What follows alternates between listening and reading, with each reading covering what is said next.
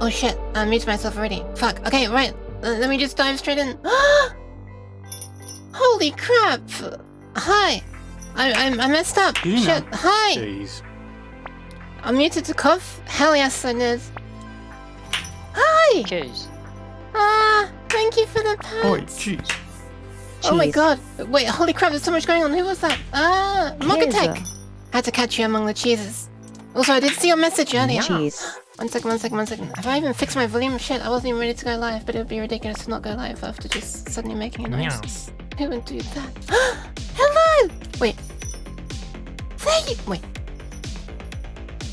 I saw you with one eye for a second. God damn it. You know. Hi! Frantically scrolls to the top of stream chat. No, not top of cheese! Ah, Danette! Hey! Hi, Danette! And Stewie! And Marketer!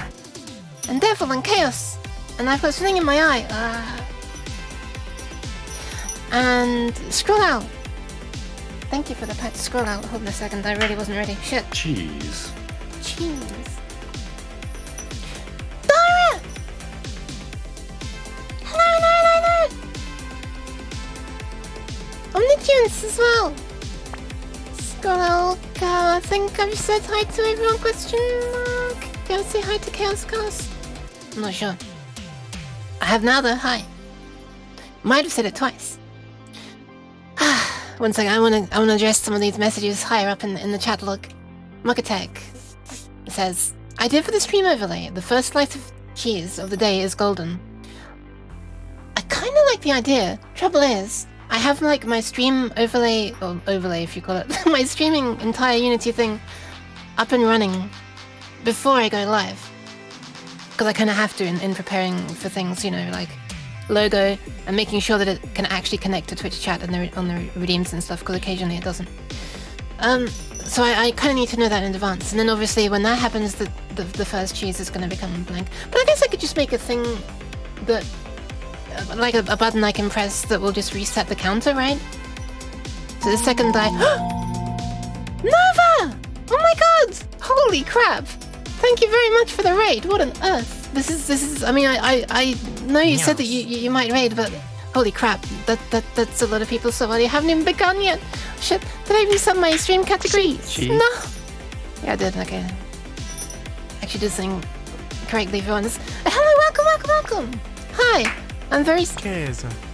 Yeah, I'm very cheesy. I'm very sorry that you've come from like a...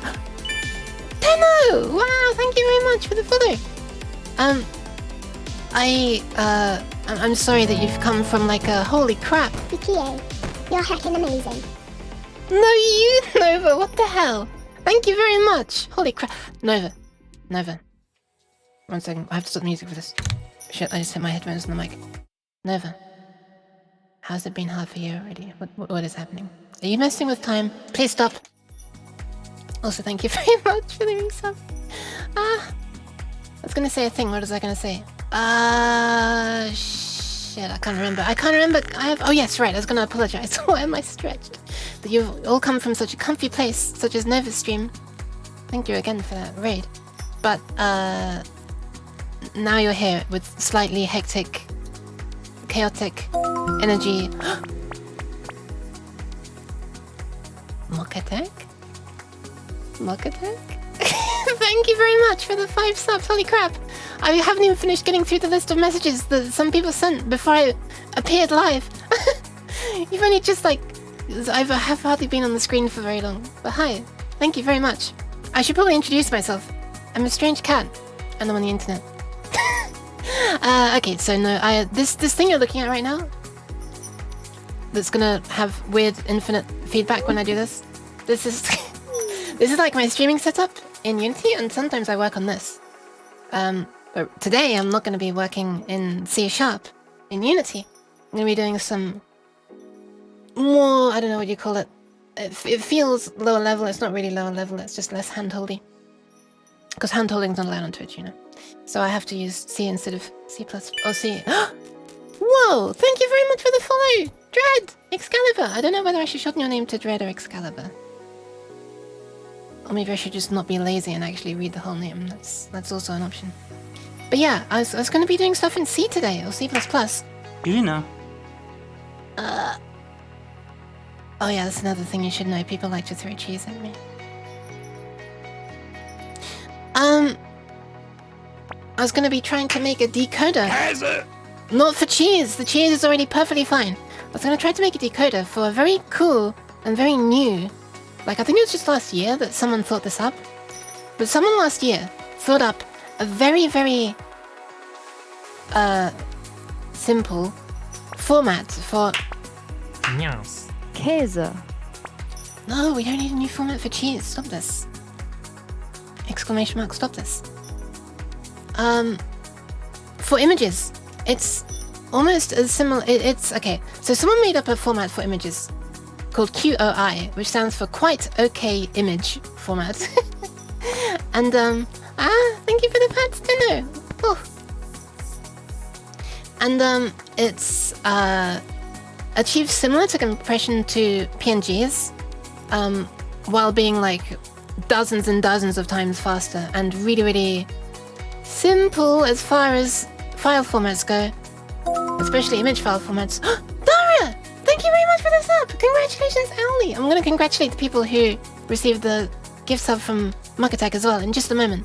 I have to still scroll through my Twitch chat, I'm sorry. I'll get there in like 2 seconds. But yeah, apparently it's pretty simple, and I've had a look at the specs. It's literally just one page. The explanation of the entire format is just one page. So yeah, that's it. I'm gonna be trying to do that. Okay, let's have a look. I'm continuing through the chat. I swear to God, I'll actually reach the end. Wait, hype train? What is going on? How is that? I was so blissfully unaware. What is happening? Oh my God.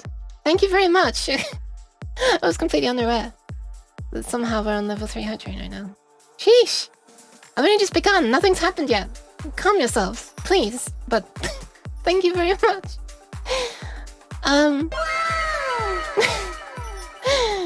QOI is cool indeed, but I wasn't expecting this, so I'll be watching with great interest, says Stewie.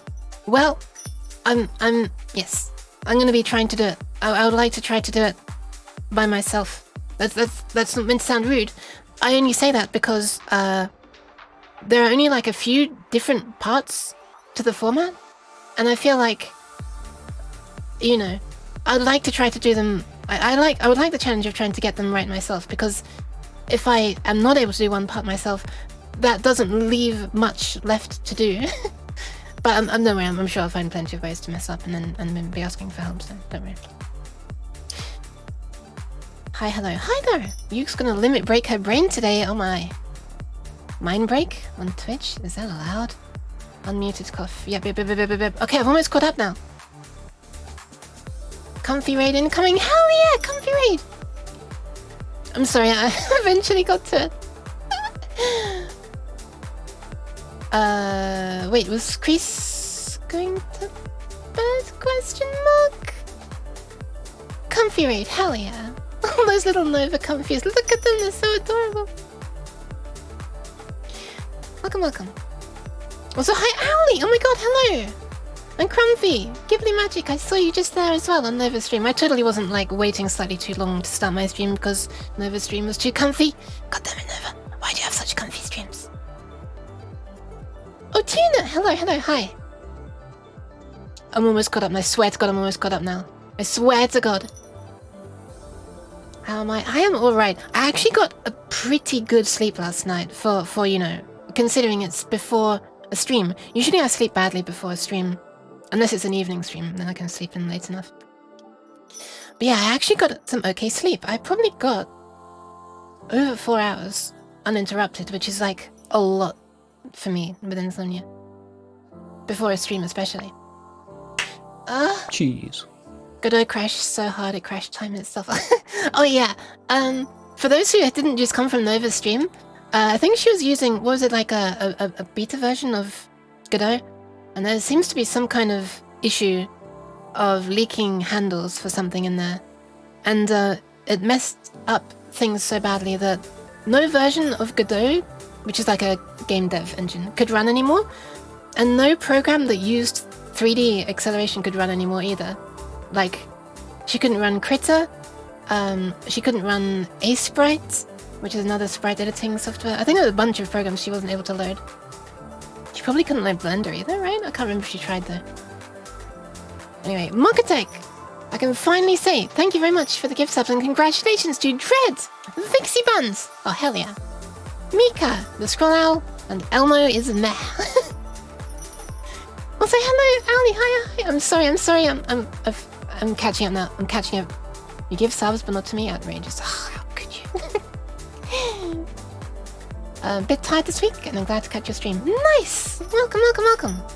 Tenno. I mean, it's not nice that you're tired, but I'm glad that you can like try to relax? ? In my stream, which is a bit too much chaotic energy. Vinny, hello. I am all right. QOI, that's really cool. It is. I'll explain about this in just a moment because, well, that's what the entire stream's about, so it'd be crazy for me not to. Looks like a common... I look like a common person. Don't worry, Ali. I'm currently looking like a common person in Ali's... in Nova's place. I need to rectify that. When can we throw crackers at you? Ah, to go with the cheese. That could be interesting. Could make it quite a satisfying, like, what can I hit to make a sound? Like a little sound as it hits me. Like a little hollow sound, I guess. Maybe. I feel like that would be more painful than cheese. Though. Look at me. I look like I am new here. Oh, don't worry. Thank you for the pants, Fabosa. Oh, hi, Fabosa. Hi. Oh, and Dara gifted it to Ali as well. Hell yeah, you got it in the end. Holy yuck. Just complaining I look plain. So you're complaining? I'm sorry. Your package finally arrived. Nice, Mokatech. What was it? Hi, Totally Magical. Hello. Oh my god, am I ever going to catch up with the chat? I'm still far back. Hi. Welcome. Thanks for stopping by. And hi, thanks for the pats as well. Wait, Zebra? Hi, Zebra? Wait. What did I miss? What? What? Cat! Hello!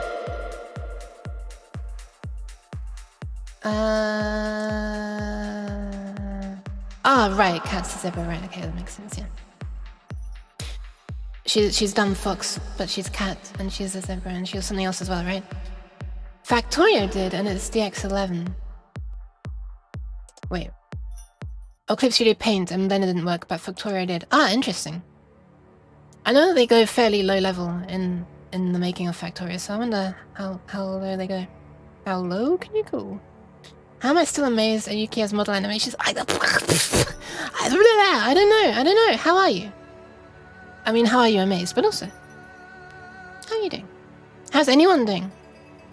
Hi, Fabosa. I'm alright, thank you very much. How's you? I'm in the middle of trying them on, but new clothes. New clothes! This must mean I'm catching up if I'm really on answer to that. Oh my god, I've caught up. I've finally caught up. I've caught up fully. Alright, there we are. I can read chat now. Live. There we are. Have to lurk again. More meetings after meetings. Oh my god. Good luck, Ali. Bye. Thanks for stopping by. Good luck. Chat, run. No. You get back here. You get back here right now. You hear me? You're not going anywhere. I mean, you can go anywhere if you want to. I'm sorry. I am leaving. No. Why am I having Happy's tail wiggled in my face? You know, if you wiggle a tail in my face, I have to lick it. Because you know the rules here. Lick the tail, right? Right, cat? Is that the one? I can't remember. Your Nightbot always says something about licking the tail. I can never remember. But bye, cat. Welcome to the bottom of chat. Hell yeah! Well, I guess the top of chat over here.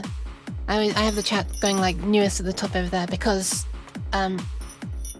you know, when I slide to the right, I want to be at the bottom, because that's where I belong. No, stop it! I'm sorry. I swear to God, I won't do it again. You know. And then the chat appears above me. Holy crap! Look at the number of slices of cheese that looks like I'm flying. I keep thinking I'm gonna go like and hit me a lot. post. Adam, hello. Irina, Hi, Adam. Okay, alright. I think it's about time that I begin a small explanation of what I'm actually going to be doing. Infinite cheese? Yeah, infinite cheese as well as infinite ukes. Okay, one second. Nope, no eating. cheese. Cheese. Okay, bear with me one moment. And as soon as I can see again, I'll show you what we're doing. Is this the one? That's the one. I can't believe you've done this. I can't believe it either. One second. Where are these benchmark results? That's not what I'm looking for. Why am I being picked up? What's happening? I'm trying to prepare.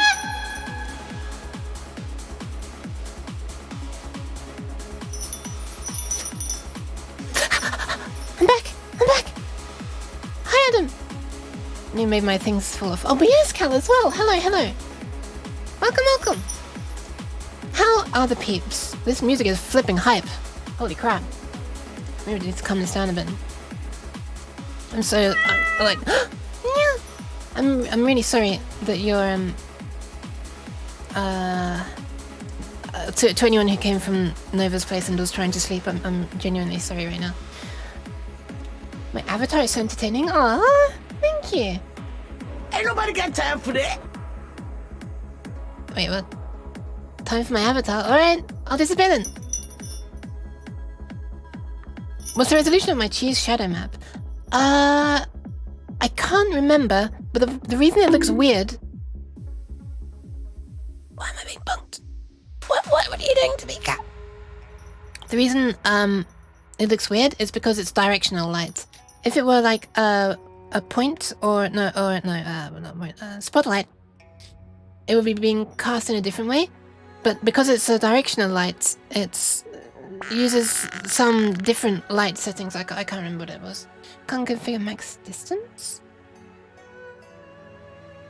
What? Wait, what's wrong with the thing?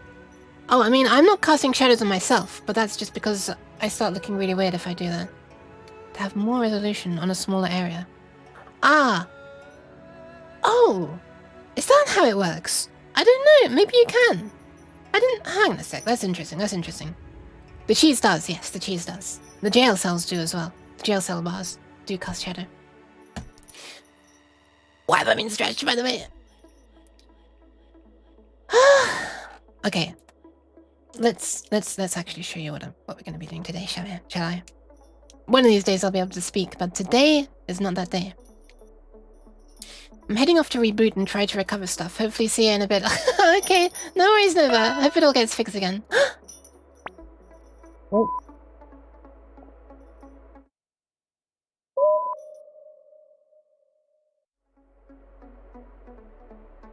There you go. I hope you enjoyed that totally uncensored nyan. No, I'm joking. I'll do it again. There you go. No. It wasn't denied. Whoa! You're a good person for following me. I'm joking. Thank you very much for following me. You're a good person. Thank you. I'm glad that you're entertained as well. Please do tell me if it works, if you want to. Yeah. Tell me as well. Do it. I demand it. Okay, let's have a look. Hang on a sec. Okay, this music... I do like this music. It's a little hype for what I'm doing right now, though. Gotta run. Oh, no worries. Good luck with whatever you have to do. And thanks very much for stopping by. Wait, this isn't what I wanted. Oh, wait, this is actually what I wanted. Just do it! I'm doing it, I swear. Why am I being... Cat. Why am I being sprayed so much?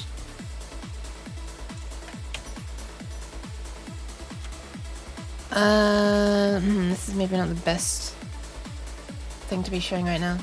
You have a short memory? Yeah, I do. Does that mean I need to be sprayed? Why are you angry though? Is it because I licked the tail? I mean, I licked the tail a while ago. Should have dried by now. Happy! Thank you for the bugs! Unlike my face, which is not dried because it keeps being sprayed. Calling me a zebra, licking the tail. Okay, look, Dara called you the zebra. Also, hello, Happy. Hi. I really hope you can like start feeling better soon. Why am I being yeeted? I've only just come back from being yeeted. God damn it.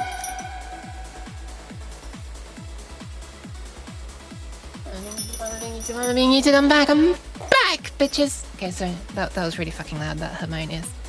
Short-term memory? Must be using SODIMM. DIMM is pretty long. Is it? I mean, it's still no SRAM. Yukia even knows when she's being muted before it happens. It is! I see this hand approaching me. This hand is never any good when it's coming from that angle. All it ever does is yeet me. If it comes from behind me, it's like it's just trying to grab me by the neck and just get rid of me. If it's from the front, there you go. If it's from the front, it's good news. Sometimes it slaps my head a bit like that. Kind of is fun bullying you like this. That's concerning. Give me a sec. My tracking's already messed up. 1 sec. I'll be back in 1 moment.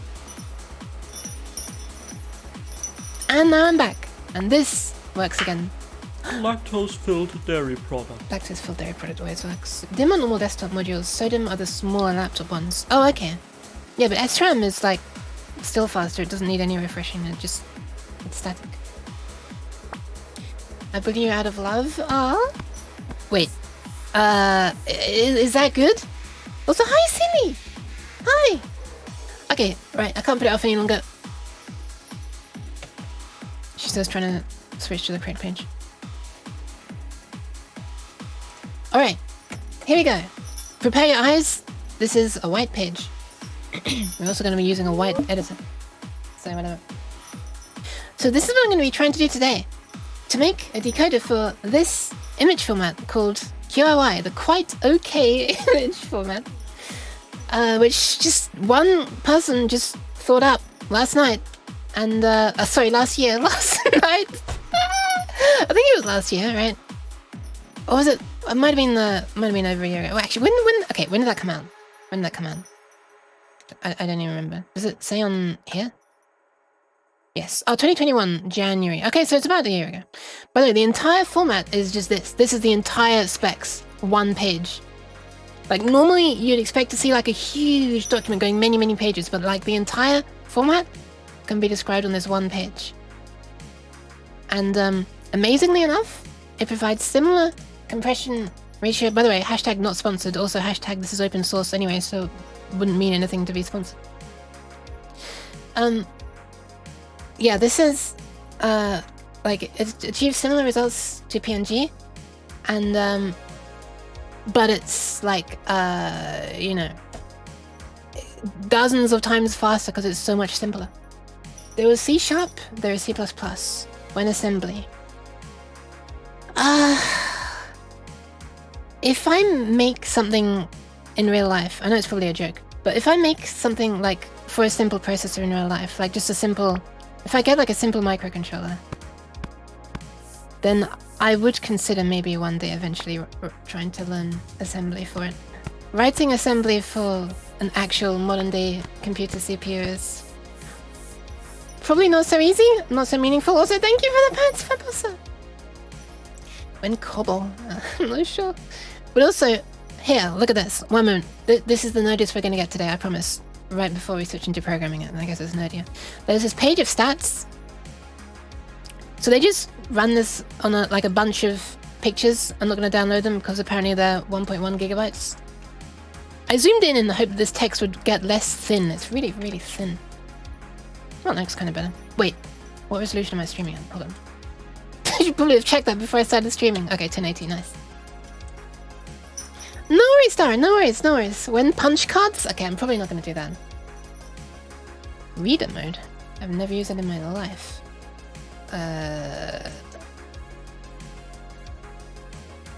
Okay, that makes it a little bit hard to read this, unfortunately.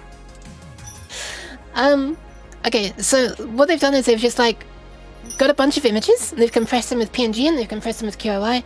I'm not exactly sure what PNG settings they used. Like, did they like exhaustively go through all of the PNG options or what? But anyway, to find the best compressing one. But anyway, look at this. Just a random image. Let's stop on this one. I don't even know what this is. Let's find out what it is. Right, it's this apparently. Interesting. Oh god, way to go small. Help! Okay, never mind, it's a different one now because I zoomed in and it's completely different. Random image. PNG file is 18 kilobytes.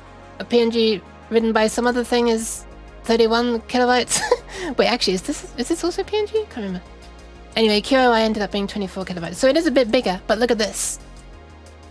The number of pixels per second in terms of speed of encoding and decoding is just insane. So it's like 18 to 24 is like not a huge jump, but this is like, how many times faster is that?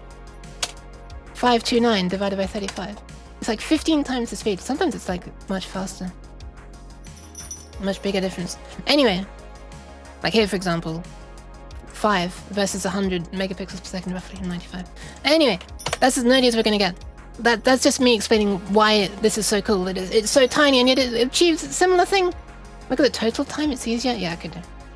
Reader mode is also good sometimes if you catch a page before a paywall will pop up. Oh, really? Interesting. Interesting. When core memory. Okay, I'm not going to start weaving my own program anytime soon. Alright, we're going to begin a new project. It's actually somewhat supported right now. Wait, what's somewhat supported right now?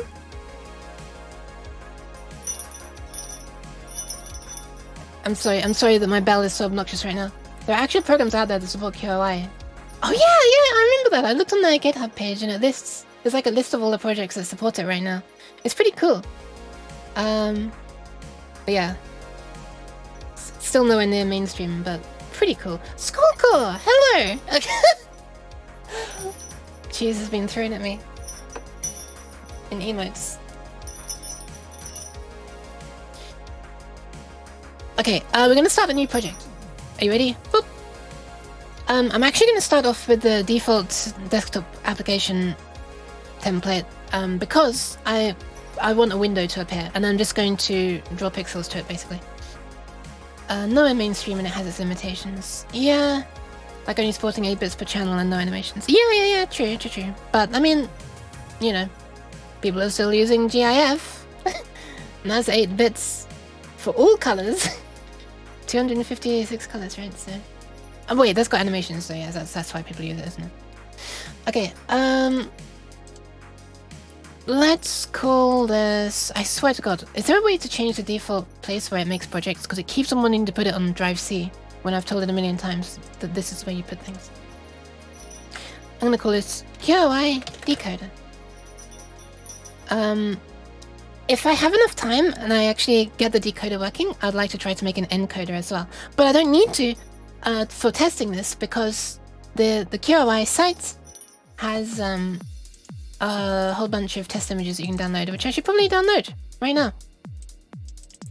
Right after I've clicked the create button. Boop. Okay, I'm gonna grab this. Let's save this to... might as well save it in a... Oh, by the way, like, I'm using quite extreme font settings here in the hope that I don't actually have to have my stream taking up the whole screen. I can shrink it like this and it's still readable enough on stream. That's why the font's so huge. What am I decoding to? Draw on screen? It's going to be decoding to... Let me show you. Let me show you what I've currently got. Right, that's actually going to be the first step. I've already made a program that... Nah, I'm not going to actually save it to a file. I'm just going to display it on the screen for now. Although I could actually use the free image library if I want to very easily, you know, save it as whatever I want. JPEG, PNG, BMP, whatever.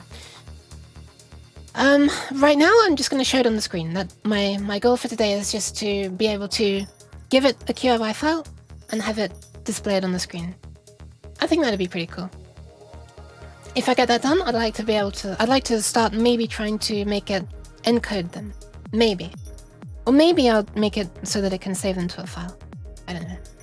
I should make a good old QOI importer at some point if it doesn't exist. That'd be cool. I'd be surprised if it doesn't exist. Alright, let me just quickly go into its folder right here. I'm gonna make a folder called res for resources, and that's where I'm gonna slap all of the example images. Whoop, here they are. I think I'll just put them here. So in here we have, I can just show you the PNGs right now. I can't show you the QOIs, but eventually, also I'm probably not going to support transparency. I mean, it's just going to be against black, I guess, whatever the default color is. Because the way I'm doing this, well, I guess I could support, transparency is one extra up. Yeah, I know that. I'll be able to like decode it in my inner representation, but I'm not going to be able to really show it off on the screen, you know? I guess I can, but if you choose like a default background color or a default image or something, I don't know. Anyway, there are a bunch of QOI files, and if I do my job correctly, then at the end of this stream, or at some point in the future at least, maybe I'm getting ahead of myself here, then I'll be able to give it the QOI files and get something looking like this out of the other end. I'm a little worried about this one because I looked into actually this, and everything I saw looked like it should have transparency in the background because it says that you should start with everything initialized to 0, which means red 0, green 0, blue 0, and alpha 0, right? Not the Google thing, literally an alpha of 0, right? So if you do that, shouldn't it actually be transparent? I don't understand why it should be black by default. Not supporting transparency, but that's illegal. Okay, look, we'll worry about that afterwards. It is going to support transparency in its internal representation of what it's decoded to. Maybe at the end I'll support actually drawing it on the window that way as well. Maybe. That's going to require an extra step. Quite a big extra step. High school core! Because of how I'm drawing it. This music though. Yeah.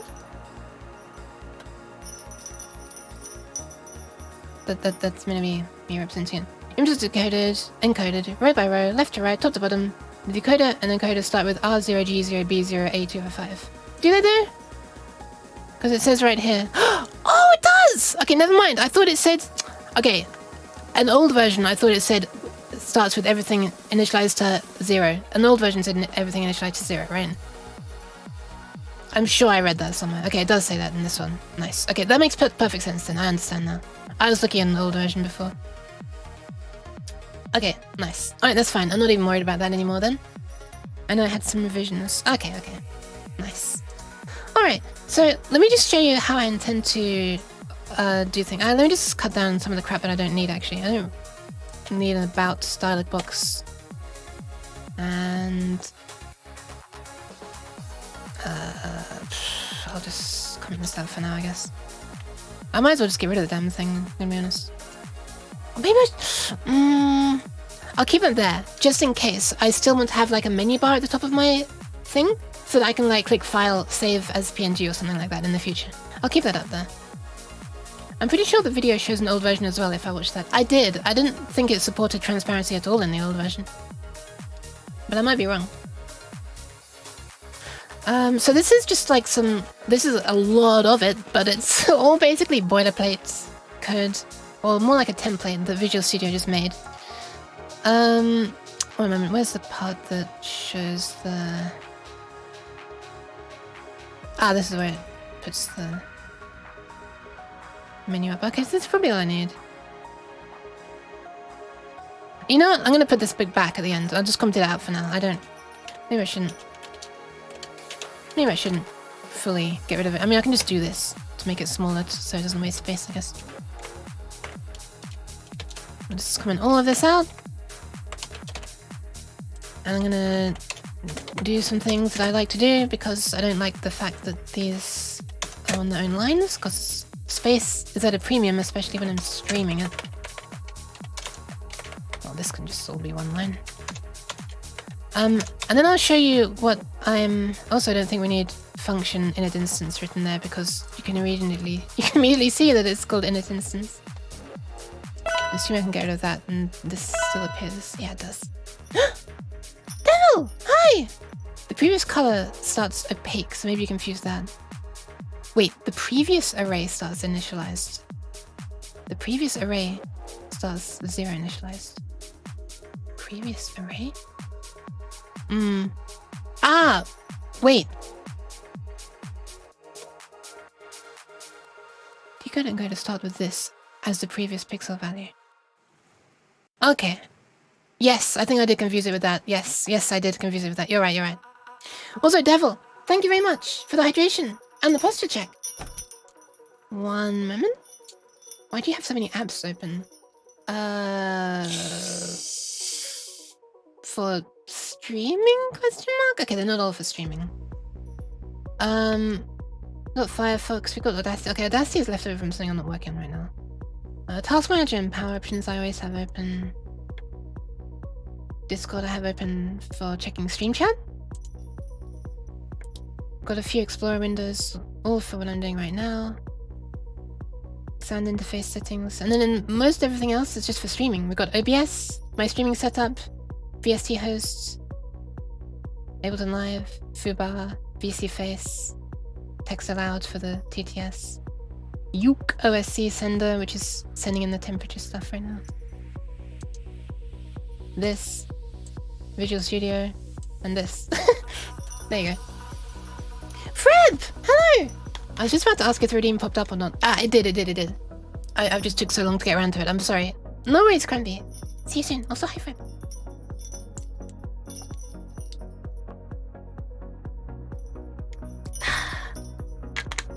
That was some needed hydration. Water morning? Oh god. What's happened? How many meetings?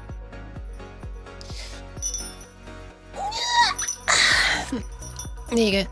There's a stretch for you as well. Oh my god, did you hear that? Holy crap, posture has well and truly been checked. I've not even started work yet. Oh my god, Fred! Oh, okay. Don't I feel tired with my eyes? Without night mode during coding? No, because I feel more strain when I'm using dark mode because I like to have my monitor's brightness down. This is just like what's normal for me because I'm typically in a dark place, so I don't want the ability to have really bright light suddenly shone in my face. And if my brightness is down and I'm looking at a dark screen, then it's like, you know, that's actually straining my eyes. And right now I have to have the screen bright, right? I have to have my room is bright because I need light shining on my face so that my rather old camera can actually see me correctly. I have my monitor brightness at 0 and bright mode still too bright for me. Yeah, I have my laptop down at minimum most of the time. I mean, whatever 0 counts as is obviously extremely specific to whatever monitor you have, but yeah.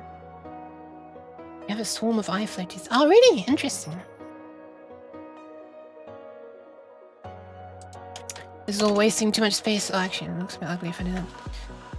Just putting all this stuff onto one place. Gradually wasting less and less space. And then I'll quickly show you what I want to do first. I want to make a class out of something that I've already made in another project. A way of displaying images. Oops. Yeah, that's probably everything. Probably do not need this loaded.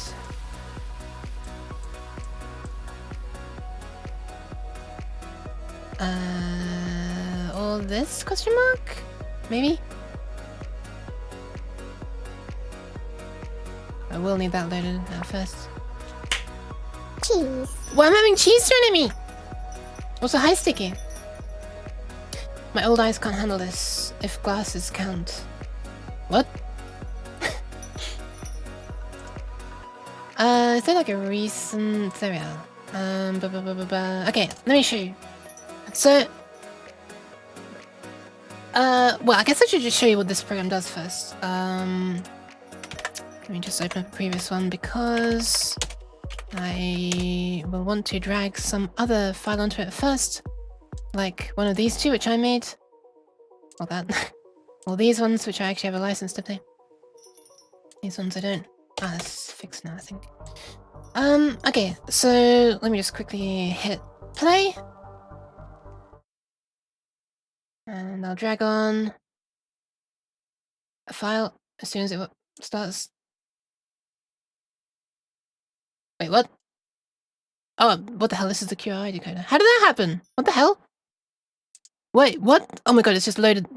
Okay, I want to load an entirely new project, please. Visual Studio. Visual Studio. Let's do it again. It just loaded it as like a single C++ file into my current project. I was trying to load the entire other project. One moment. It couldn't be opened. Amazing. What about this one? Mnemotic! Wow! Thank you very much for the follow. Hello, hi. Welcome. Okay, this is the one. Okay. Let me just stop this. Actually, I want to disable something temporarily.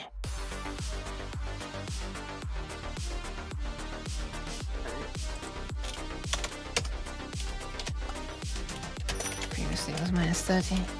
So this is the previous thing that I've been making. Ignore all this crap. I'm not going to be showing any of that right now. No, stop! Wait. I have to mute things for a minute. That song is a bop, but I can't be playing on it here. Okay, there we go. Oh, holy crap. This is loud. This is loud! Wait, that's the wrong knob. There we go. Okay. So this is, what I currently have working. This is scrolling really badly right now. I don't know why. Is my stream really causing such issues? But anyway, so what this is doing is just showing a spectrogram of a playing song.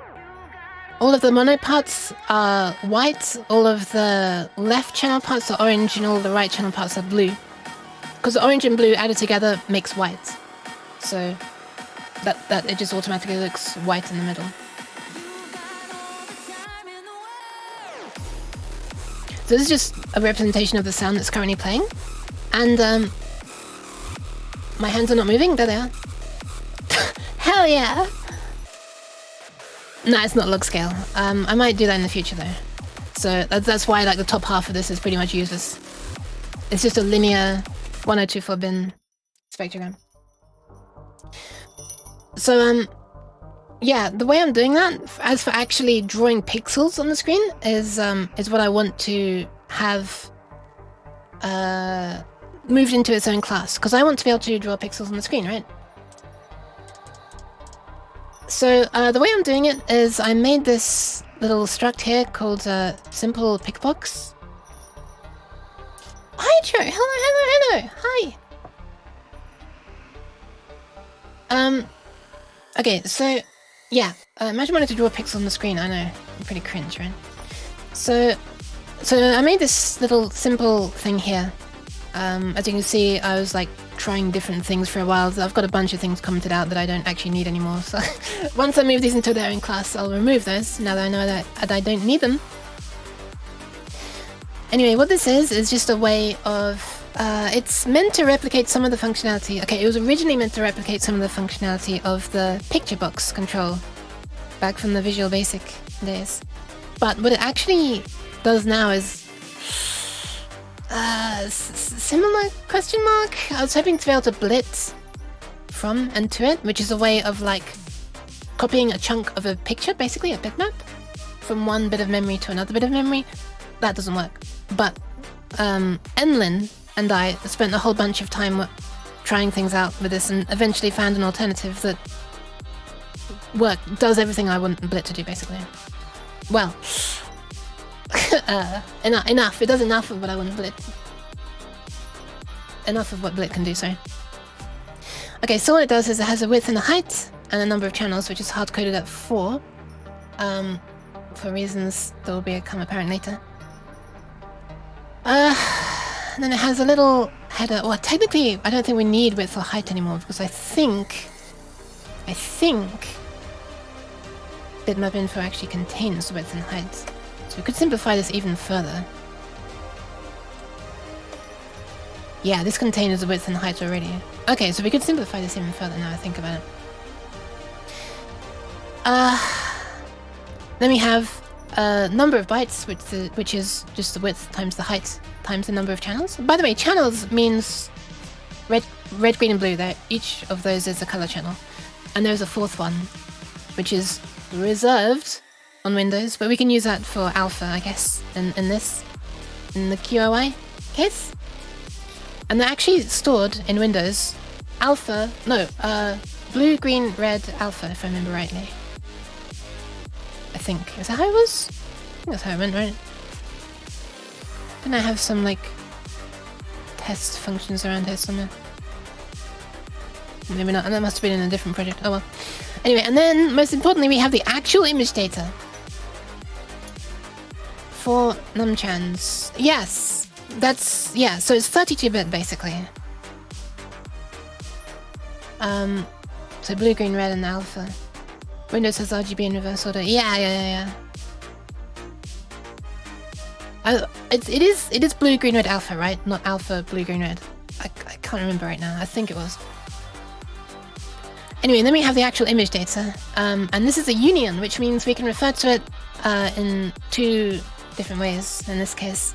If you want, you can refer to every single byte individually, or you can refer to them in chunks of 32 bits. So in this case, if you refer to it by this, for example, if you're doing something, right, and you refer to image.data8, then that means the 10th individual channel value in. So that's going to be like 1, 2, 3, 4 is the first pixel, 5, 6, 7, 8. Oh wait, sorry, 0, 1, 2, 3 will be the first pixel, 4, 5, 6, 7 will be the second pixel, 8, 9, 10. So you're looking at the third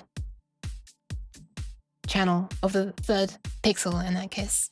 But if you do this, then you're referring to pixel index number 10.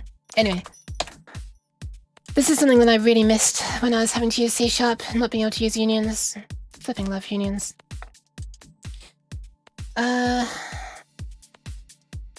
It's a cool use of union. Yeah, right? This is the only use that I know, being able to refer to data in like different structures. In the past, in Arduino stuff, I've also had like unions containing structs of structs and blah blah blah blah. I should probably show that sometime, because people give unions a hard time, but there's like really useful and efficient uses of them for just like reading memory in a different way. But anyway, that's all that is. So I kind of want to move this into its own class. And then there's a couple of functions that I made for doing things with a simple pick box, and I want to move those into their own class as well. So those things are... Where are we? Blah, blah, blah, blah. This is all fmod stuff. Fmod is a sound engine. These are the test things. Everything's expanded. Okay, yeah.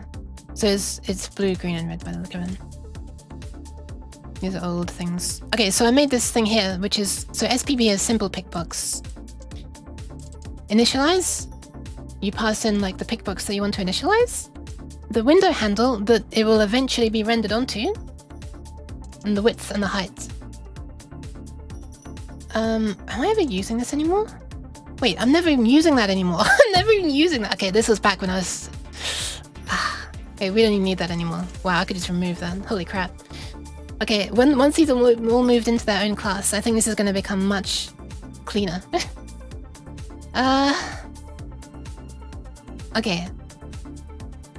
So we store the width and the height, and then we set up the header, which also has width and height, therefore we don't really need these anymore, but whatever.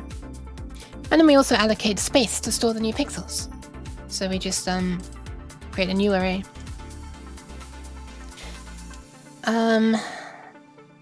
There's an uninit version as well, which frees that memory. And then when you actually want to set the values of those pixels, you can just directly set the values in data 8 or data 32. And when it comes time to draw it, here's how you do it. Looks like I actually have not made a draw function separated into its own function. But this is how you do it. So when you start drawing, you pass in the handle of the window that you want to draw it onto. I call this, which calls begin paint, which gives you a so-called DC, device context, and that's what you're going to use in order to set the actual pixel colors on the window. And that's done using this. So this is, you pass in, is it the destination? Yeah, it must be destination. Destination, so this is what you want to draw onto. Why does it like get rid of this thing whenever I click? That's really, really annoying. And this is the position you want it to appear at, and the width that you want it to draw as, and then you pass the position that you're wanting to read from in your bitmap, etc. And this is the memory that it's reading from, and blah blah blah blah blah blah blah. So anyway, it's not hugely interesting, but another cool trick you can use unions for is to look at mantissa and exponent on the float separately. Yeah, you'll be able to do that. A really, really useful thing you can do though is to change a float into a byte array, and then you can transmit the byte array over like serial, for example. I've done that a bunch when I've wanted to send floats to and from an Arduino. You can just send the float as a 4-byte array over the serial port. It's pretty nice. The thing I love about it is you don't have to like go into low level like, I'm gonna take these bits and put them here and multiply and bit shift and blah blah blah blah to set things up. No, you're literally just reading the memory that's already there. So it's like, it's so much more efficient.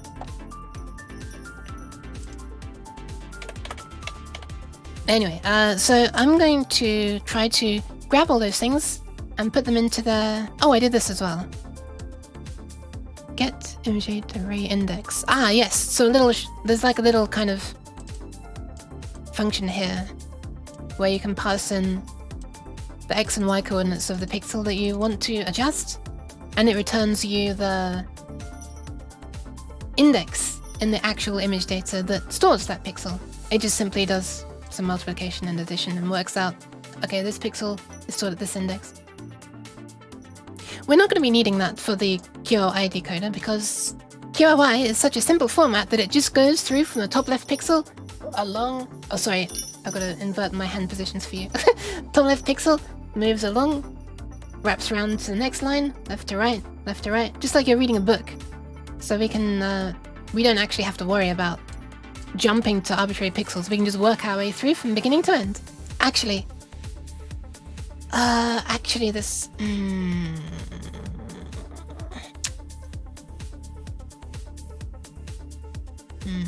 This might require a little playing around, because when you're showing a bitmap on the screen, it's actually represented stored bottom to top. So it will be vertically flipped. So I might need to do something. I wonder if there's a way that you can pass like a negative value into this and it will just render it backwards. Maybe I should just play around with that first, since this is already working. Let me try that. Let me just quickly change what file this loads by default so I don't have to keep rushing to... in a panic to change the music every time. Where the fuck is it? There it is. Alright, let's load... By the way, this is this song on Beat Saber that Kat and I used to keep on playing. I can't be playing this anymore because Beat Saber is completely broken for me and I have no idea why. Full reinstalls, clearing the app data folder, none of this crap works. Anyway, I'll just instead play one of the musics that I made for the Nova's Game Jam. By the way, for those who haven't come from Nova Liminal and don't know yet, Beat Saber's broken for you too. Oh, I'm so sad for you as well, Nova. But yeah, it's broken in a way for me that I can't... Like, my controllers move, and I click, but when I click the trigger of the controller, it doesn't register as a click in the game. I don't know why. I don't know why. I'm out of ideas at this point. Anyway, for anybody who might be interested, this music is getting loud. What the fuck? Shush. Yeah, I like it as well. It's a little bit loud though. Nova Liminal right there in the chat is currently running a game jam, and none of the stuff that I'm working on right now is for the game jam. It'd be kind of neat if I made a QOI decoder that people could use in the game jam, I guess. But a bit late for that now, because the game jam is now running, and if anybody would like to make one, yeah, follow that link. You can get some information about this, you know, this, what do you call it? The game jam that Nova's currently running. Basically, you have 72 hours until, like, to spend at your leisure throughout, well, I think it's the end of February it finishes, right? To make a game, and you're only allowed to use assets that were submitted the previous month when a art jam was running. And yeah, this is one of the pieces of music I made for the art jam. Anyway, it's all there at that link if you're curious. Links to the actual assets as well.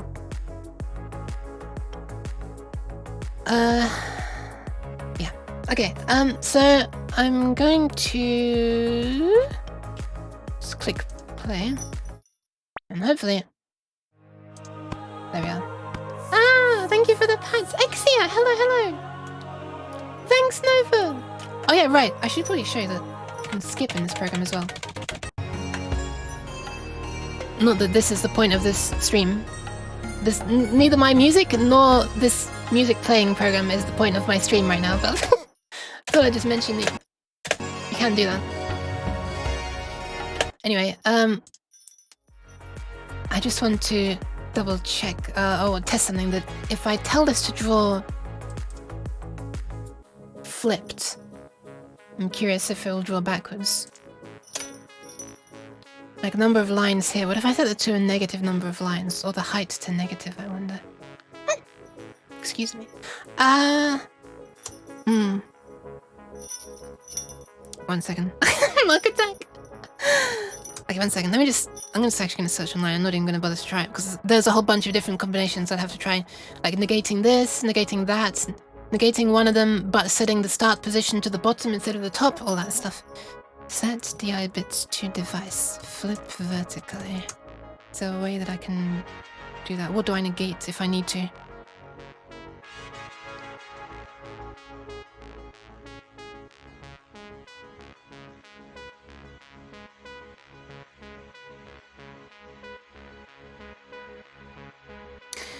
You can compensate for this by making the CY destination negative.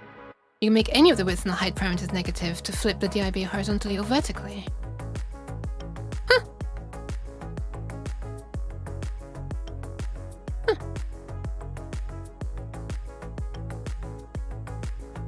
If CX source and CX destination are opposite signs, the DIB is flipped on its vertical axis and will appear to be a mirror image.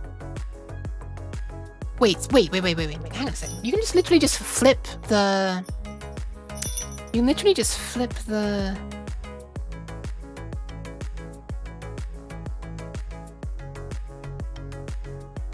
Wait, what does it mean when I say opposites? Okay, so wait, I can literally just negate...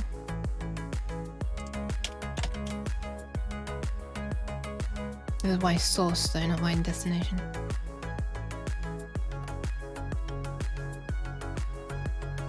Wait, so you're telling me I can just... Wait, I can't negate 0 to -0.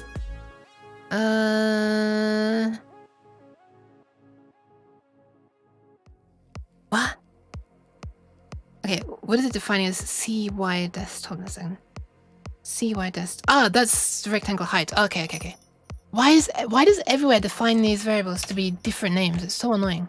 It's just H here, but this website is defining it as CY dist. Why? And yeah, apparently if I just negate that, it'll be flipped. Let's try it.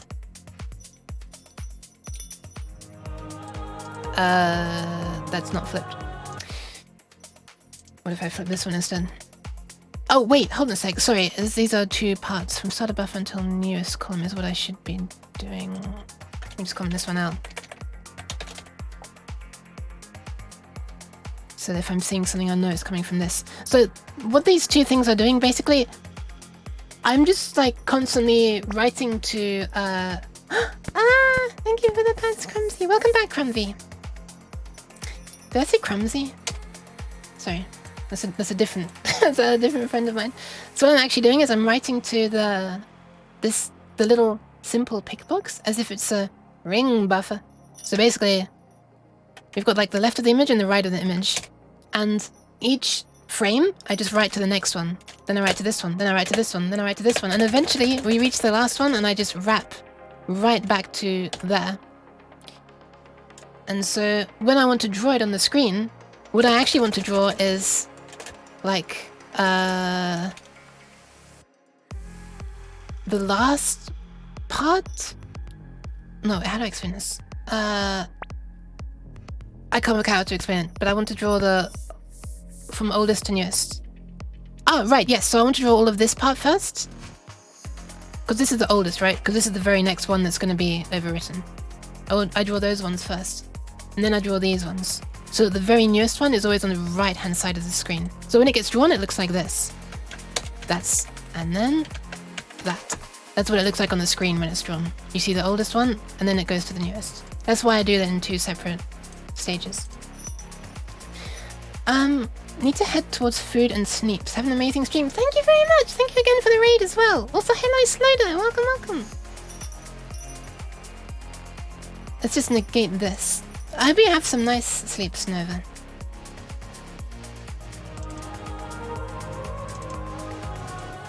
Okay, no, that doesn't work, does it? Interesting. I guess this is the one that we need to be modifying then.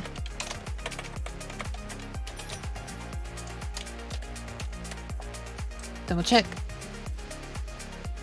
Wait, what?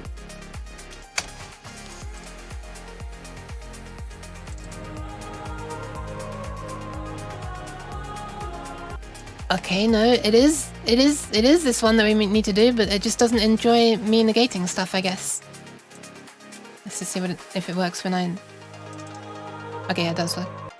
Okay, interesting.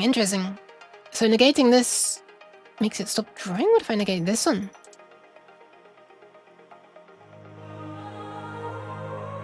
Nope, that's not negated either. What if we negate them both?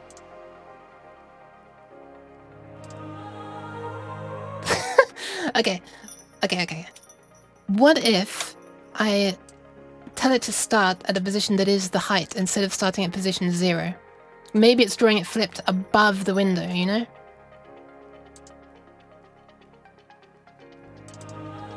Nope. Still no luck? Interesting. You're the first software dev that I've seen that has found cool ways to show the thought process. Usually they just sit there in silence while the processing happens. Really? I feel like talking just helps me even. Occasionally I do have to, like, when it's like a really complicated problem... Holy crap, what is happening down there? Occasionally if it's a really complicated problem, I do have to, like, you know, sit and just think for a moment. But right now this is just trial and error. I'm not even needing to... I'm just seeing if anything works. I'm not needing to concentrate hugely. Okay, so apparently I'm not actually being able to flip this. Ah, that's probably because what it's showing me is stretch DI bits, not set DI bits. Interesting. That'll be why they're all named different things as well. Huh! Okay then. Dara! I don't stream. I usually do sit in silence. I don't like talking too much. Well... fair enough. There are times when I have to be quiet, like I say, but even talking to myself. Someone said stretch. Oh, I did.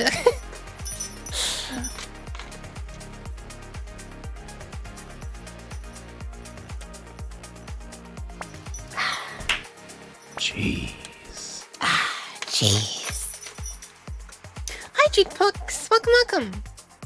How are you doing? Thanks for stopping by. And Dara, thank you very much for the posture check, the hydration, and the posture check which I'm about to do right now.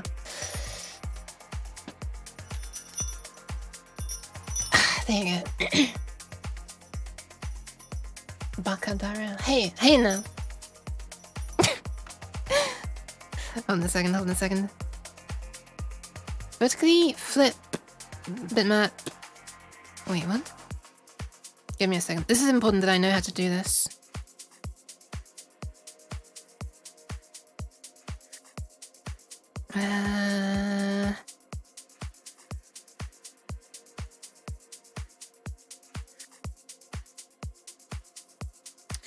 Let's look around a bit. What the fuck is that? Sorry.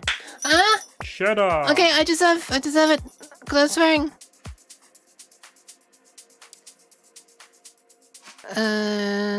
When I retrieve it from my source, I have to flip it vertically.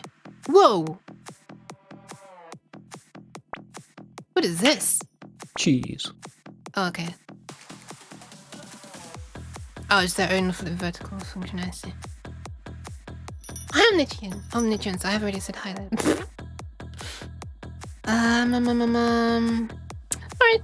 Well, let's see if we can substitute set DI bits for stretch bits. Stretch DI bits, sorry.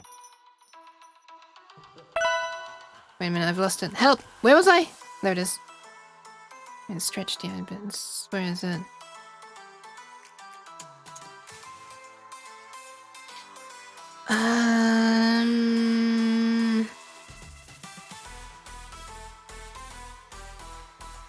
Yeah, they're only talking about flipping when they're talking about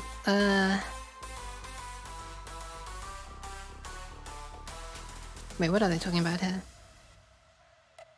What function are you calling? What function are you calling? What function are you calling? What function are you calling? Just give me a name anywhere, please. We're talking about arguments, yes. Just tell me the name of the function. How far do I have to scroll to see the name of the function? Oh my god.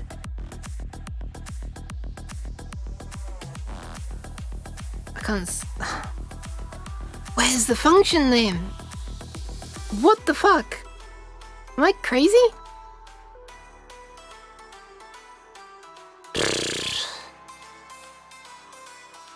Okay, whatever. I think you're using stretch DI bits. Thanks for joking about yourself for me. Wait, what? What? Yar, what are you doing? I'm about to be trying to make a decoder for a QOI, the QOI image format, which is a relatively new image format, which is really cool and very simple as far as image formats go. But firstly, I'm just seeing if there's a very efficient way that I can draw a bitmap that's in memory vertically flipped. Because how it naturally works in Windows is that the bitmap is stored bottom to top. So, or displayed bottom to top at least. So, yeah, I'm just seeing if I can. One moment. I'm gonna remove all of this.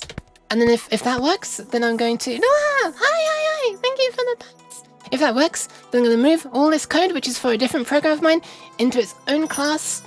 Because this code is just for, like, drawing on the screen. And I need to be able to draw on the screen to test that, you know, my image decoding thing is working.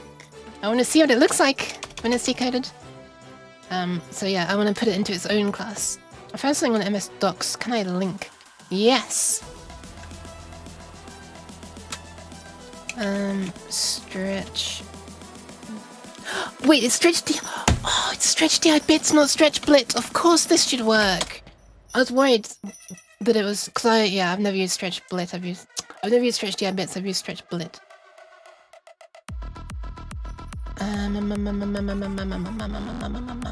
Wait, you can set the height to negative in the bitmap info? Oh shit. Oh shit. Alright. Let's try that. Alright, let's do it. That'd be amazing if I didn't even have to change the functions at all. Literally just add one minus sign. Alright, let's see if it works. I don't know. It's kind of hype though, right? I thought it was flipping that sidetrans infected mushroom at first. Okay, so where we're setting up the bitmap info header, which will be in the SVP init. There we are. Apparently you can just set minus heights for the bitmap info header. It was bitmap info header, right? Where was it? Yeah, it was. Alright, let's see if this works. This will be amazing if it works. If this works, where's your head pat? Oh shit! I'm sorry! 1 moment, I'll do it. Let me just see if this works. If it doesn't, I'll do it. If it does, I'll do it. It does! Holy shit! Okay, nice. Thank you so much, Stewie. That is so much easier than what I was about to try to do. Okay, head pants. Let's go to this view. One moment. I'm gonna put you over here so I can be looking at you. Pat. No, cat. You're not gonna interrupt my sprays. Anyway, you're spraying behind me. There you go. There's your pad, Skulker. Sorry for the delay. Whoosh. I can't whoosh.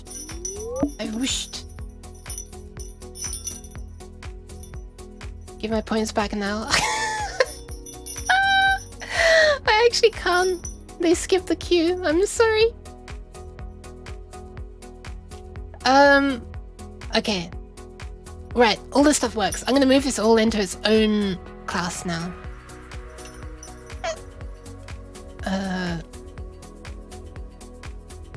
What?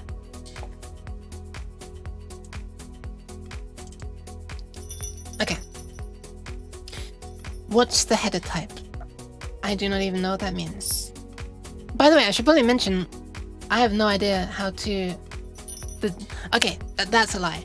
I have an idea. The BMI header. What's the header type?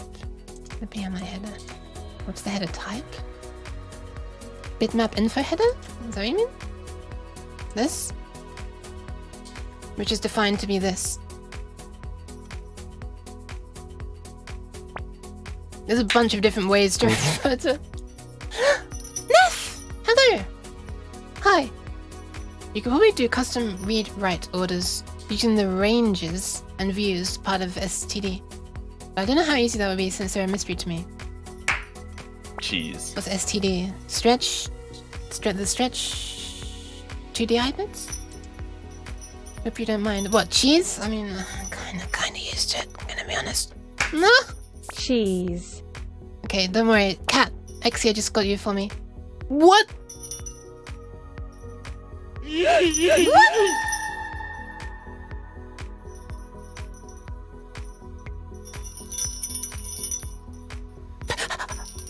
Holy crap, the cheese just flipped onto the back of my head. Did you see that?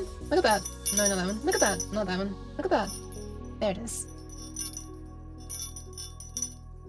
The negative flips the image thing. Yes. Oh, it actually mentions it there, doesn't it? Interesting. It does mention it there. If height is positive, bitmap is bottom up. If height is negative, the bitmap is top down. Interesting.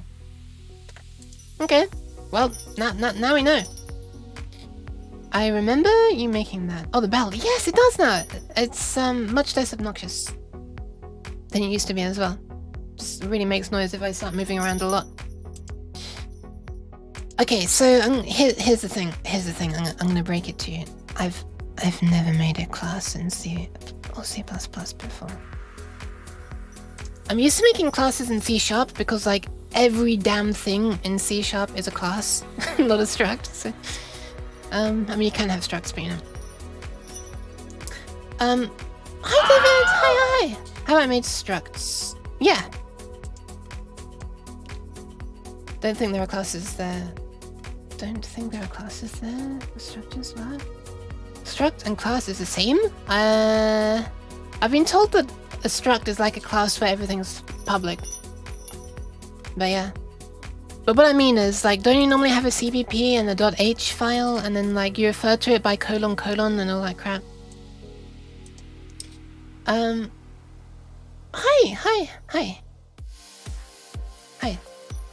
I am alright, thank you very much. I actually got some sleep, can you believe it? : is namespace stuff. Is, like, a separate file a namespace? Hold on. Because for the fmod stuff, it's all fmod : stuff. But is that just because of how they're defined? Where is all the fmod stuff? There. Yeah. Separate file doesn't mean namespace. Oh, okay. How's you though, David?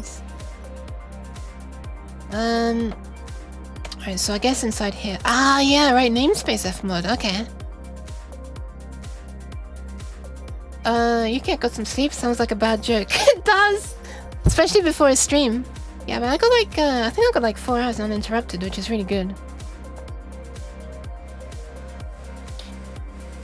Basically, to refer to a method on the class, and not on an instance, you use : instead of dot. Yeah. Okay. Okay, so if I were to want to do this to my own thing, which sounds a bit lewd, then what I want to do is, I guess I could make a namespace simple pickbox. But wait, if the namespace is simple pickbox, wait, how's it done in F1 again? Hold on. Oh, it's over there. You make these things. So it's an fmod system, an fmod sound, an fmod channel control. I can't really do a simple pickbox : simple pickbox. That would be annoying as hell. So I could just not have it in a namespace then, I guess. To define the methods on a different place where you declare them, you have to use class name, function name. Oh my god, this chat's moving too quickly.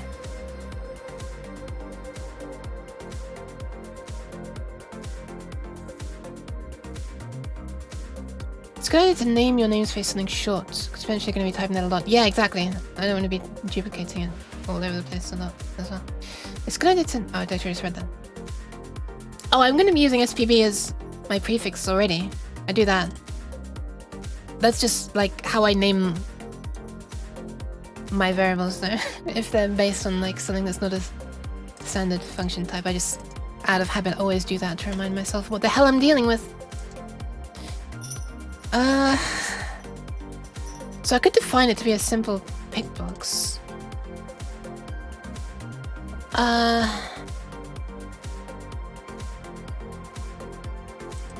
This image.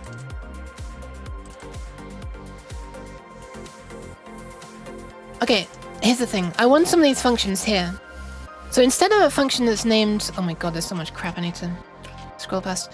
Instead of having a thing that's just called SVB init and SVB uninit, I want to be able to just do SPB image, whatever, dot init and dot uninit.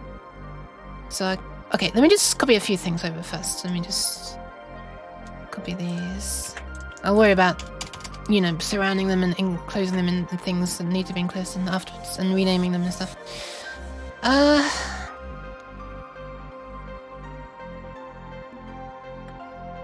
Paint init as well. Where's paint spec being called from? Fair enough.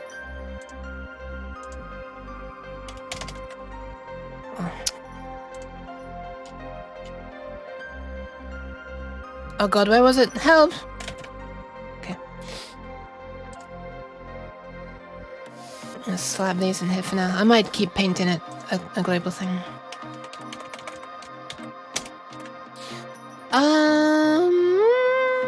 How great would it be if C++ supported multi-file projects without them being hacked into the language? SPB, init, bruv! Init though, bruv. Where's my hand?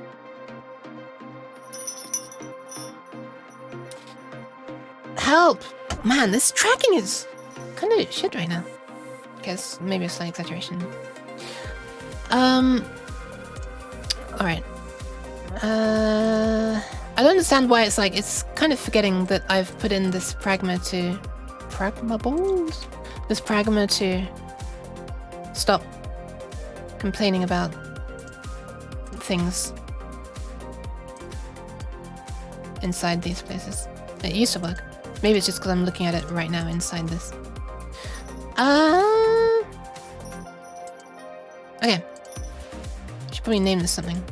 How do I name it? If I click save this, is it actually going to name it save source 1? No, good. Oh, right, I should have this in the other project actually. Let's not put it in this one. Let's do this over here. This is the one where I want a new file. How did I do it again? Did I just press Ctrl N? Yeah, I did. Okay, so this is gonna be called... Why has it randomly gone into fucking a different place? I swear to God. I'm swearing way too much, holy shit. Okay, that was a mistake. That actually, I didn't... That was not on purpose. I wasn't joking.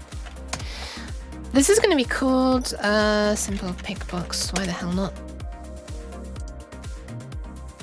Okay, so I want something that's just gonna be called init and wait, that's uninit. Amazing. Uninit, init.brav, and then the main struct, which I haven't copied over yet. Whee! Oh my god, I'm struggling to find my way around my own stuff right now. Okay, so I kind of want this to all be inside this class. I don't want this to be public. How do I... how does one make it so that I must type simple... Can you... Is there a concept of something that's named a class? I mean, it's blue. I guess it's an actual thing. Is this like just the same as C# at this point then? I can just put this into its own thing.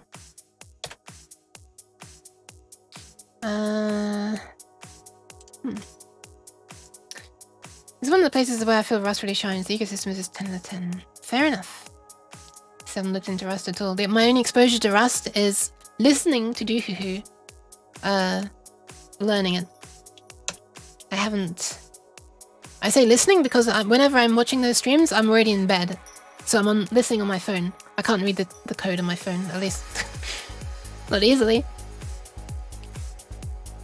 Okay. I don't need that. I should probably just... That could be the description for the entire thing, actually. Okay, so we have a struct, and then we got these. I want this to be like...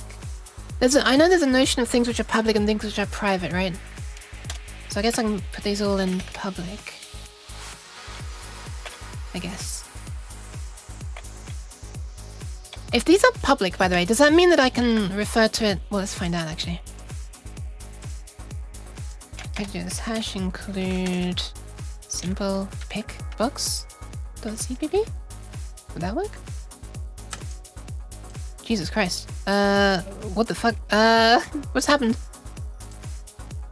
Why is it complaining about this all of a sudden when I do this? What the fuck? Oh, this has to be named something else.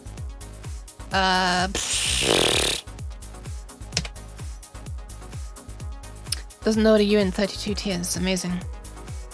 What are these flipping basic things that just let you do anything at all? SE intro, standard integer types, there we are. This framework.h. That's just something that's already in there by default, apparently. This is something that's in there by default as well. Okay, so I guess I need to include SCT in this one as well if I want to refer to it in this one. Apparently I don't.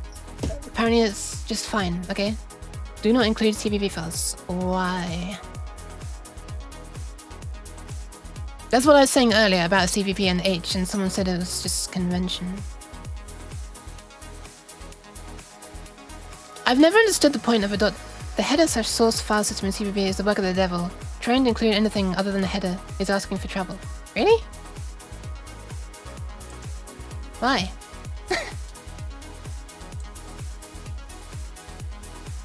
Okay, so let me just see if what I'm trying to do here is... Wait, why have we got all these errors again?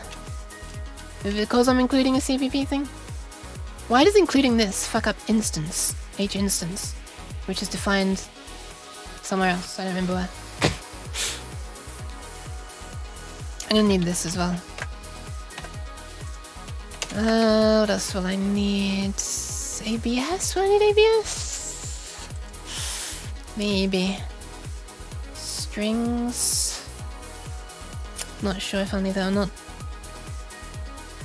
for allowing to receive dropped files. That'd be really useful actually, so I can just drag and drop a QOI file. Then if I am doing that, I will need string as well. Probably. Okay.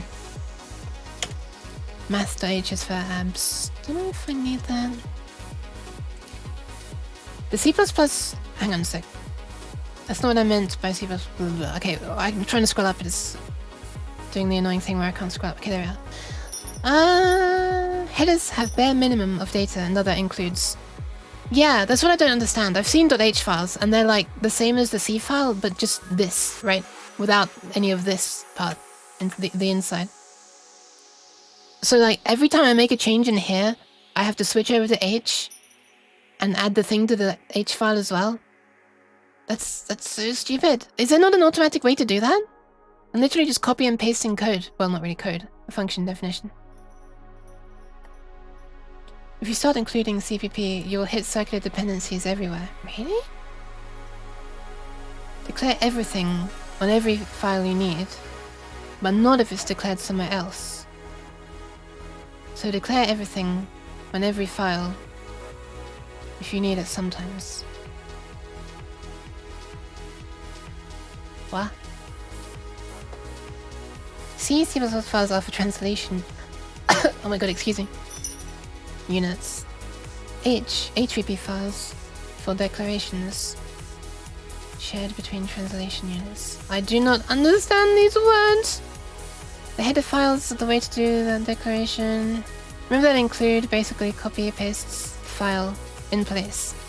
Does it?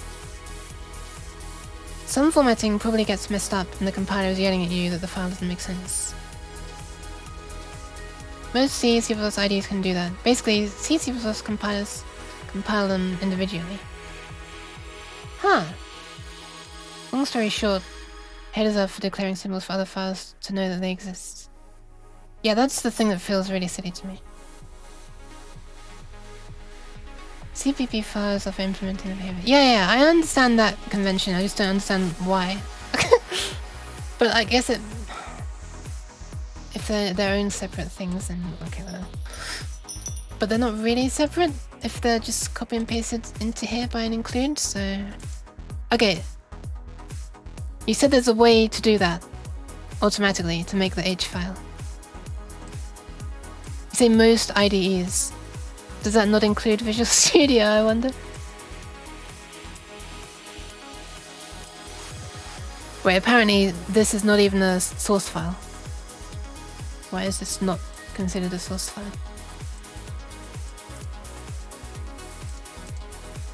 Holy shit. How does one add it to the source files? Not that way.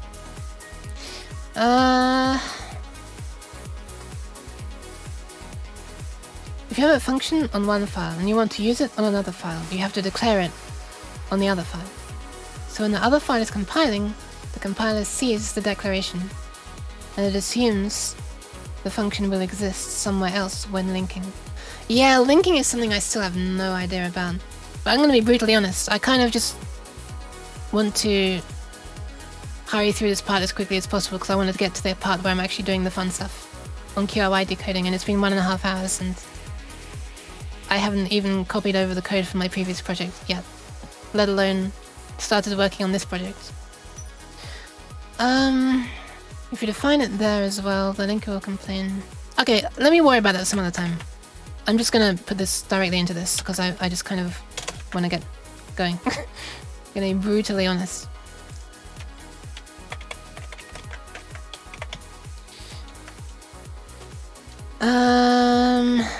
Okay. Well, these are all gonna have to be above the message callback.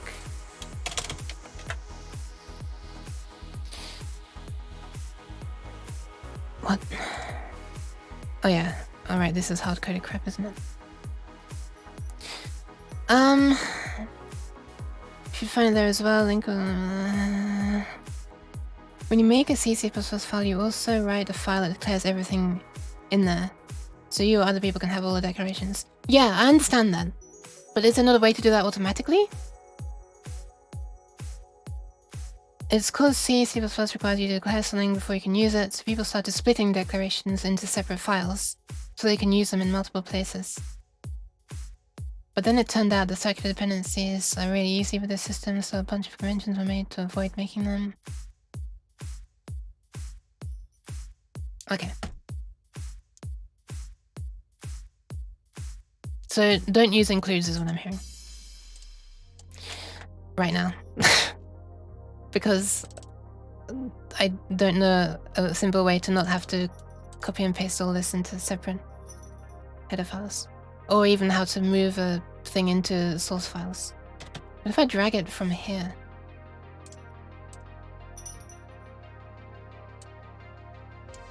Okay, that works.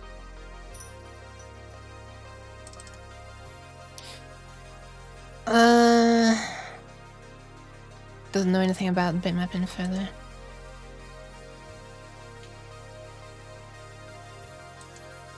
What if I move this, but then... Also, I just realized I separated the comment from the function right here.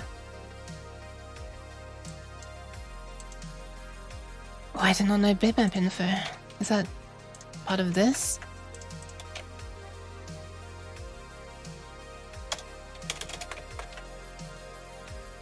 Yes. And then UN32 is part of standard ints. Okay.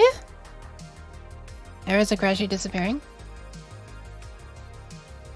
Right, there's a bunch of things. Probably overkill. Definitely overkill for me. But usually the automation is from header to CPP. So you declare everything on the header file. Then it'll generate the CPP with empty definitions. Do people just like plan out in their head every single function that their C++ file is ever going to have or something? Is it not normal that you just sort of gradually build up functions and add them? So surely you have to be like switching back and forth and copy and pasting. That's so tedious. Include files are cool once you get used to them. Very easy to browse what functions and variables there are. Yeah, I guess. I have done that in when trying to find what functions are available in like Arduino libraries. So. Okay, so it's gonna be simple pick books.h then. Do I have to drag the h file into here? I guess not. No h files are in here. So do I need to put class pickbox in here and public as well? And then just inside here will be the... Do I need to put structs in here? Or any voids? Like actual functions? Sorry, I'm asking too many questions before seeing the answers, sorry. You gotta have the design idea already in place unless you want to refactor them. Function declarations, okay. You don't need them on the CPP, C++ file. Wait, really? On the CPP file, you don't have the class. On the CPP file, you don't have the class names? What the hell? Why is my layout white? Because that's default, and I'm used to white being used for serious things. Basically. Just like that then, without this part, I guess.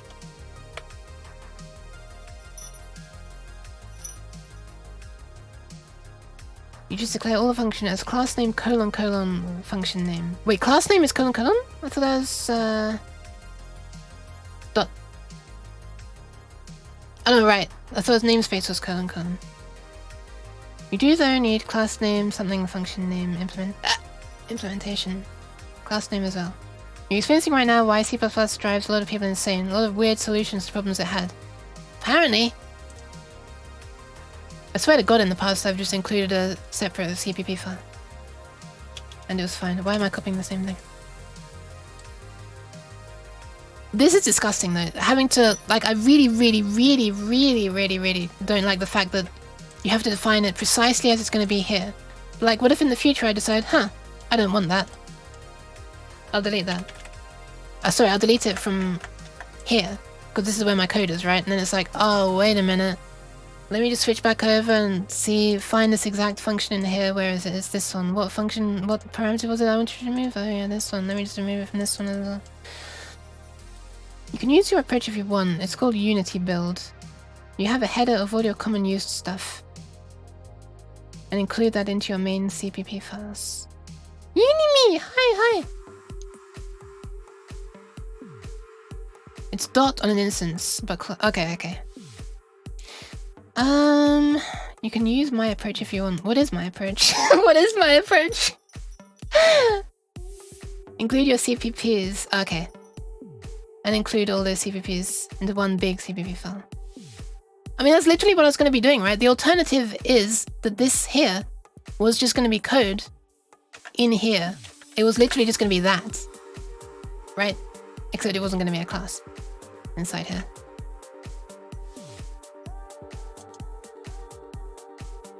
Okay. I think it's getting a bit messy with so many people trying to explain things. You should probably talk it with someone in private. Yeah, that's the way it goes in streams. When did you discover that for some... Okay, I'll wait. When I'm not gonna read it.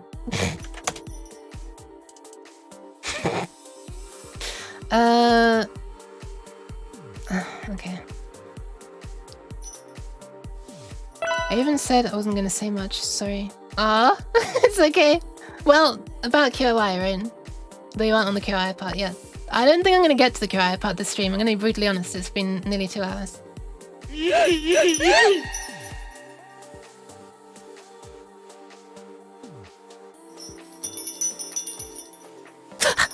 Why have I been yeeted?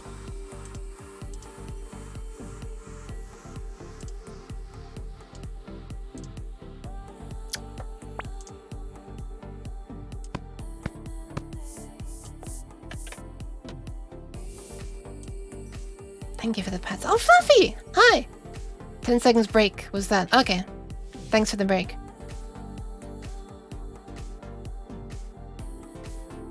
Why are there 2 of these empty lines there and all this flipping? I thought I deleted all these bloats in the comments.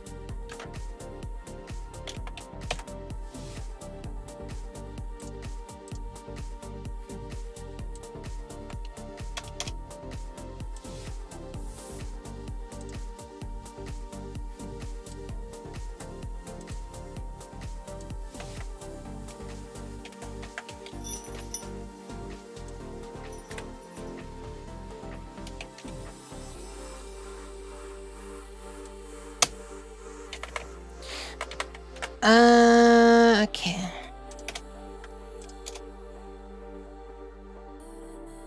I love the way it's just like disappears from like hundreds of errors down to 4. What? Who is that? Who's at the door? Hi. I'm streaming right now. Okay, so this is all highly specific to what I'm currently doing.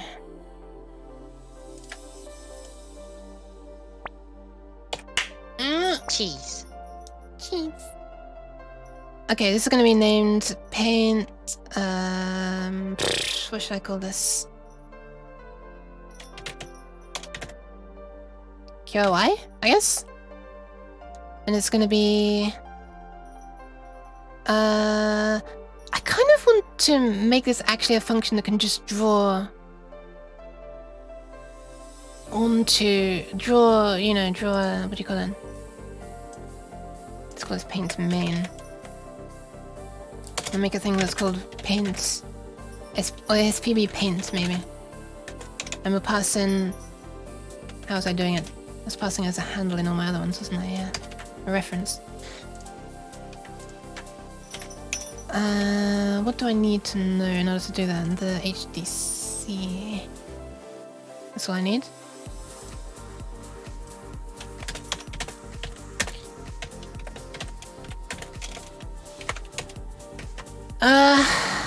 Okay.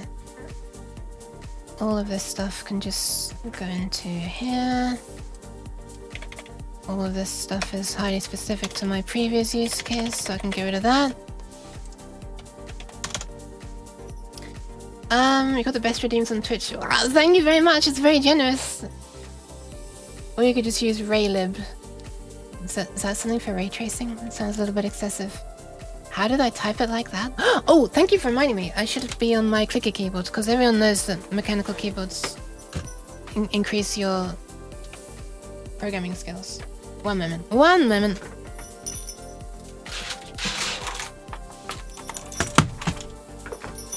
Simple graphics library. Okay. Why is it using the name Ray? Ray is a very intimidating word for those who know about computer graphics. Ow. Okay, oh god. Help. I'm getting things in a tangle with my headphone cable. Help. I have so much space on my desk, and it's not enough. It's never enough. Okay. How did I type it like that? I still... wait, how did I type... what, like what? I've mostly just been copy and pasting at this point anyway, so here goes. Okay, so... blit width and blit height, that's not even blitting anymore. We don't need that anymore. Okay, so... let's see. Okay, let's see. So it's gonna draw at X and Y. I should probably provide destination X and Y as well. Yes, let's do that. What's the format? Is it just int? D word. Oh no, int. I swear to god, these inconsistencies. Okay, integer destination X, integer Y.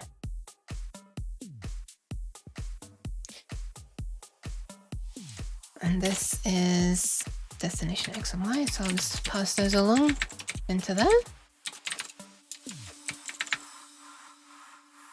I asked you, sorry. Oh, okay. Bloke who made it is called Ray. Wait, is it actually? Also, good luck cleaning up, City.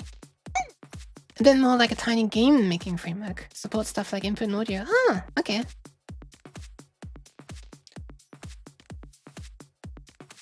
Oh, right. Yeah, so /me or you could just... okay, anyway, blit width. That's gonna come from SPB dot... I have to get used to the difference. These keys move a lot more easily than the other one. I keep on ending up typing a million things at once. Okay, we're gonna not have width and height stored in there anymore. They're just gonna be stored in the bitmap info.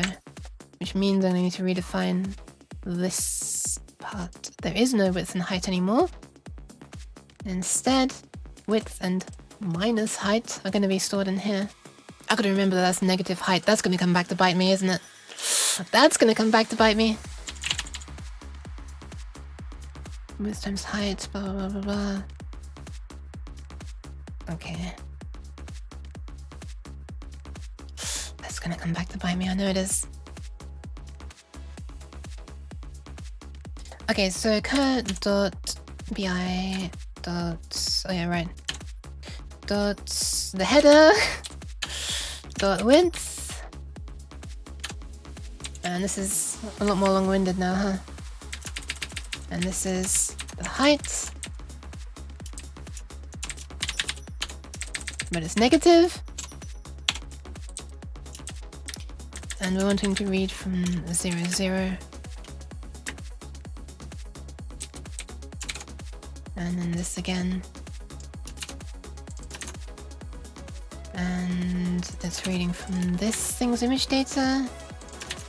This thing's bitmap info. Oh yeah, right. It's a reference. Alright! Alright! 0 warnings! Hell yeah!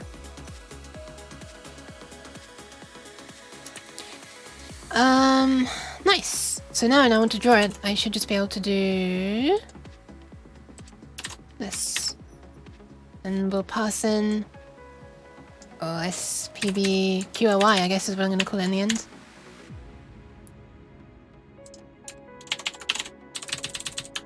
Nice!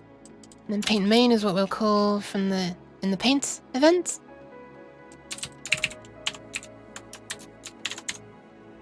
That should be it. Wait. Why are we needing H1? Okay, doesn't matter, we passed it here anyway.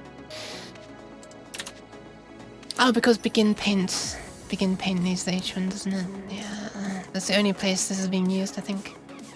Oh, end paint as well. Okay. Wait, we're not even needing window width and window height anymore?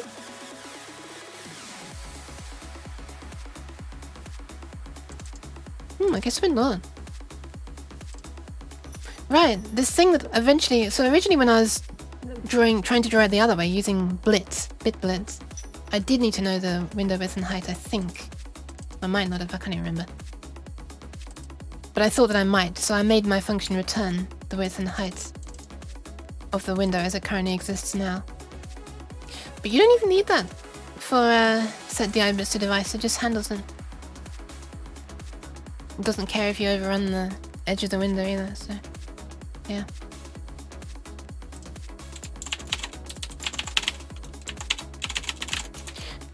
Okay, and finally, wait, too few arguments. Oh yeah, right.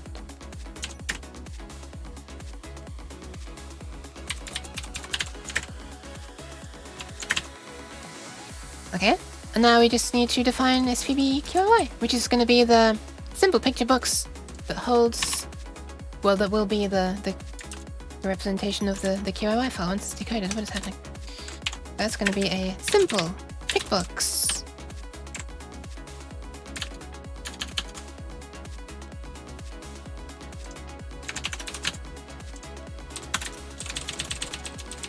Boop. And there we go. Okie dokie. Might as well go to this too if I'm trying to actually make it cleaner. Why is it complaining about this?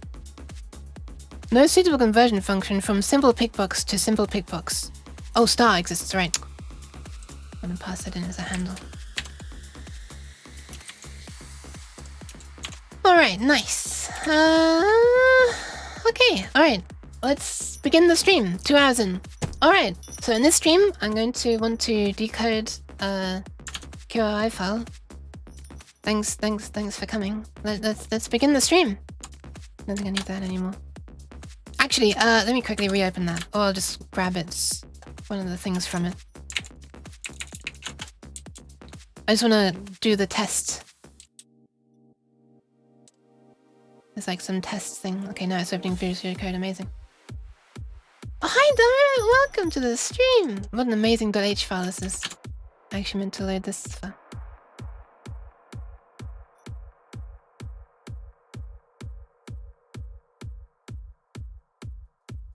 Bear with me. Okay, test bitmap array. What is HG again? Oh, horizontal gradient. Okay, let's just slap this in here and we'll test that stuff's actually working. Okay, when stuff first begins... Here it is. What's the order I was doing things in here?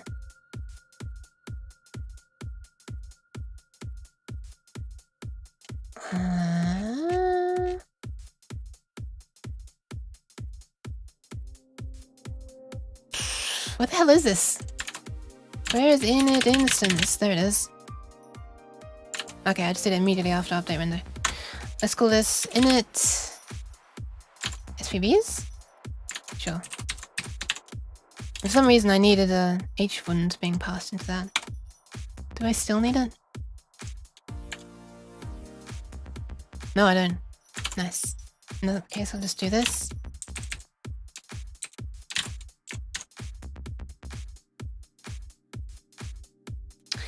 Alright, slap it here. Init SPB QI. Sorry, I didn't mean to put that in there. Actually.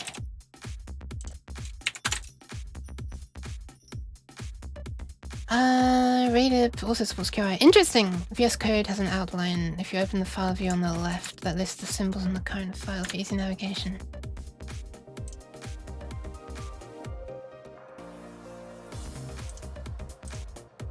That's it?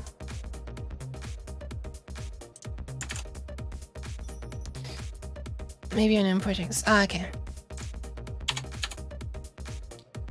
Okay, so SPB QOI. So init SPB, which we can't do because we haven't defined that yet. So let me just throw this up at the top, I guess.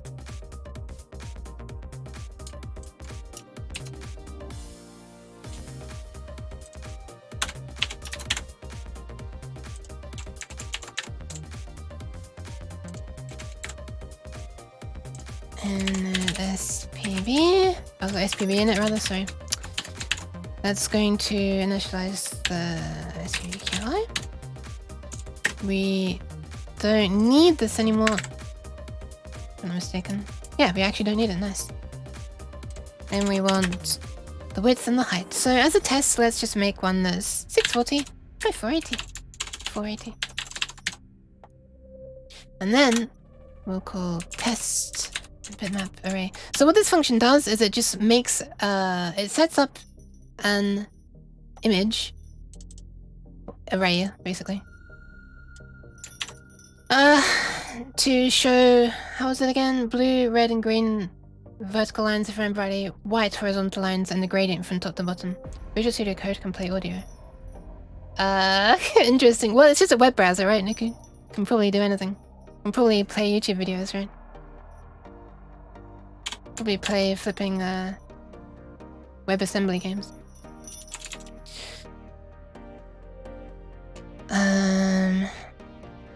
Okay, so svb QOI dot image dot data 8. If I trick it into opening YouTube, probably. Nice. Width is gonna be QOI dot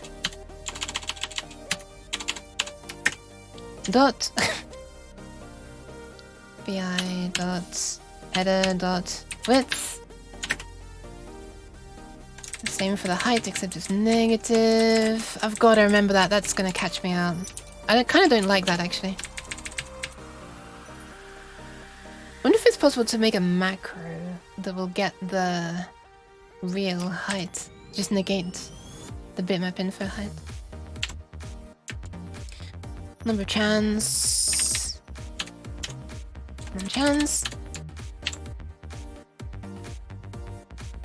ABS. Yeah, but the problem is remembering to do it. It's faster to just type negative. Problem is remembering to do it. Okay, so that should make a thing.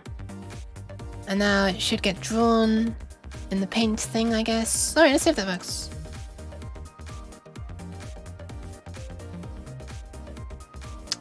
No. Thank you very much for the follow, Sapa! Welcome, welcome. Hi. Okay, so that did not work. I wonder why. Is it actually calling it? It is calling it. And this has been set up. Oh, apparently the bitmap info header is size 0, width equals 0, height equals 0 though, so... Something's not quite right there. What the hell? Why is that? Interesting. Alright. Why is that then?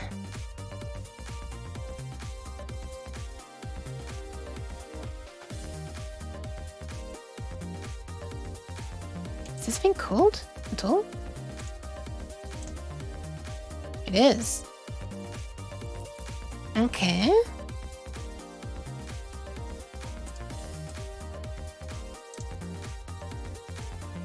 Width is 640, that's minus 480 as well.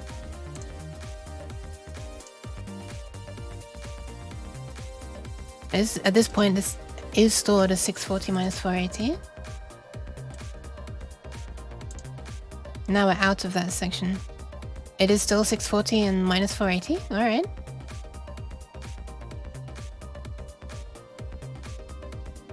Pass in this image data.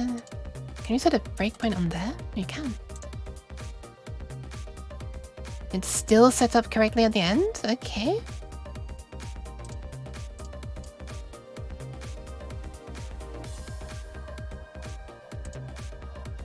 So why by the time it gets to the painting event is it no longer set up? What the hell?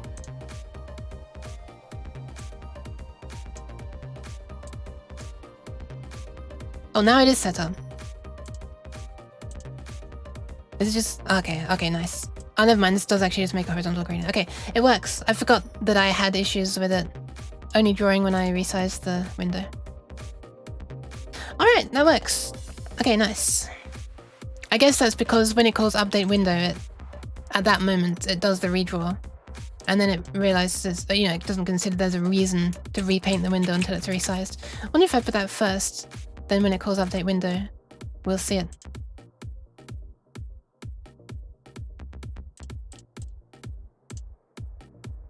Yes, nice. Okay, alright, nice.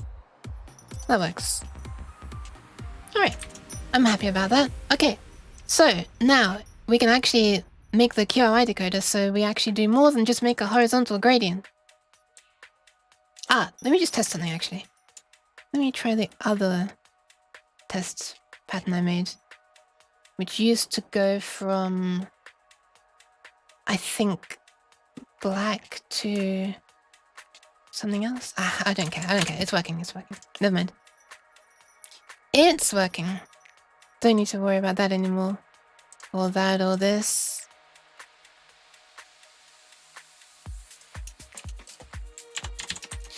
Okay, alright. I think it's time to make a program. Shall we start making a program? Cheese. Alright, jeez, I won't make a program. No, I'm sorry, it's gonna happen. What am I trying to do? Thank you for the pants. Oh god. Stewie, how do you have so many points to be able to just, you know, hydrate and posture check me a lot?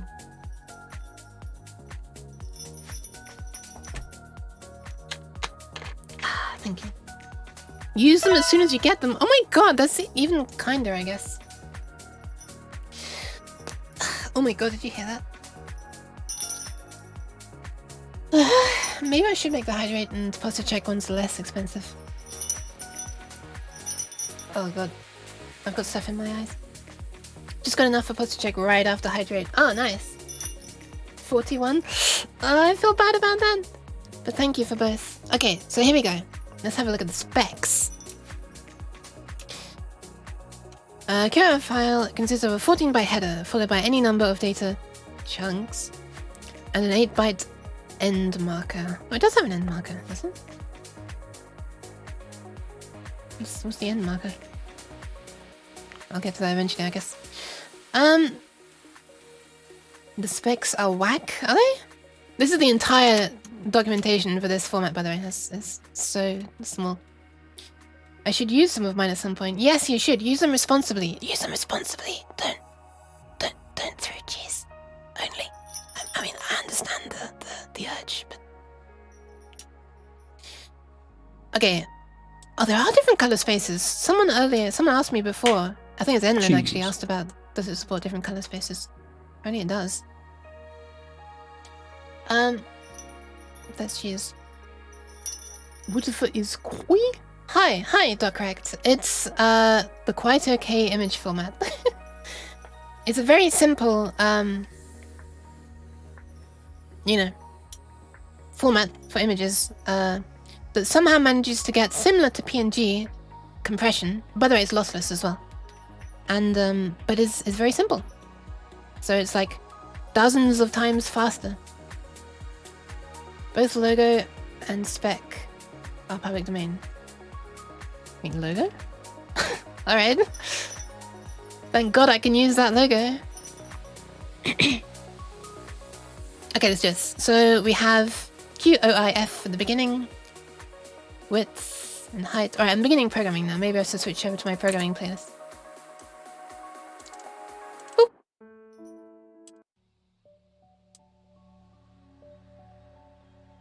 Okay, calmer now. So it's faster than PNG, a lot faster and so simple as well. But there's an interesting video, by the way, Doc. Let me drop it in the chat. Hold on. It wasn't. Give me a sec. I had it up just a moment ago. I mean, like just last night. Well, there's something exploding outside. Did you hear that?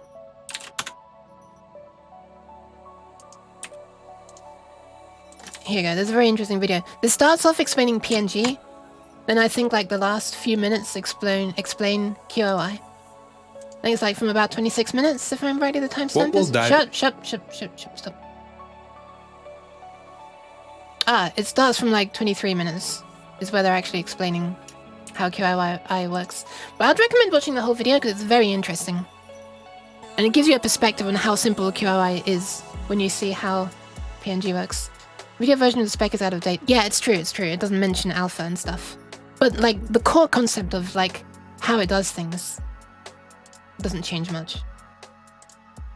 How it achieves the compression doesn't really change. If you're trying to implement it yourself though, yeah, read this. There have been a few changes. Didn't hear it? Okay.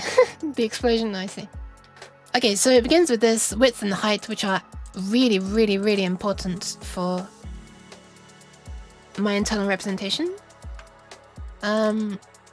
Channels, which is not important for my internal representation because, you know, it's still going to be 4 channels in my simple pick box. And color space. It's big engine as well. This is going to be important because, you know,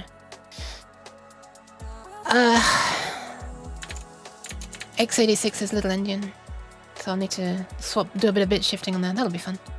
Color space. Make sure to use the units. Also, they aren't important in QOI at all. Channel and color space are just informative. Yeah. Oh wait, oh okay, those aren't.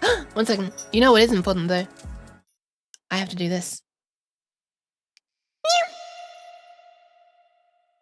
There you go. Nyan, just for the mini. Make sure to use the units. Not sure what you mean by that. Alright, let's begin. Cheese. Cheese. Why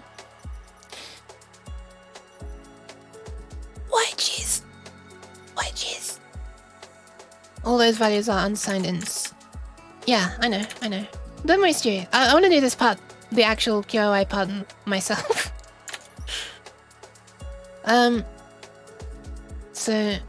Alright, good. What I want to do is, I think I'm gonna... You know, normally I wouldn't like the idea of... It's okay. Normally I wouldn't like the idea of reading an entire file into memory rather than just reading it bit by bit in chunks from the input file. But in the case of this, I kind of don't really care if I read the whole thing into an array and just decode the array. Because here's the thing. I'm already having to have a decoded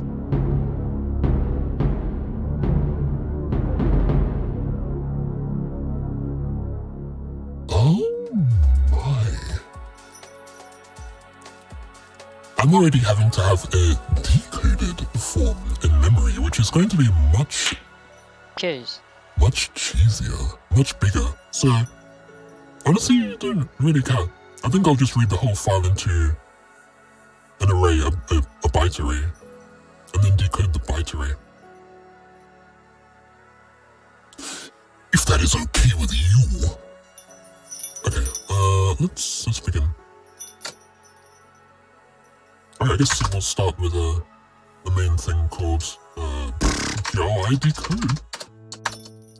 And it's going to be passed in a byte array, which will be read from the file. And, you know, the higher up function. So this is just going to be a uint8t. I always flipping do that, uint8. And wait, uint_8 is the mistake I often make. You could decode from a random byte stream of unknown source. Yeah, exactly. I could hard code a QOI file into my program. I'm not going to do that, don't worry. Okay, this is going to be QOI data, and this is going to be an array.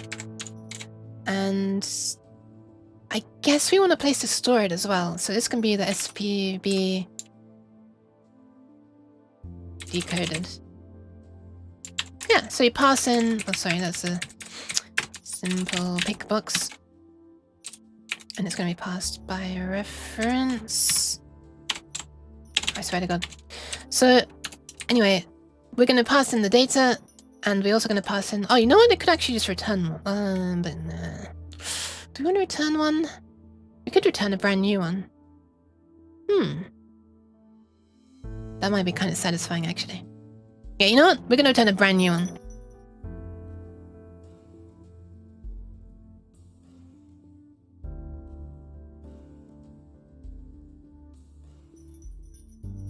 Do we want to be returning an address of it, or the actual thing? What does it even mean to return the actual thing? Shouldn't it be like that? I guess not. Wait, what's the problem? Can't overload functions distinguished by return type alone. What? What? I didn't change anything. I just clicked and then clicked off it, and then suddenly it's not showing an error anymore. What? Why is my hand stuck up as well? Okay, so in that case, we can create a brand new thing in here. Let's call this simple pig box SVB decoded. IntelliSense. It's doing some interesting things. The timing may be bad for evil mode. I was curious about the evil effect. No worries. Okay, you want some errors that ain't errors? Or no errors that are errors? Yeah. Or errors that suddenly only show up when it's compiling and... Yeah. I mean, yeah, they're not IntelliSense ones, they're build errors, but whatever.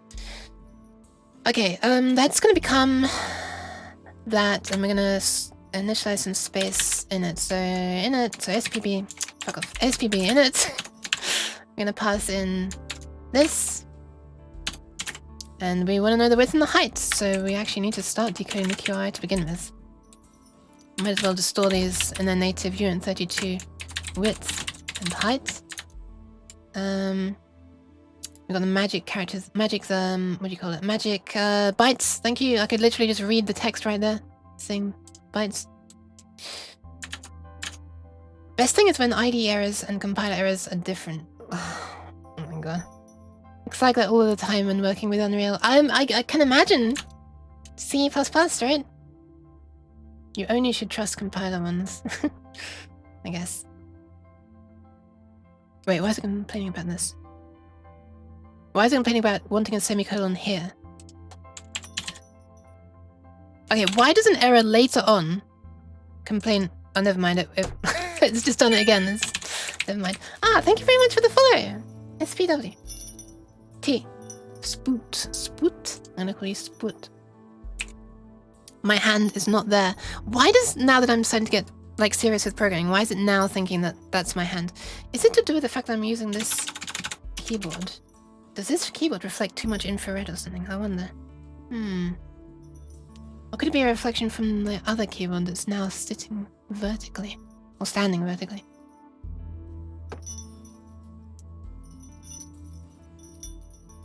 Okay, alright, let me do this. How's the best way to do this? Because the magic bytes can be represented as hard-coded, you know, 32-bit, unsigned 32-bit. So, you know what would be an easy way? QOIF. Copy that. There you go. But it's big Indian. I guess that'll still be correct, right? So, okay, so first of all, I want to see if this even works. Oh no, I guess we do want to return... Ah, okay, you know, we should return whether it's successful or not. Let's return a bool. And it's just going to output it in this way. Simple pick box. Decoded. Okay, we'll do it that way. Okay, so it's going to return false if the first 4 bytes are not that for a start. So what we can do is read the first 4 bytes, and then I want a way to like cast the first 4 bytes to a uint32T. So all I should need to do is a little bit of patting the compiler's head to say, look, it's okay. I understand that I'm accessing a part of an array, but I really do want to treat this as a 32-bit thing. Exactly. Okay, so what I want to do is if... Like I can probably just do this as one-liner, right? Oh my god. If QI data at position 0, but read this as if it's UN32T is not equal to... wait, how do you do this again? 0x.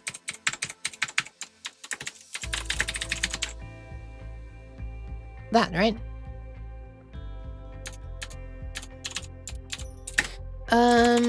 Give up if first 4 bytes don't spell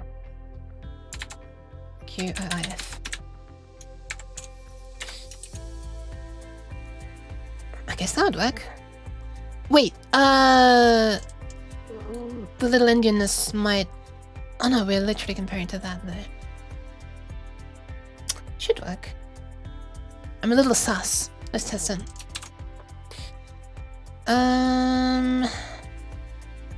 Hold on a sec. I also want to do a thing that I did in my previous project, which is have a console visible at all times, or at least just while I'm testing it, while I'm working on it, that I can just really easily printf messages to, and that can be my debugging console, because actually printing output to the output thing is less convenient, so bear with me one moment.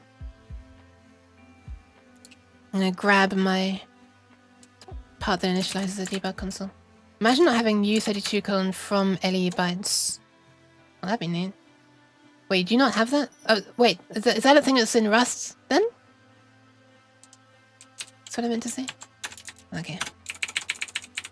Spare debug console is gonna be the very first thing. It's gonna get called as soon as we enter this program. Very, very beginning.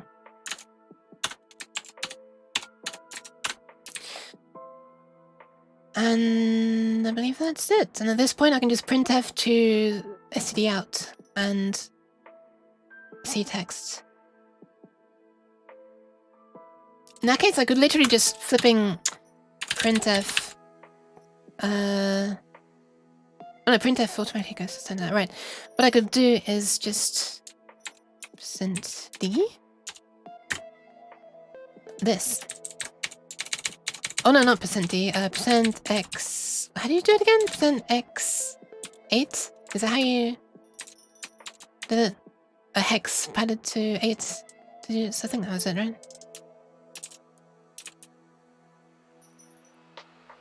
Okay, I'm going to make a void QOI test, and this is just gonna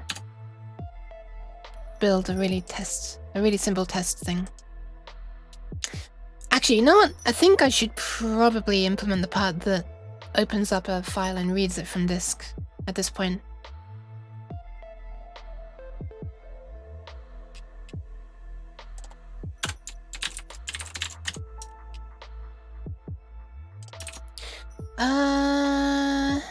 The compiler is called Rust C. Oh, is it? I do like it for a mix of Rust and C. I'm calling it Crust. Okay, nice. Okay, so we're gonna want a file handle. What are they called again? I forget. I have to have the flipping reference up. Give me a sec.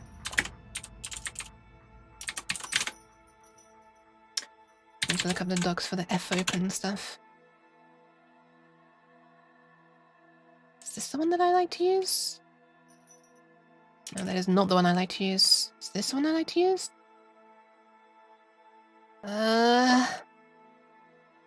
No?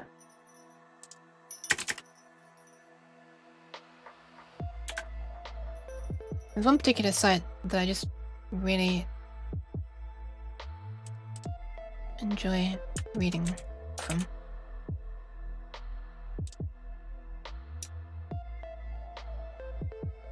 Who cares? This looks good enough. Okay, so it returns a... Wait, you just call it file? Oh, you do. Okay. This is gonna be handle for the... How did I do it before? File. QOI, I guess.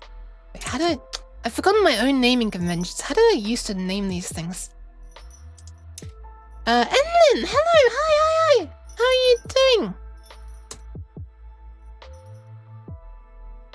1 second, I'm just diving into some old code of mine because I want to remind myself how I used to do something.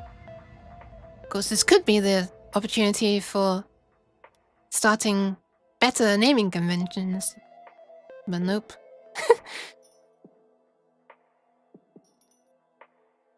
How's the N? I'll have a look in a second.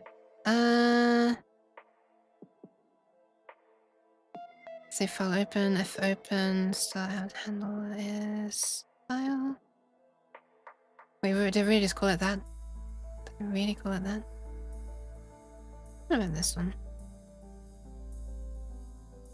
This project here that I made to decode add PCM.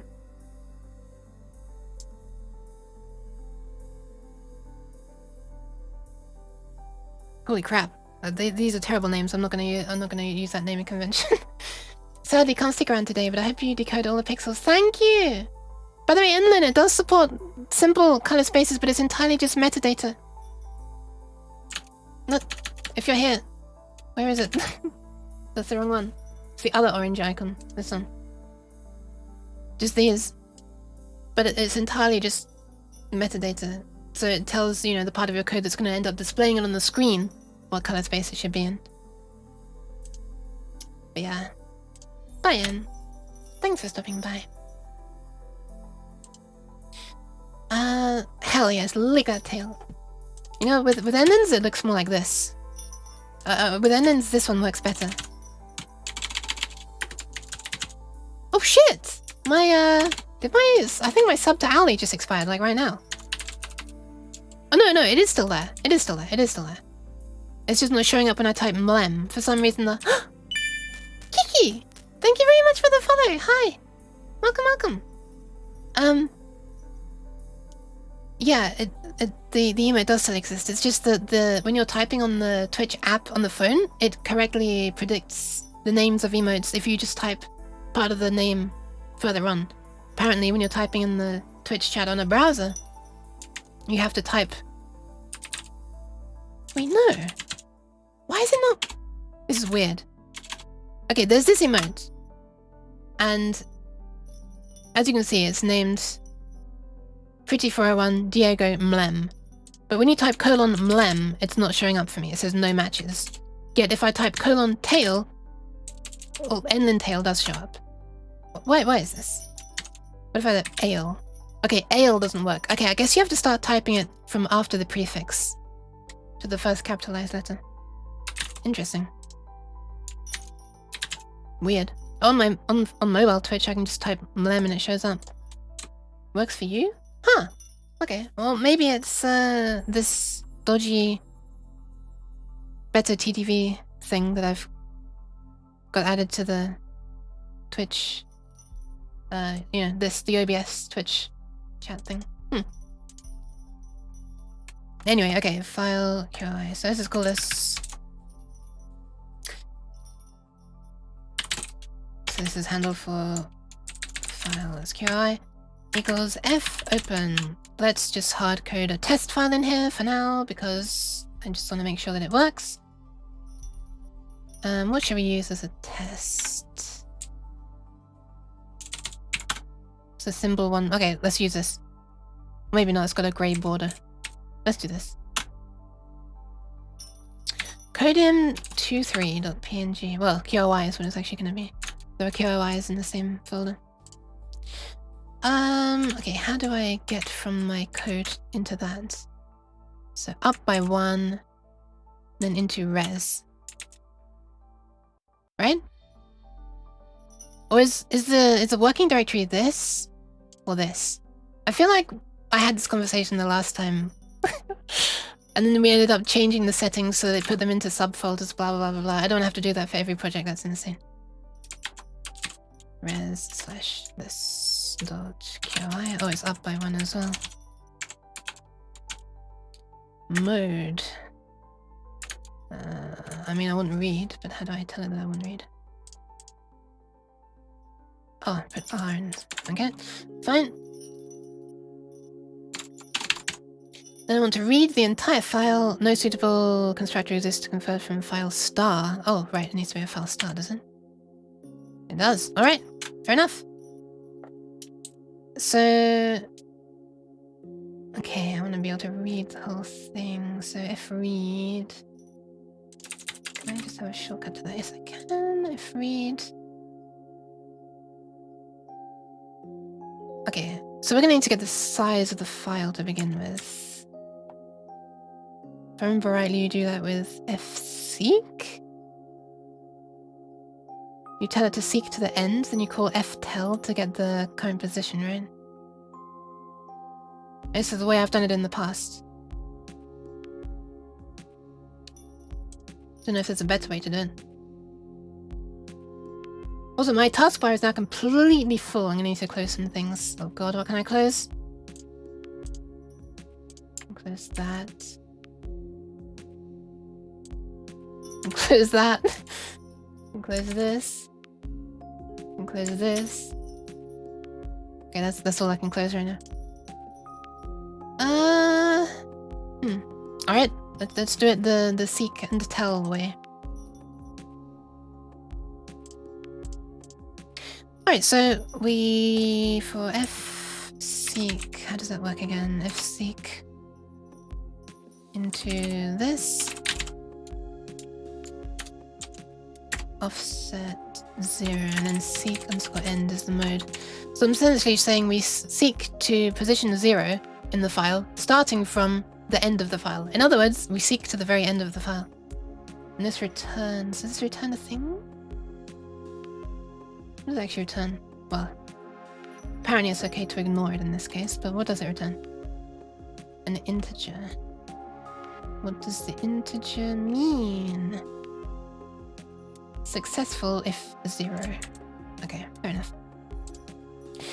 And ftell returns the actual position. Okay, so this is how we're going to find out the length of the file. So file len is ftell inside this file.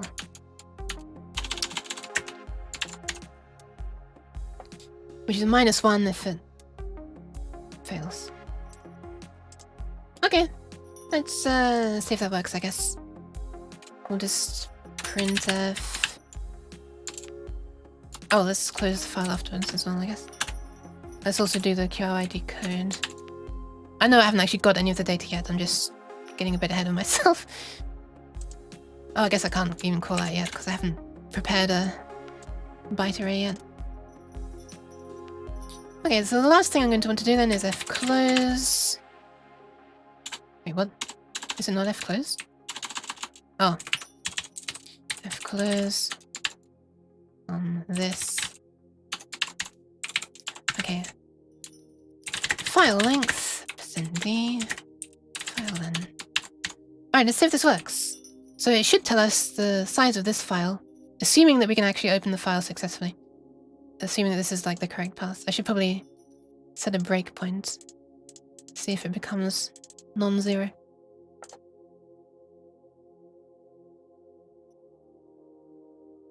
Wait, what? Ah, oh, not this crap again about not being allowed to use fopen. This is a really stupid thing that Visual Studio does to try to get you to use the Windows specific versions, if I'm not mistaken. Okay, hold on. How did I do this again? Use _CRT secure no warnings, but how does one use it? Can't remember. If I remember rightly, there was something you had to change in the flipping properties.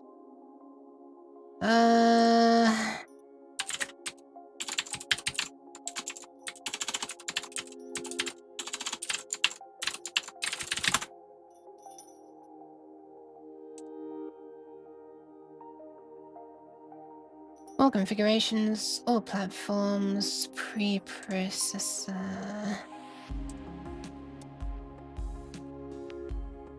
Preprocessor definitions. This is not the way I did it before, what the hell? Maybe it is. I have no memory of doing it this way, but okay. this the way? Preprocessor definitions. Add this. Can I not just do that? Will that work? Is it happy now? It is happy. Okay, nice. Windows wanted to make your code less multi-platform? Who would have thought? I know, right? Okay, this is null. Okay, so we've not managed to open the file. Amazing. Okay, so where the hell is the working directory? Is it just... you can code? I'm not sure. Root of projects? See, that's so stupid though, because then when I run it from the exe, it's gonna be out of one and then inside res. How did I get around that in the fmod thing? My fmod program. I knew, it was so much pain to get it to work. Yeah, but if I run it from here, it's gonna be inside here. If I run it from here, it's gonna be somewhere else. Shortcut? I guess I could make a shortcut to it from here, yeah. Fine, I'll do it that way. Does that actually then maintain the... I'm just gonna put that in there before I forget that that's not the real exe. Well, the fact that no longer ends in the exe should be a bit of a clue, but whatever. A shortcut to res? Shortcut to res? You mean like a symlink? Okay, let's see if this works then.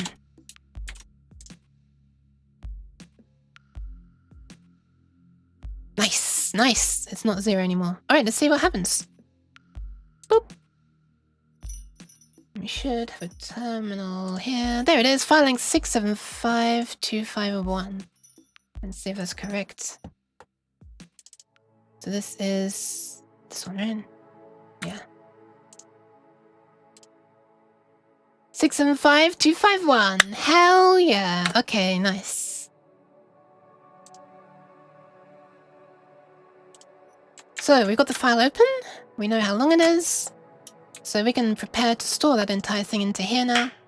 Gaseraki. Are you just throwing cheese to make the sound? Fair enough.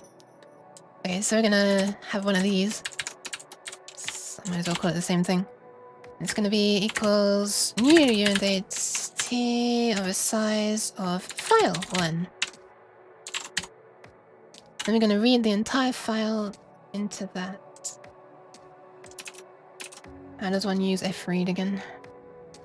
And then you have to like specify the size of something. Okay. fread into QOI data. Oh, I'm saying, how do I used to do this? How I used to do it was this. Is this here the same as that? Is it like any extra data in memory before the first index? Or is it safe to just pass that in, I wonder? Is the throw of yay at what? Ah, I see. You're celebrating by throwing cheese at me, I see. Shouldn't be? Should just work the same then? Okay. Well, let's give it a try. Element size 1, and element count file len. And it's reading from the handle of the file. And now we can pass this into QOI decode.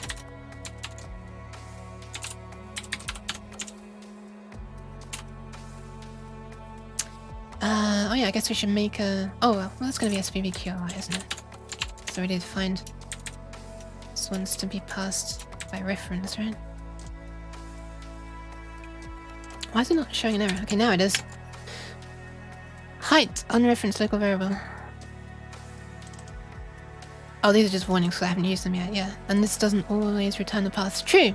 At the very end, we'll assume that it succeeds. Hello? Why are you not updating?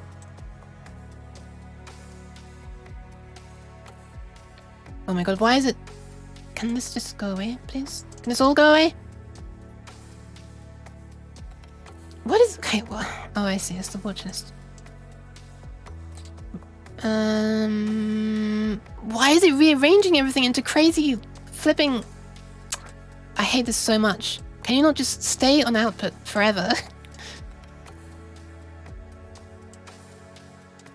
I wish, not output, sorry, error list. Can I just stay on error list forever? I wish. Anyway, okay, let's see what happens. Ah, right, I never made it say whether it succeeds or not. I guess I could do it. Print F. How do you show Boolean? %B? Is that a thing you can do?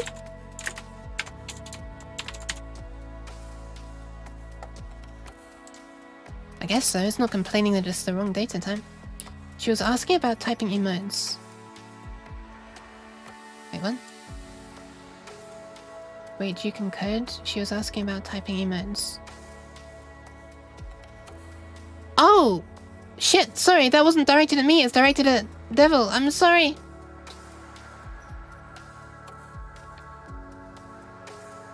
Oh my god, that's a chain of misunderstandings. Amazing. Even argv is a char. Most of the time arrays are passed as pointers as well.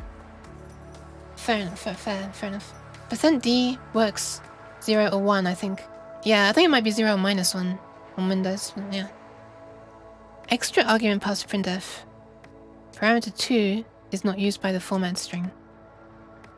Wait, what? What the fuck is %B then? Fine, I'll do %D.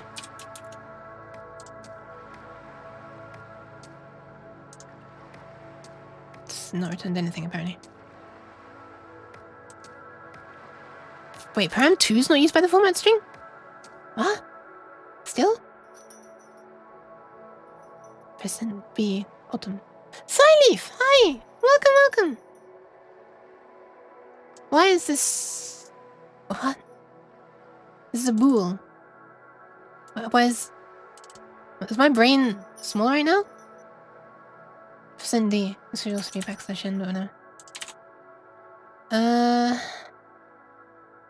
Huh? What's the problem with this?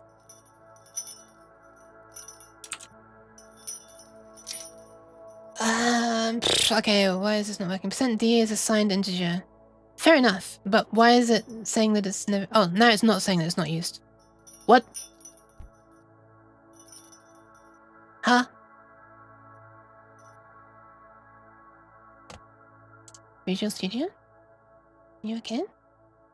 Okay, now it works magically. 080. 080? I guess that's true? Question mark? Why is there a 0 in the beginning?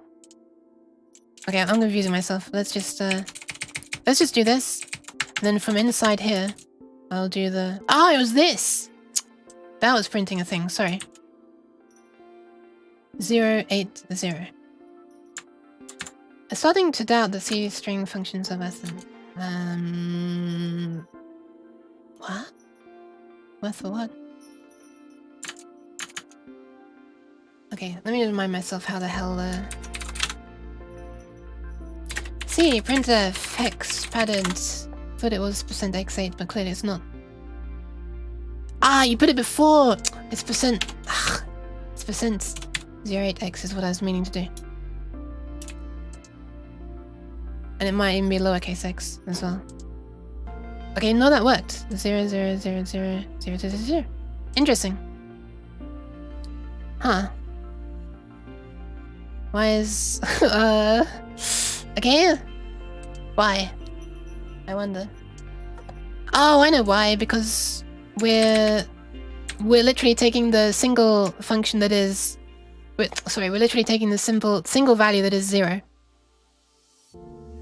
And turning that into a 0. Well, I don't know why the first thing is 0 anyway, but...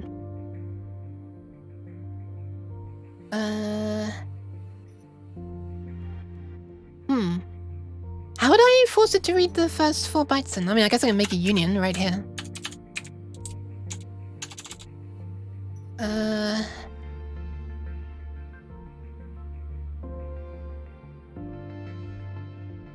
Yeah. Would that work?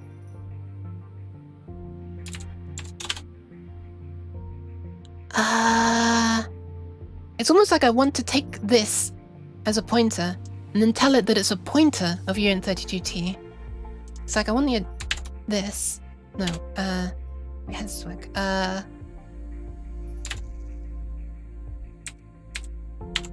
Like that?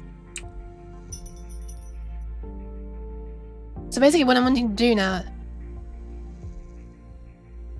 uint32 underscore t pointer. Yeah, that's what I'm trying to do.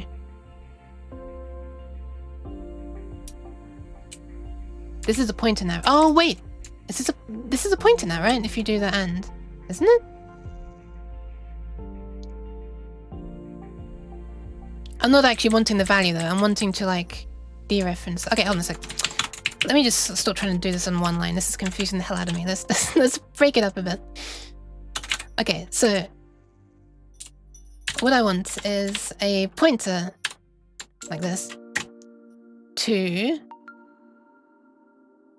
a 32-bit integer unsigned. And I'm wanting to pretend that the pointer to the first value of this, which is actually strictly a pointer to an 8-bit one, is really a pointer to a 32-bit one.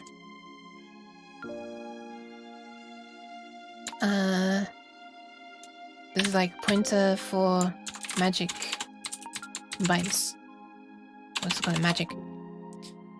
Address the first element is array name. Yeah, okay, true, fair enough. But in the future, I'm probably going to want to read next other parts. Like, for example, later on, I'm going to want to read the width as if it's a 32-bit one as well. So I do want to be able to give an offset. Static cast, or this, pointer, with type to cast to in parentheses. Oh, you have to put it in parentheses. Okay.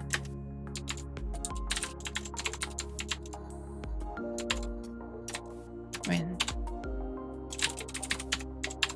But this is like this, right? Huh. Specifically, it's the address of this entire thing.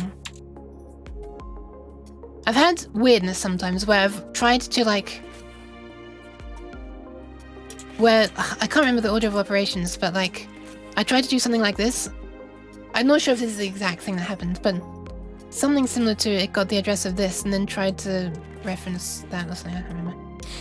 QOI data works instead of... I know it does, but in the future I'm going to need to reference at offsets of 4 and an offset of 8. So I kind of want to learn in advance how to get at any offset.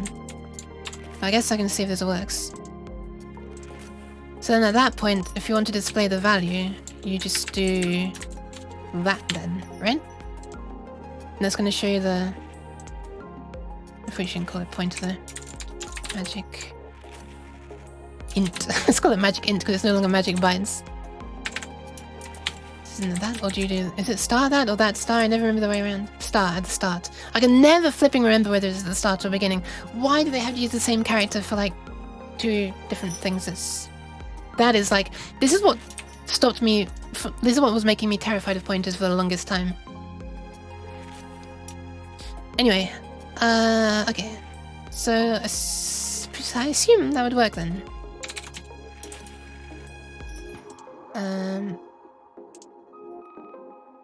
Assume that would work. The question then is, why is this 0 at the beginning then? Okay. Is it failing to read the data, I wonder?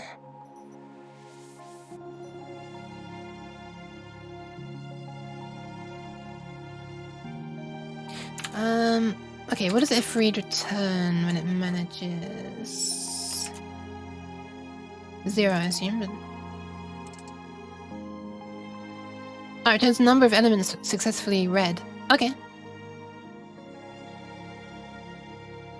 Wait, where the hell's the band button? Oh, there it is. I couldn't find it for a second. I was like looking at it, I was thinking, pin message, reply to message, that's not what I want.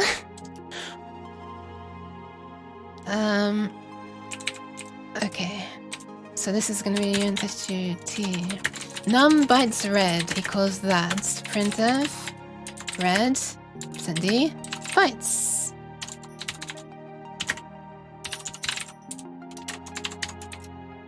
How many bytes are we actually reading? 0 bytes. Okay, I thought it might be. Why is that then? We've got a handle to the file that opens successfully. Do I actually need to pass in that then?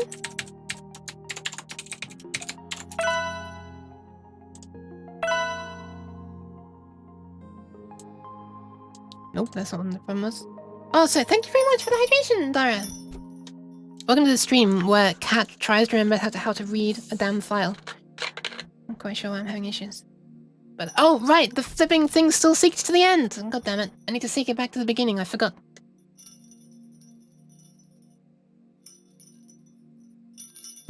Forgot about that. Thank you for the hydration, Dara. Yeah, by the time I call F-read, there are no bytes left to read.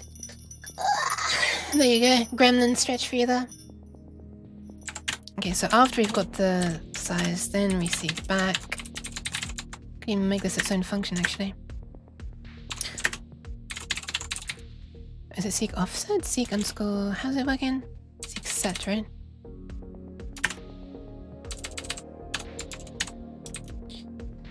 If I'm not mistaken.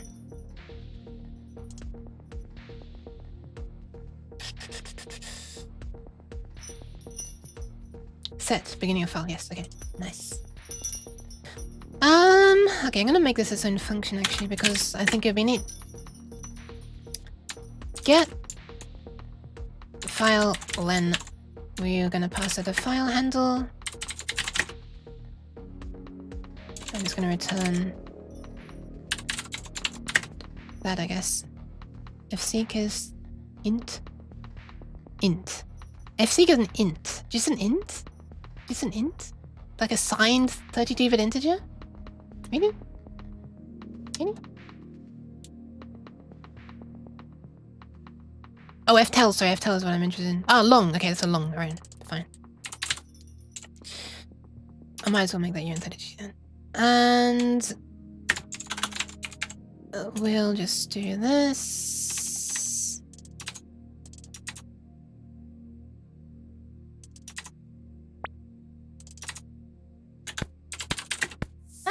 Thank you for the bats!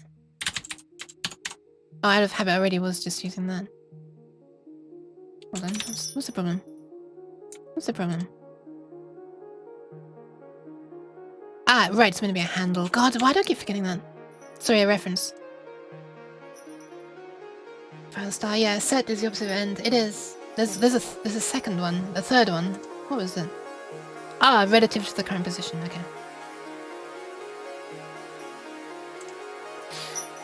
Thank you for the pat, Stewie. Okay, so I can now just do this. Oh no, I am still gonna want to know the file size for sizing the array. What? Holy crap. I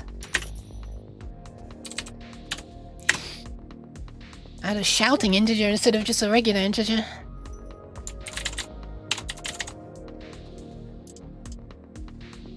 Okay. And then read red percent divides, blah blah blah blah blah blah. Alright. We should be able to read the correct number of bytes now. And let's see if this weirdness works. Uninitialized local variable file n used. True, I never actually did get file then, huh?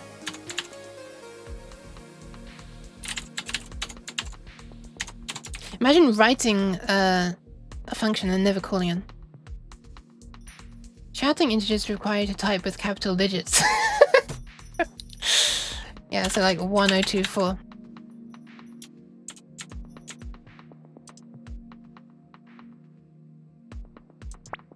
Ah, nice! Okay, it's worked. Jeez. But it has done it little endianly instead of big endianly. Thank you!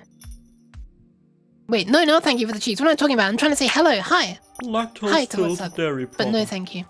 But yeah, it's Wait, why is it only read 115 bytes? I was trying to read all of the bytes. Huh?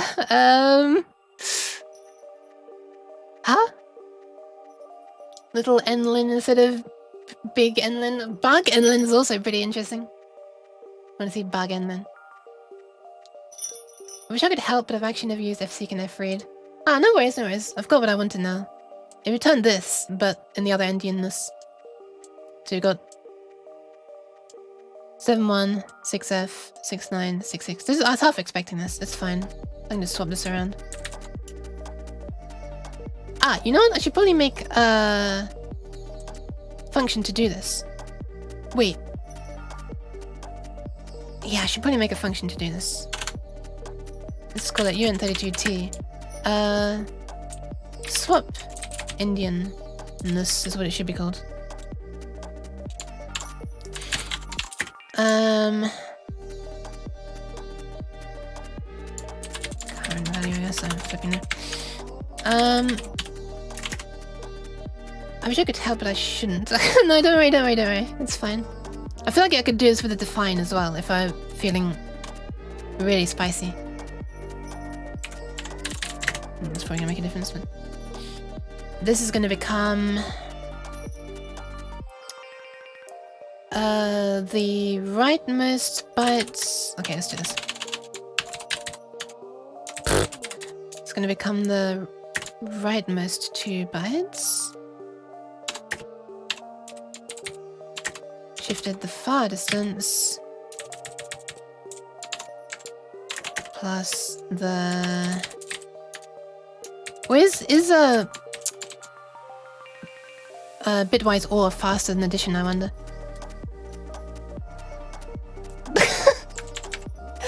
I'm sorry, Stewie. Okay, and then we want to do this, but shifted right by 8 bits. At position 0xFF. I'm gonna split this into multiple lines. This is gonna be a mess. Let me just write this out. I'm sure the compiler will optimize this away, but if I just write out shifted right by 0, it's gonna make more sense in my head. Shift left by 16. By 16. By 24. 16, 8, and 0. Okay.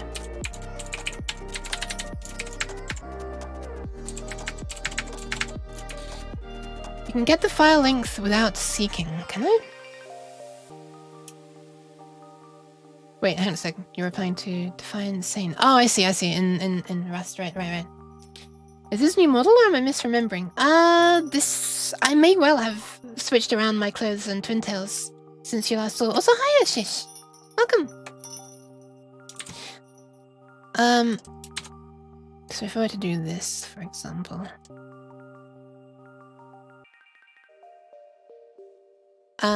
yeah, so, but this is like the, original, the header I originally had, actually. At the very beginning. Also the clothes, except now I have this. This with my hand. There it is. Wait, I can't rotate myself in real life enough for this. I'm losing tracking. But there you are, this. This was from a, let me just get a bit closer for you. This was from, a Jackbook stream, that's the name of it. TKO, that was one of the t-shirts. So I actually put it on, you know, my t-shirt, which is not a t-shirt, it's a blouse, but whatever. Rust sounds cool once you get over insanely long compilation times. Oh, really? Old model, new uke? I guess so. They sound kind of... yeah. I don't think I've changed that much, have I? I don't know. Okay, so this should now show the correct digits. I'm just double checking if it actually works. Okay, so as an absolute shortcut, I kind of want to make a define that will just get an integer from a certain part of the middle. I kind of want to make a macro that does that. I forget how you deal with parameters in hash defines. I see parameters. One moment. See, hash define with parameter. Arguments, yes. Min, xy. Oh, is that it? Is that it? That's easy as hell. Alright. Might as well hash define one at the very top then. I could define it here, in fact. Useful macros. Hash define. Get U8 as U32. And we're gonna pass in the array itself and the wait, I can give it proper names, can't I? Array and first index. Will the space there cause a problem? Do I need to do it without a space? No, I don't even need to do it without a space. And that can simply be this. Well, not quite. I want to get the actual value of that position. Then this is just getting the address of it. This is in first. This is array. And what I want to do is get the actual value at it. So I guess that would work? Wrapping the entire thing like that?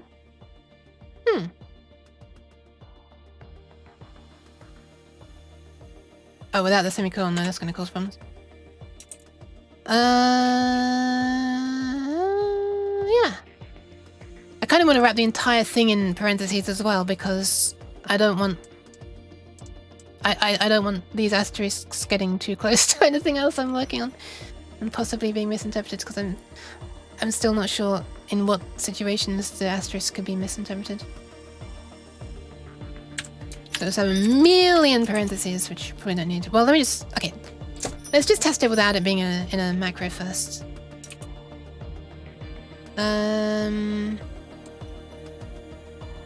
Let's see.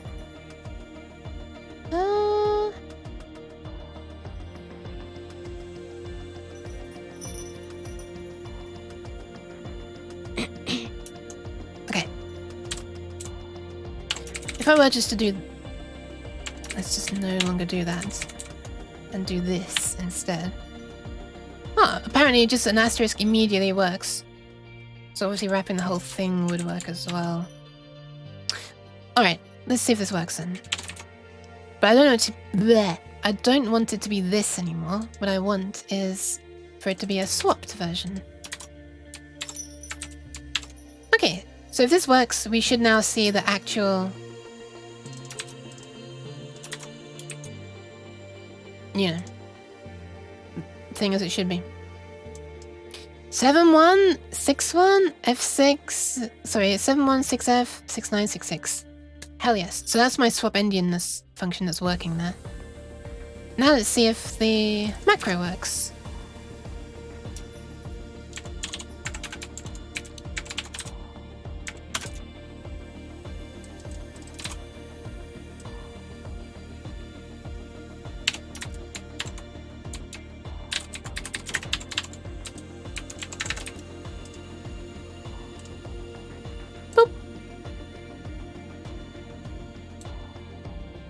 Dude, it works! Okay, nice.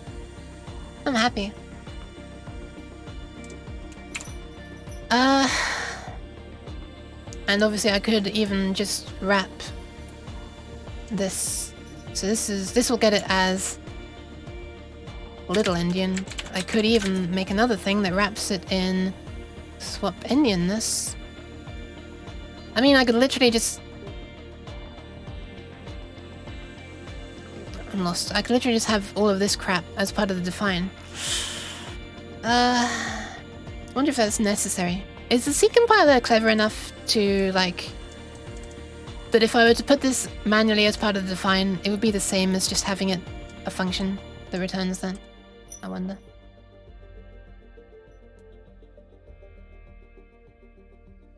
Is this me or stream keeps buffering? I don't have any buffering problems. Okay, good. I've only dropped 45 out of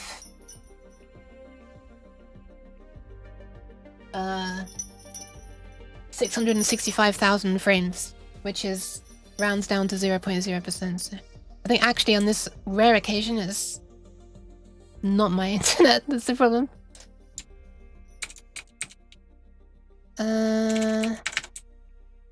Get U8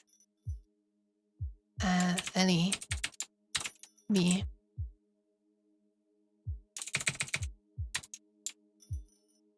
Yeah, that should work. Okie dokie. I should probably comment this and explain to myself how the fuck this works, because the future me is not going to have any idea.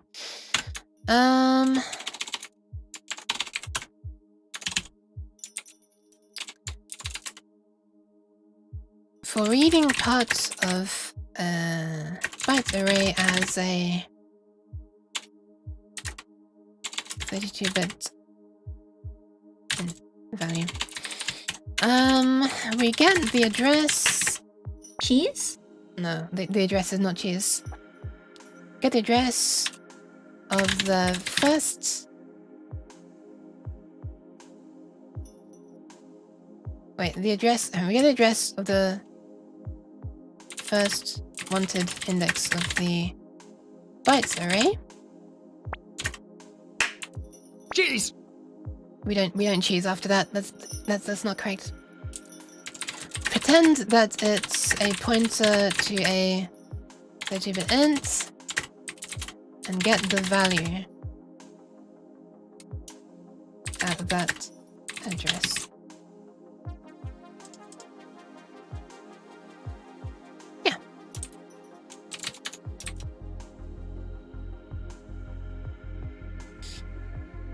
Wait, why is it now? Oh yeah, it doesn't exist anymore. So this is big Indian. That is so nice that it can now just get simplified down to that. Man, sometimes programming is so beautiful and it just feels so good to be able to abstract away like that. Okay. So width and height are next. So at this point it should continue on.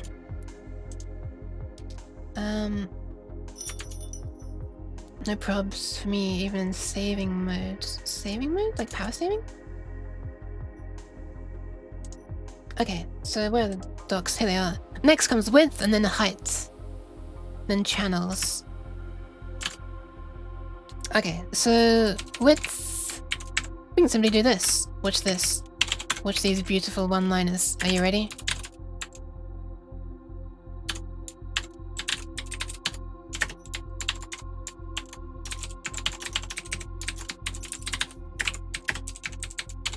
Look how nice that is now.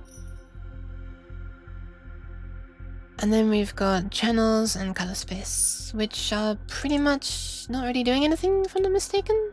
I'll ignore those for now, I guess. And this is 14 bytes apparently, so we can jump to byte 14, or index 14. Oh yeah, right, we can initialize the place where we're going to hold the decoded image now as well, because we know the width and we know the height. Nice. Wait, hang on a sec. What's the problem with this? I'm gonna type simple pigbox star star. Wait, what? Ah, right, this is already a reference. Right. I left the address of thing there because I was originally defining it there. Wait, Cat has a YouTube? Yeah. I'm uploading archives to there. Very, very, very slowly. I'm sorry, it's months in delay. I'm very sorry. I'm sorry.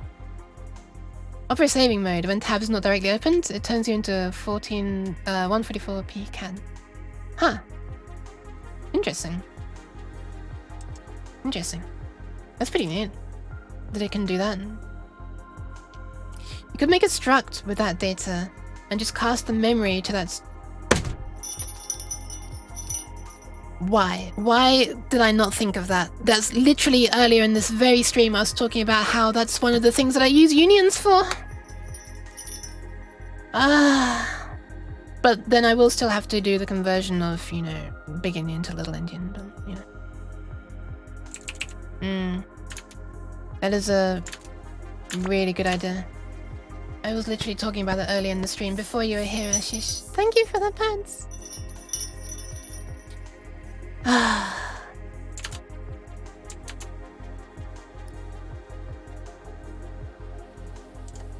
I love type punning. Is that what it is called when you just reinterpret data as something else? That is one of the things that I flipping love. Actually being able to access the memory, you know, without... It lets you do things that are so much more efficient. Just everything, all the data you want is already there in the format you want it in. You just have to tell it to read it in a certain way. Rather than actually do mathematics and, like, you know, recreate the data that already exists in a different format just to please the compiler. Right, you know, screw it! We're making it. We're gonna make a struct that's a header. Can I define a struct inside thing? I can't I? Do this again? I forget. Did you just do it like that? And then you can... Is this like a one-time use thing at this point? Wait, no, it becomes a type. Right, yeah, of course it does. Oh, then you can just name it afterwards, I guess. Can I just put struct and name it afterwards if I don't want to use it for anything else? It's not complaining. Not sure you didn't see. Oh, okay. Alright, so we have the magic bytes. I know it's calling them a char. I'm calling them something else because... because I am. Actually, no, fuck this. I don't care about this. I've already done all this now. Okay, I just actually want to get to the part where I'm decoding stuff because it's been nearly an entire stream length and I haven't actually started decoding it yet. Channels and color space, I don't really care about it. Well, mind you, it would be nice to be able to just like wave my mouse over in the debugger and look at the values for these, just to, you know, out of curiosity.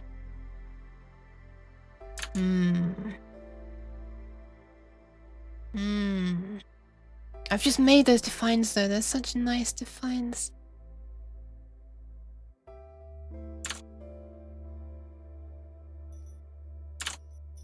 Okay, whatever. We're going to need to know where we are in the file at any time, so we're going to need like an index through it. So index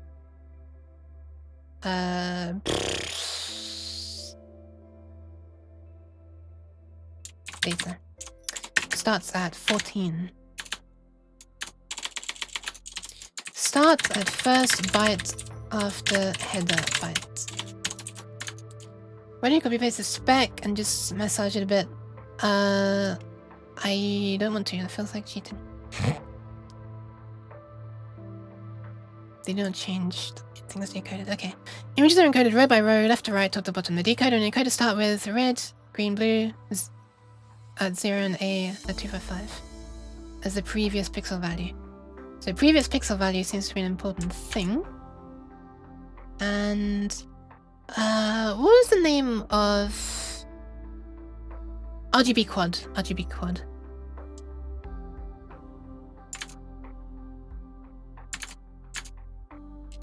But wait, how's this written? Red and then green and then blue. That's a bit annoying, isn't it? It's a bit annoying. We're gonna have to flip around the bytes again. That's annoying. Does QOI use raw bytes or some kind of compression? I'm not sure what you mean. QOI is the compression itself. There's no deflate or something that you need to do in advance. You just read the data and act on it directly.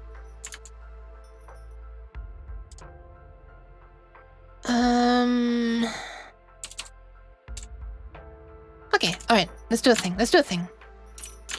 I think I might use an RGB quad, which is a thing that Windows defines as blue, green, red, alpha. Or reserved, sorry, yeah, reserved on here, which I'm going to be using for alpha. I'm a rebel. Because that's the format that I want it to be in when it's actually stored in here, in order to be drawn on the screen, when it's stored in the decoded bitmap. So at some point I'm going to have to be flipping around, you know, the fact that red comes first here, but actually we store it as blue. Wait.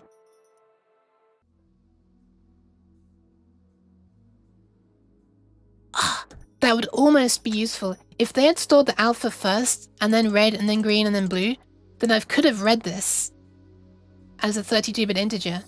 And because it's little endian, it would have... Wait. No, it wouldn't. Never mind, never mind. Never mind, never mind. Ignore me. I didn't say anything. Okay.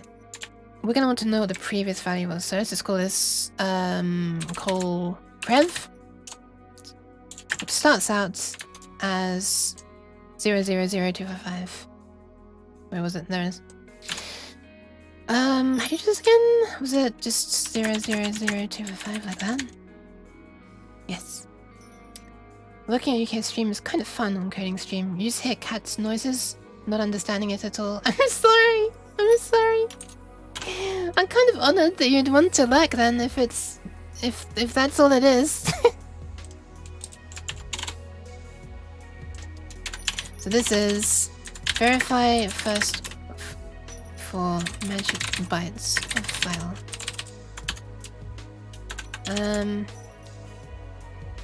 Okay, width and height, and prepare space to hold decoded image. Think about how to comment everything else afterwards, I guess. Okay, and we're also going to want a running...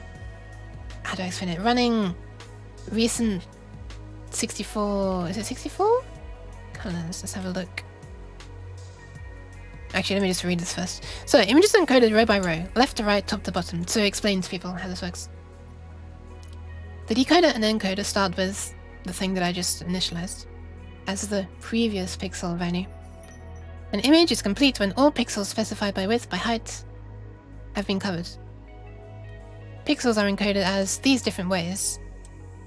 So, in my opinion, this should be specified first. Full RGB or RGBA values. So if there's a brand new value, then you can declare that. Otherwise, if this pixel is the same as the previous one, you can just say, hey, there are this many copies of the previous pixel, and only spend 1 byte in doing that, instead of having to specify red, green, blue, red, green, blue, red, green, blue, over and over and over. This is the magic, the secret source, almost, well, this is the real secret source right here, of QOI. You keep a running record of the 64 most recently seen colors. I think it was 64, yeah, 64 right there. And it's a little bit of mindfuckery, exactly what it does, but it's very clever. I'll try to explain it when I get to it. But essentially you can refer to a recently seen color. And by doing that, you use only 1 byte to do so. But you're specifying, hey, the exact red, green, and blue, or red, green, blue, and alpha values, which is really nice. So you save 4 bytes. 3 bytes, sorry. You use 1 byte instead of 4 bytes. Or you can use a single 1 byte or 2 bytes to say, hey, this color's almost the same as the previous one. It's just a bit different. We'll just encode just a couple of bits worth of difference compared to the previous value. We won't use a full 8 bytes to say, hey, here's the full new 8 bytes of red, green, and blue. We'll just say, hey, you know, we've only changed by, say, within 2 bits of the value. So we'll just encode 2 bits of difference. And I think there's another version that has slightly more. There are 4 bits of difference as well, but you still save a byte there. So it's kind of amazing. In a single byte, you can actually say, it's the same as the previous color, but plus minus a little bit. But anyway, these are the magic bits. I guess that's a little bit magic, and this one's really magic.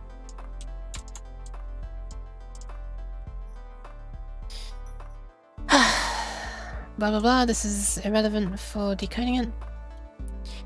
So here we are. A running array, 0 initialized, there, that's what threw me.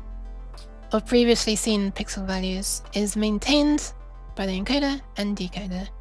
Each pixel that is seen is put into this array. And this is where the mindfuckery happens. Where is it stored in the array? This is where it's stored. The position formed by a hash of the color value. How do you know what kind of byte information that is? Oh, it'll be specified here. Well, it's just red 0 to 255, green 0 to 255. They're individual bytes. Oh, do you mean in the array? The array is just stored in this way as well. I mean, at least in my code it's going to be. I suppose if you didn't want to implement alpha, you could just store it as this. Save a byte. For a microcontroller, that might be useful. With limited memory. Each pixel that is seen is blah blah blah blah stored at this magic position. I guess the exact thing is not, you know, where the magic is. The fact that it's done this way is where the magic is.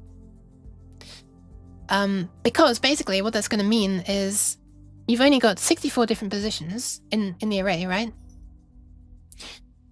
But obviously the total combination of red and green and blue and alpha is, well, 32 bits. So like what, about 4 billion?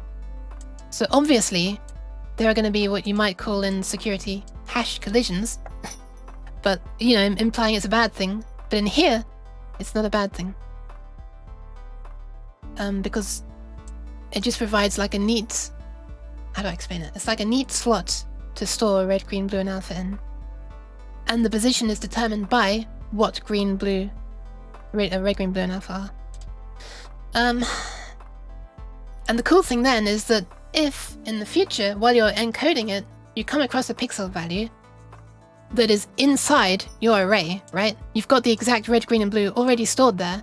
You just, you know, can check in the array, hey, is this value already in here? If it is, you no longer need to encode this full value. You just say, use the value that's already in that array. This might become a little bit easier for me to explain as I move on as well. Anyway, each chunk starts with a 2 or 8-bit tag, followed by a number of data bits. The bit length of chunks is divisible by 8, i.e. all chunks are byte aligned. In other words, there's no like bit packing of things like spanning multiple bits. So it makes it nice and easy to decode. All values encoded in these data bits have the most significant bit on the left.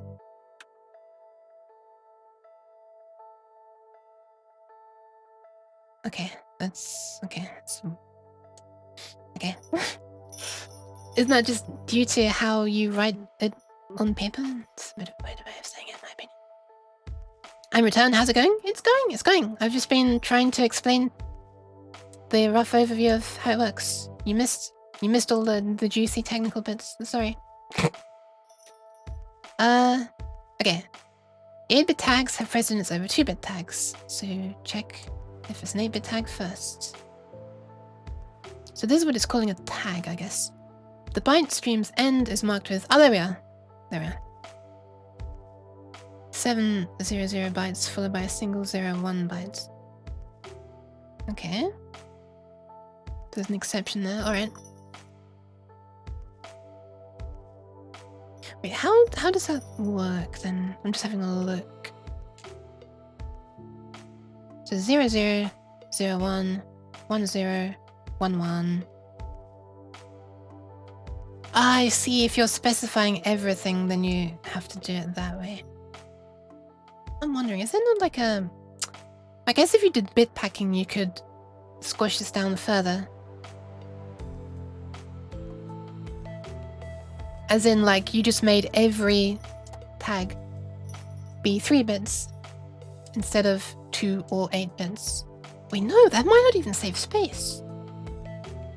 If you're doing a lot of the 2-bit ones, you might end up taking up more space. Interesting. I think one of the goals was to line it at 8 bits to make it easy to pass. Yeah. I know. It definitely was. I mentioned that earlier. You weren't here though. I think PNG does bit packing. Man, PNG does so much stuff. It's a really interesting video. I linked it earlier, but I'll link it to you again. Keep forgetting it every time. This one? I think it's this one. Yeah. Here you go. Would recommend to anyone who's interested in what I'm doing right now to watch this video. It's a really, really nice video. It talks about PNG for the first 23 minutes and then it goes on to QOI. And yeah, there's a really interesting series of videos on the YouTube channel Computer Flow? Wait, that is how it's spelled, right? Let me check. Yeah. But dive into how JPEGs work. I think it's like a series of 4 videos or so that start off with like explaining color spaces, then start talking about discrete Fourier transform, and then dive into how JPEG actually uses that. Pretty good. Would recommend if you're nerdy enough to be interested in that.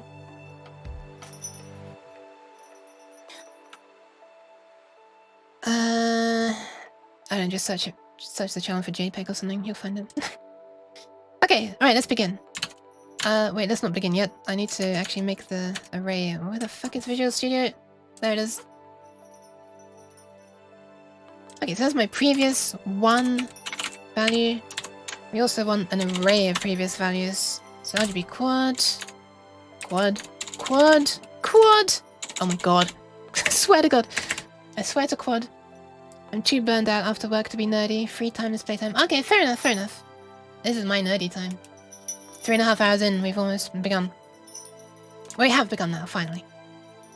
Okay, so let's call this call history, I guess. This is going to be 64 long.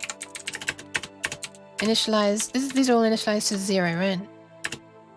How do you specify? If you just specify 1, will that spread across? So I'm doing this.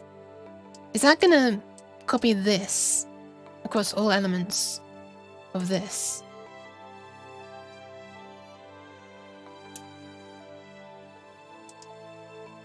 Okay, but if I wanted to initialize it to like this, for example. Oh, anything unspecified is 0. Okay, there's no way to make all elements be this, for example.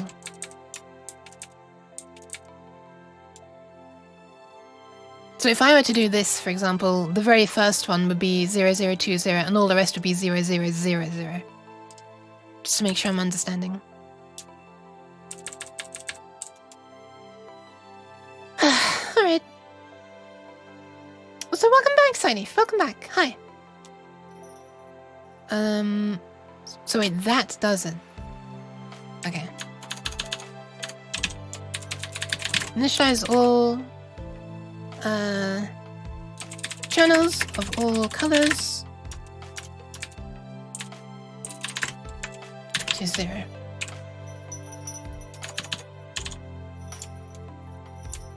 Previously seen color is treated as black.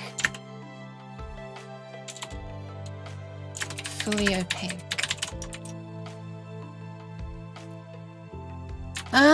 Okay. And this is where the author is, I think, hang on, if you want to initialize something other than 0, then you need a loop, like something, I guess. What would that be? Something dot fill? STD : fill, is that maybe? Is there a fill there? I'm trying to work out what Twitch has censored you to. STD array instead? Oh, okay. I was just say that in Rust you can. In most programming languages you can? I don't think you can in C#, can you? Maybe you can. Do vector you can initialize? Okay, I don't even want to. It needs to be 0. It's fine. I'm keeping it as is. Okay. Alright. So this is where I feel the make a STD array and use .fill. Oh, okay, that's what you said, okay. Oh, what WhatsApp said, sorry. What WhatsApp said. The other address doesn't like you trying to leave it not initialized. Okay.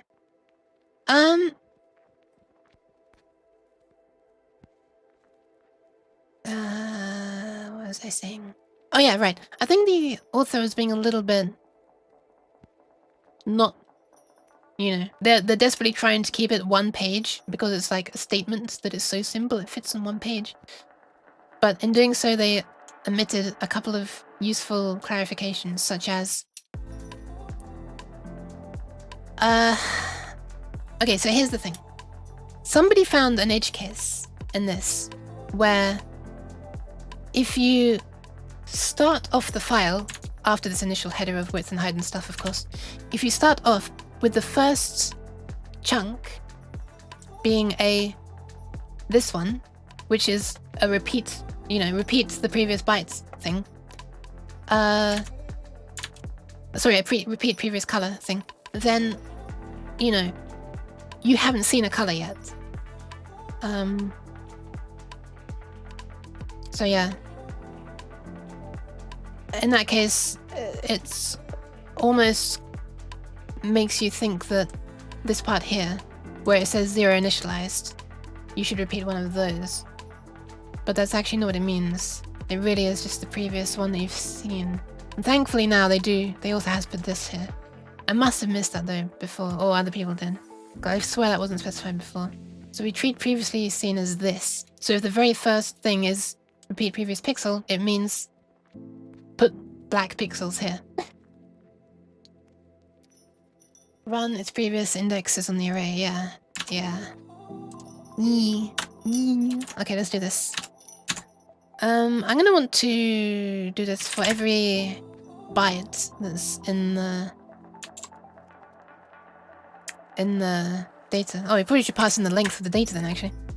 Forgot about that. Len, QOI data. So while this is less than this, okay,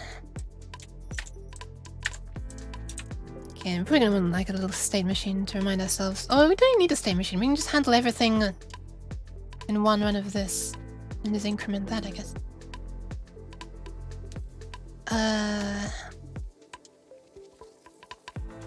City span.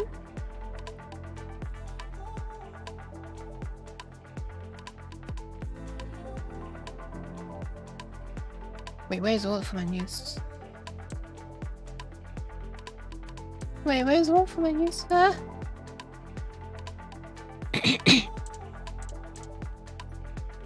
Okay, so let's have a look.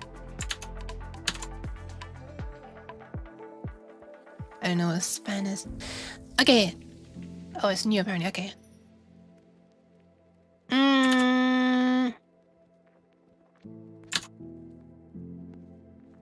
I guess I can just implement it one by one like this. Okay, the thing that's on my mind right now is that should we comment that out when I'm about to test it? The thing is, why am I only reading, what is it, 152 bytes or something? That's bugging me. I've never once until now read, called fread, and it hasn't immediately returned the exact length that I've specified. So I'm a little bit concerned. Wait, why is it suddenly freaking out about this? Ah, right, I haven't passed the length of it. So we should actually pass in... Well, we're initializing it all to 0, right? Yeah, let's initialize it to 0. What would it mean if you saw 0, 0, 0, 0 all in a row? It would mean whatever value is currently in index 0. Interesting, okay, that's what it would mean. Interesting. Yeah, theoretically, you don't even need to know the length. If you have a correctly formatted file, then it will end in 0, 0, 0, 0, 0, 0, 0, 0, 0, 0, 0, 0, 0, 1. Quite useful in space processing limiting environments. Ah, is that the way you can like pack values into bits? In that case, I have seen that. I forgot it was called span. Sorry, I didn't mean pack values into bytes, like values that are not fully 8 bits. You can declare like a 3-bit value sits here, or I don't know if 3 bits would be a reasonable thing, but you can pack like individual Boolean values, I guess, into a bit. Flags into a bit might be an easier way to do it. I mean, you can already use like bitwise ANDing and things to select individual bits, but is it that kind of thing where you specify like the position inside a byte that individual things are stored at? Is that what a span was? As in, this value spans bits 1 to 4, for example.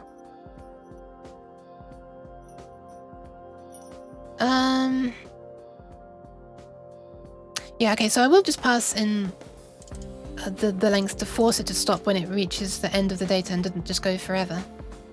Although eventually, out of sheer chance, it probably would happen to read random uninitialized memory, which is 0 and then 1.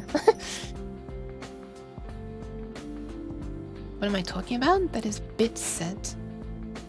Bitset? That sounds like it's made for somebody who doesn't just want to do the manually exchanging the bits. Size T count T data. Okay, I don't know what a span is, and there's something else. I was thinking of something. C# has that thing, right? Where you can specify :8. I don't flipping remember. Anyway, let's just get back on topic. Number of bytes read is what I could pass in. Now I think about it. But past that point, it's pointless. Bitfield, that might be the one. But at this point I'm doubting myself a lot, so, you know. SPB init, identify not found. What? Ah. Let me put these underneath. Ah! What? What? Why? Span is a wrapper around a memory region with some metadata. That sounds like something you would not want in very limited memory situations. Extra metadata? Is that just me?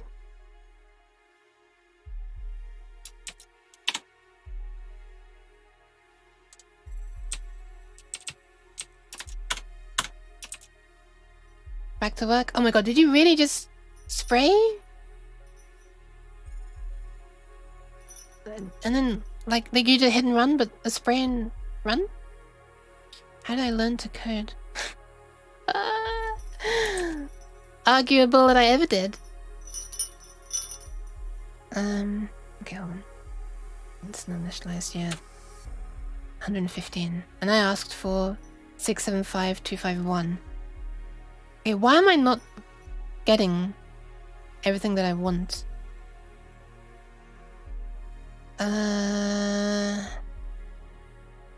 Why does fread not return everything?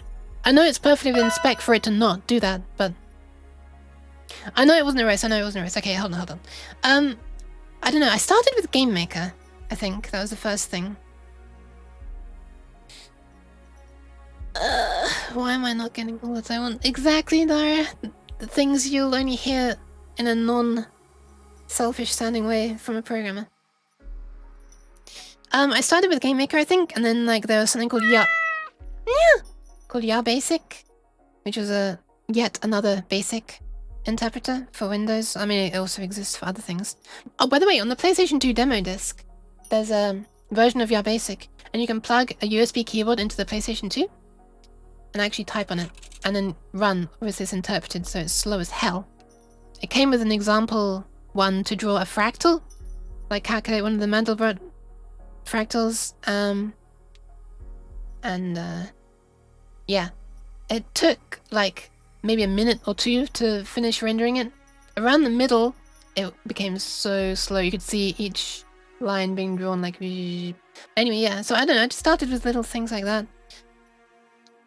I don't know if you'll use non-ASCII file names or file paths, but fopen will not work with non-ASCII strings. Might want to use WFM. Okay, yeah, fine. I'm really not trying to make this like a general purpose thing that I can just throw around there and like send to people. This is literally just because I want to decode the format. Also, one second. Something important I have to do is... Pat. Oh shit. Sorry, I didn't mean to clip into your eyeballs. There you go, pats for the Mokatech. Also, I know that you didn't mean it as a roast. I just take any opportunity to roast myself. I'm sorry. Okay, why am I not reading number of bytes? I know it's perfectly within specs for it to not read all of them. But why?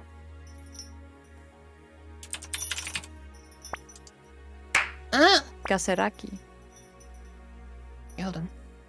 If this number differs from count, either a reading error occurred or the end of file was reached while reading. Wait. So it should never differ ideally. So a read error occurred? Or it reached the end of the file?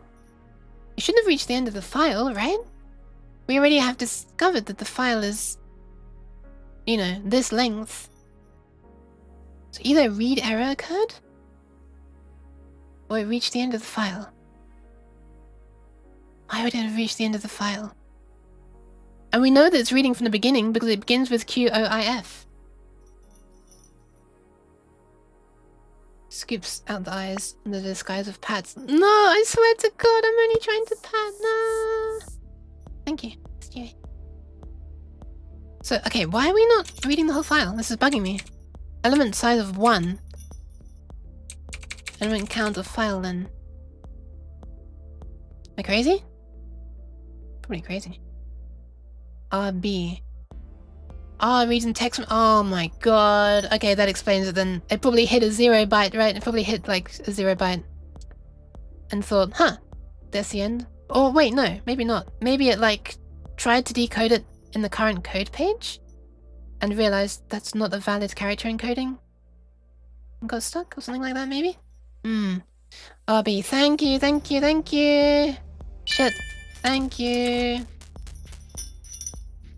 2-3 is EOF, really? Also, thank you very much for the follow. The Devero? Devero? Alright, let's try this one more time.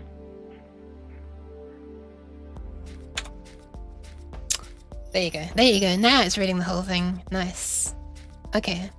Let's see if it's reaching this part now. In other words, let's see if it's passing the sanity check. Where it checks the magic number right here. Boop.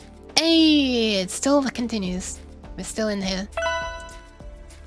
Okay, so now we should return true, even though we haven't done anything yet.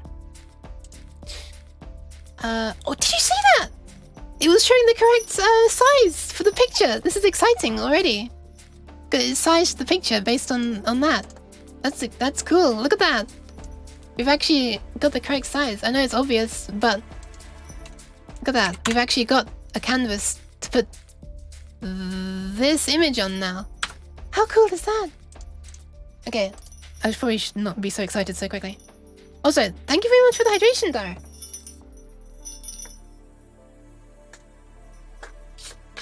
Cool cats.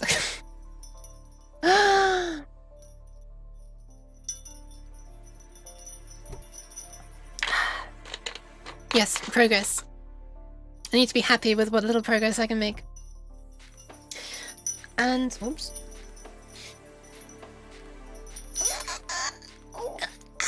There you go. Gremlin mode stretch. Okay, let's work our way through the data, shall we? Let's do it! Okay, so we want to switch. Cheese.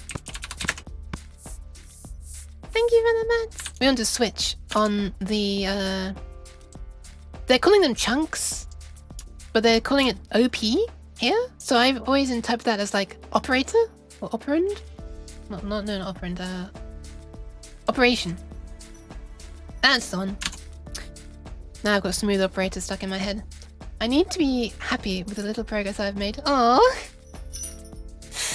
wait a minute. Are you turning what I said into an insult against happy?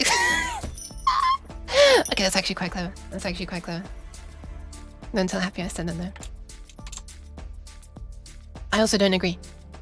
Alright, so we're going to switch on the value on this byte. So data, QOI data. And this position? No, that's not what I'm asking for. No, that's definitely not what I'm asking for. Okay, there we are. Okay, let's have a look. What's that supposed to mean? I mean... Oh, you mean the happy dollar. Okay, okay. You're insulting Dara with Dara's own insult that only works for Dara. Okay, I should probably define these. I should like, you know, maybe make an enumerator or something. I wonder if C would be happy with me comparing a uint 8t against an enumerator. Would it say that it's a type mismatch or something?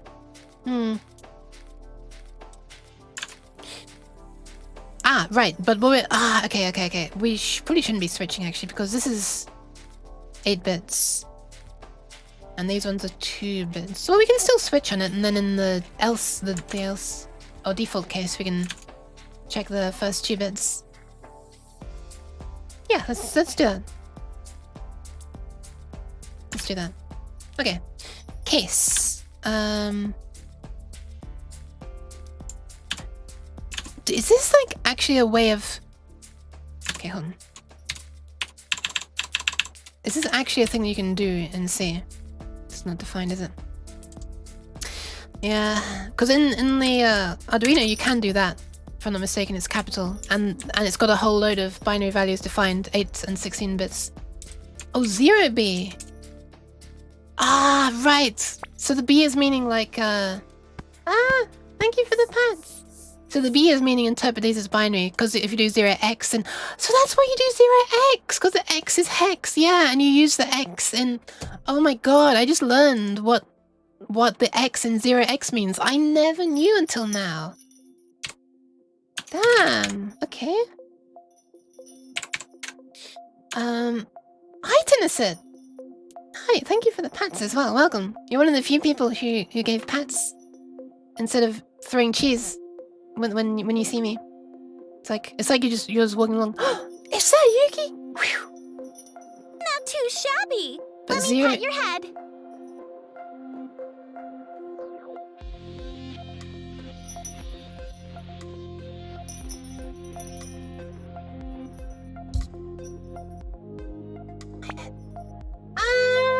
Thank you for the pats.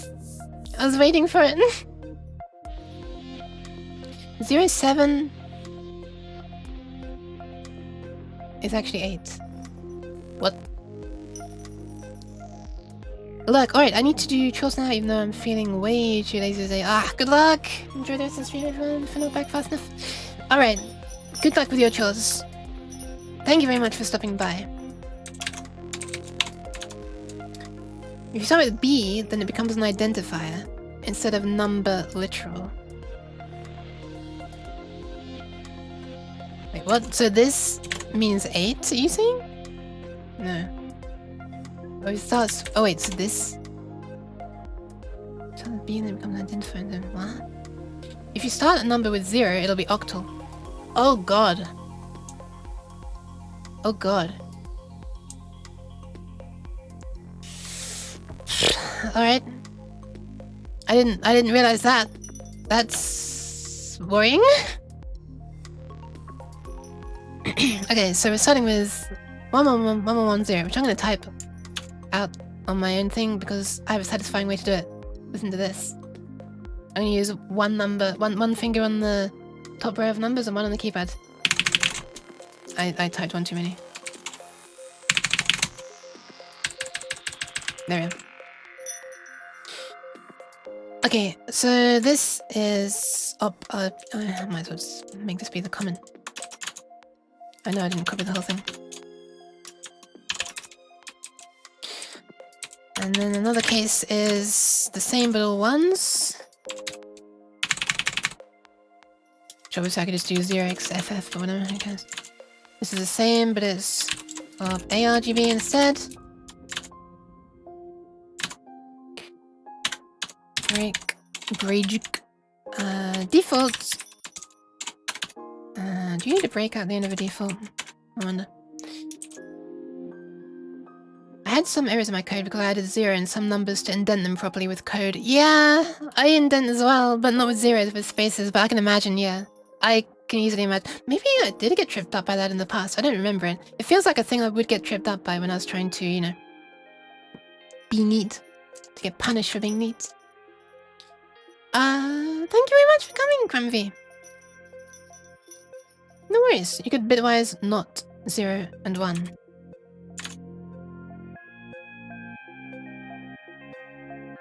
What?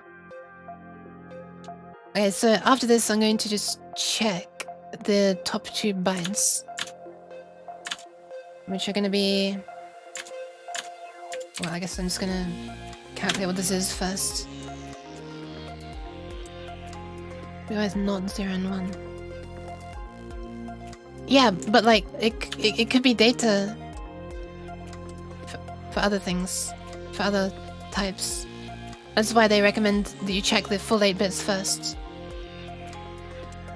If you're just checking the rightmost bit, it could be containing data.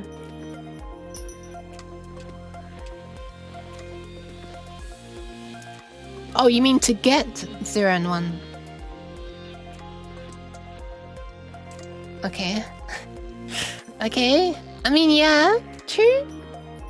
Okay, so in this case, we want to switch on QI data at end data, selecting only the top 2 bits.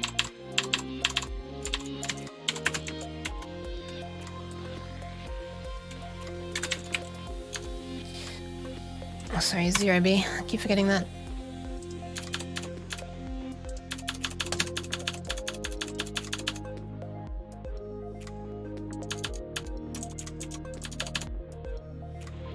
Could I have done... I guess so. That one giant cursor flashing is so nice, especially since it's like blue colored. I kind of don't like the fact that I'm doing this lookup twice. I'm not entirely sure if it'd be more efficient to just grab it first. Op, I guess. Becomes this. I can switch on that.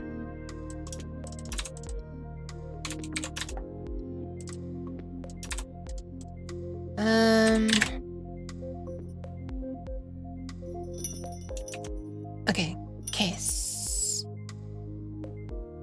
We're only interested in the top 2 bits, everything else is going to be forced to 0 by this AND. So what this is doing is it's allowing these to become whatever they are here. It could be 1, 0, 1, or 0, 0, 0, 1, 1, 0, or 1, 1, while forcing everything else to 0. So then I only need to check the top 2 bits. Okay, so let's just define all of these as well. We've got this one, which is... Actually, you know what I could do? I could just shift this down by 6 bits. And then check against any of those. But it would obviously be faster if I weren't doing the bit shift. In fact, since this is going to be compiled away as a constant, what I could do is just do the bit shifting to the left here.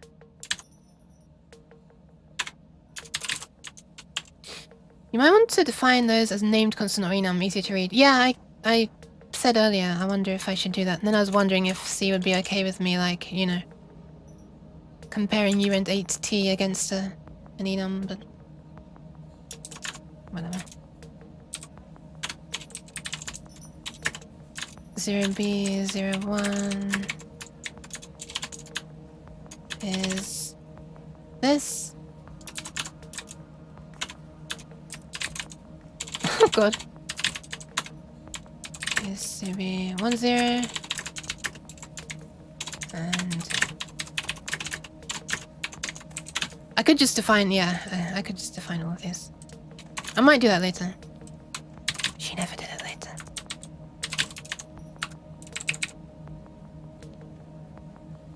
Second up is... oh shit, sorry, RGBA, yeah, sorry.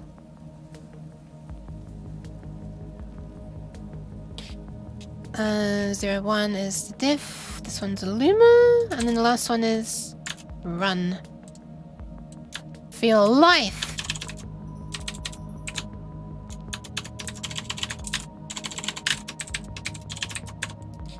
Okay, so if it is RGB, then we are going to store this value.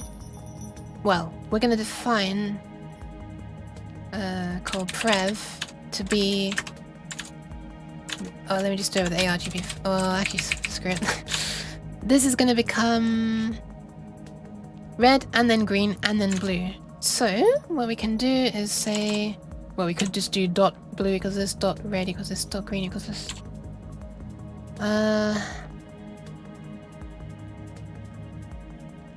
Yeah, that's probably a faster way, actually. So it's red and then green and then blue. So, oh shit, sorry. Dot.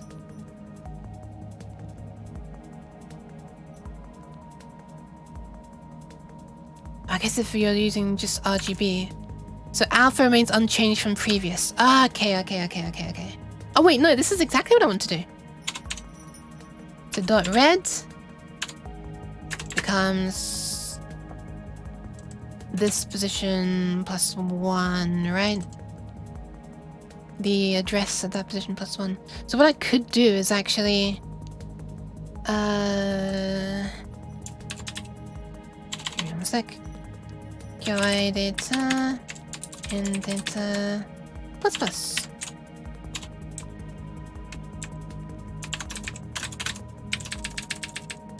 Red and then green. Wait, what's wrong with that? RGB. Huh? Oh, it's correct, it just wasn't. It's decided not to prompt me that time, I guess.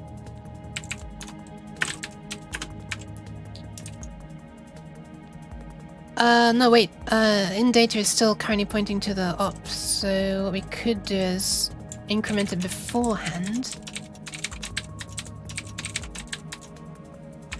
And then afterwards we want to increment it again. Can you do this? Oh my god, you can! Oh no, you can't. Shit, you can't. Okay, fair enough.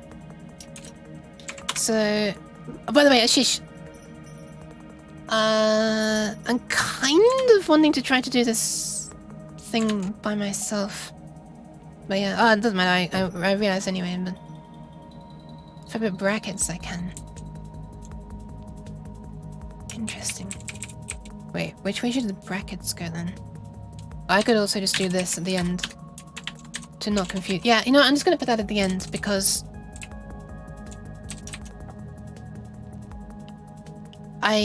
it's a thing I'm gonna have to do for other things, I think. I guess I don't know. Sound like Yubi. What? What? Okay, grab the red, the green, and the blue, and then move on to the next one. For the alpha.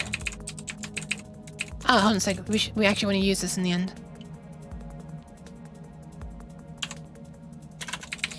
So we want to store this into SVB decoded.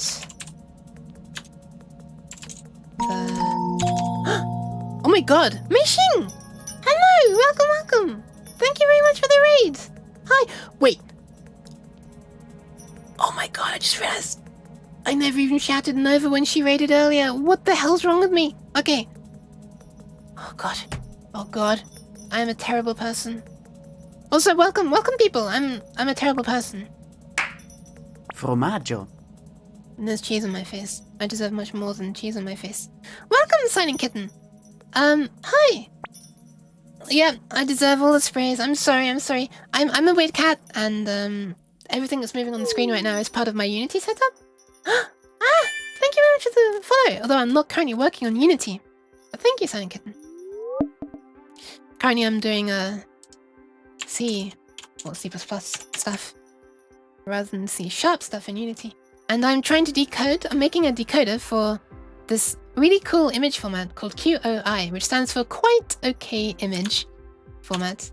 The entire specification is just this. It's 1 page. It's designed to be really, really simple. So, yeah. I'm trying to do it. And despite the fact that it's simple, it's nearly as efficient as PNG. And, yeah, that's basically it. And it's like dozens of times faster. AI trainer? I'm not training any AI. I love seeing you solving your game dev problems. Yeah, right now I'm actually... This isn't for game dev. Well, it is dev though. It could be used for a game. If you want to store your sprites and images and stuff. In QOI format. But first of all...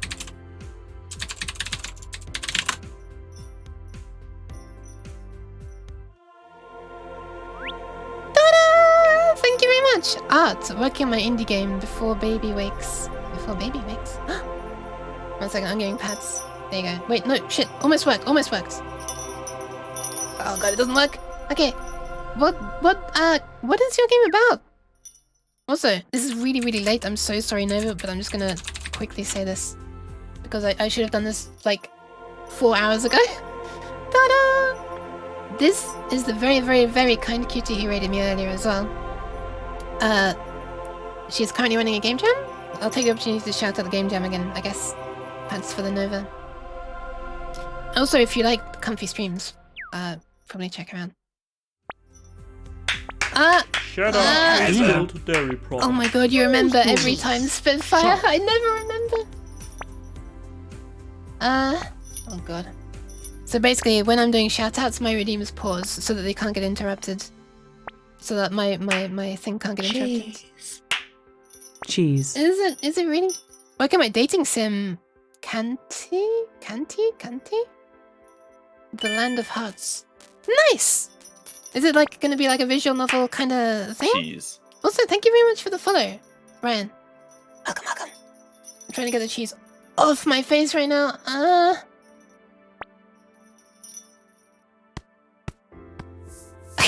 It just slid over one eye. Throwing cheese is a form of greeting. Oh.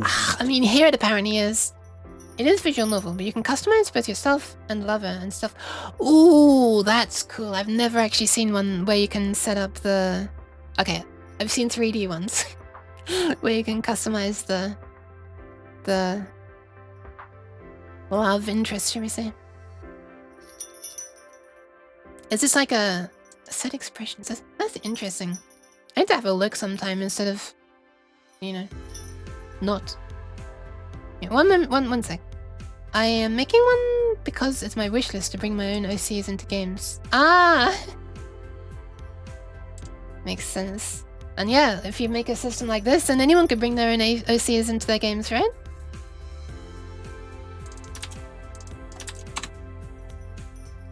One second. I'm struggling right now. Trying to bend Twitch to my will. But it's always so slow when it's when I'm streaming. It's not particularly fast when I'm not streaming, to be honest. Wait, what the fuck? Stop! I don't want to hear myself. Wait, that was myself, that was someone else. I don't want to hear them either right now.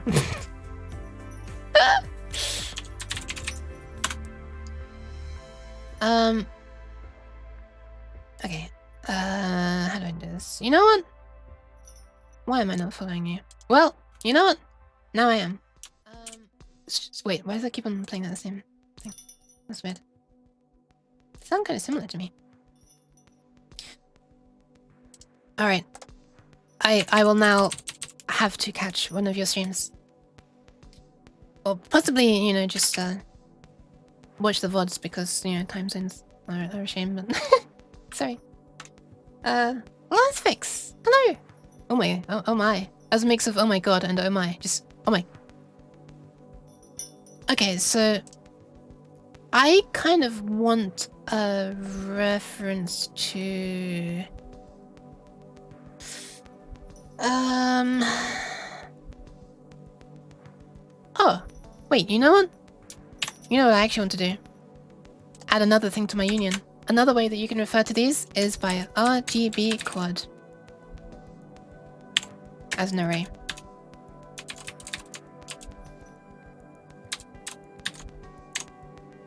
Was BGRA actually.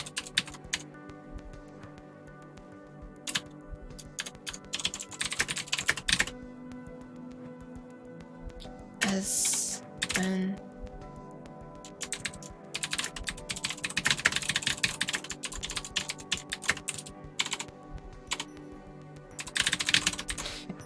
oh god, sorry.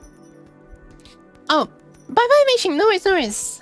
thanks very much for stopping by and reading, of course. I just gone for a minute, and you were here? Wait, oh, Meishin? You mean? I mean, they did raid. Well, I'm waiting for grep to go recursively through /rn. Gonna take a while. What is rn? Oh, rename? I don't know. I don't know Linux stuff, I'm sorry.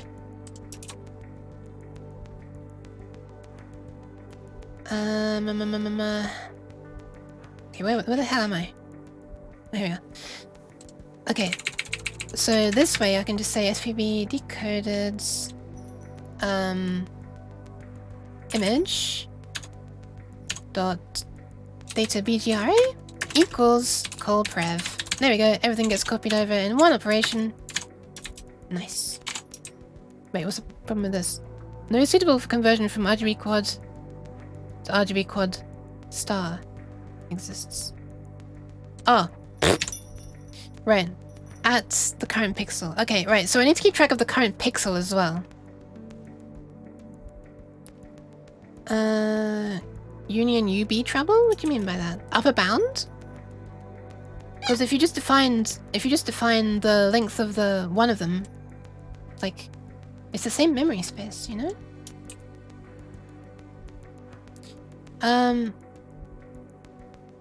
Like doing this here to just size the data 8 and then accessing the data 32 does work. I've done that in another project. So I assume accessing this, which is also a 32-bit value, should just work. Trademark. Okay, so this is the index of data. I also want end pixel. Index of the current pixel. Which starts at 0. So index of pixel of next pixel to decode to in the decoded image.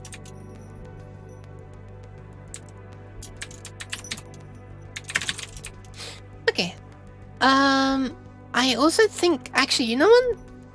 There's a way that I could do this. The trouble with UB is you get... You mean upper bound, right? UB is upper bound, right? I still haven't had confirmation that that's what we're talking about. You only get segfaults only if you're lucky. Yeah, that's true. There was actually one of those errors, an issue that was that in the program that I was referring to as well. But it wasn't a problem with the image data, it was a problem with something completely unrelated. I was accidentally blowing way past the end of a struct array. And most of the time it was fine.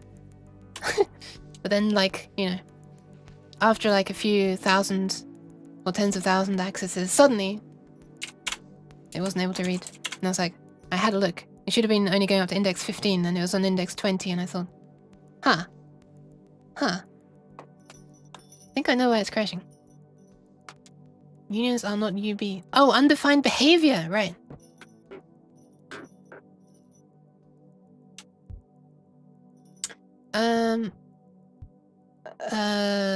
Type panning is undefined behavior even with union? What are you talking about? This is like a standard thing. This is a part of the language. What? Isn't it?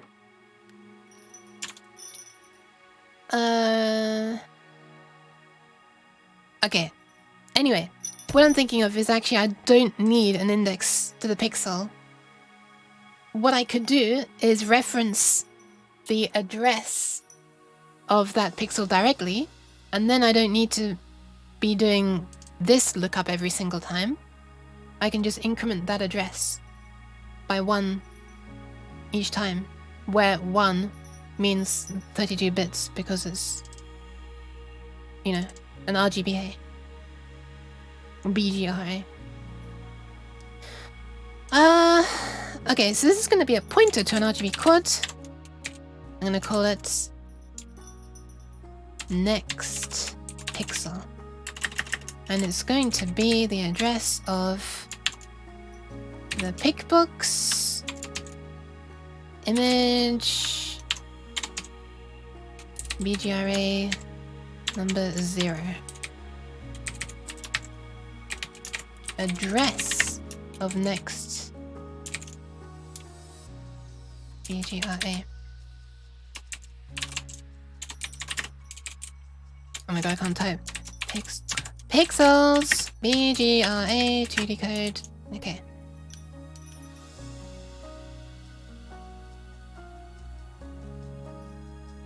Foot rocket launcher? What? Oh, I see. Foot gun, right. Shooting yourself in the foot, I see. That was very confusing to me at first to read.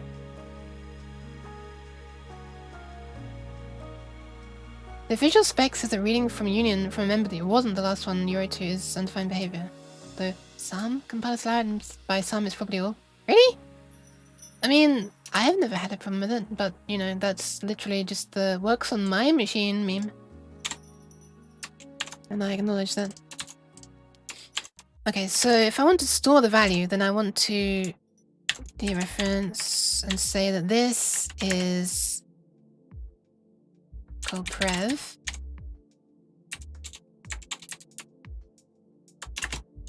And I want to increment this.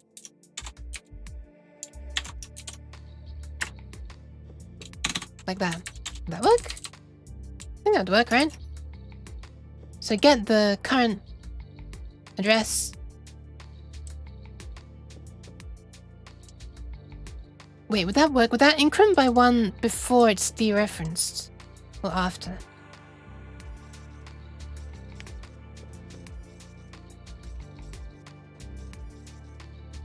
This is like... So when you do plus plus afterwards, it's like... It returns this originally, right? Then somehow behind the scenes queues up the fact that it wants to increment it? Don't need the brackets. Okay. I feel like that's a bit confusing for me. But okay. Store current pixels values to image and move on to images next pixel. Don't know what it does if you put brackets. Without brackets, it'll do as expected. Oh, okay. I think deref, then decrement. My crash and ARM mobile device. Really? Holy crap. Alright, I'll try to keep that in mind. Okay, and this is going to do exactly the same basically, except it's going to do alpha as well, which means I can finally do something. Well, this is... Shall I do it? Shall I do it? Shall I do it? Shall I do it? Shall I do it?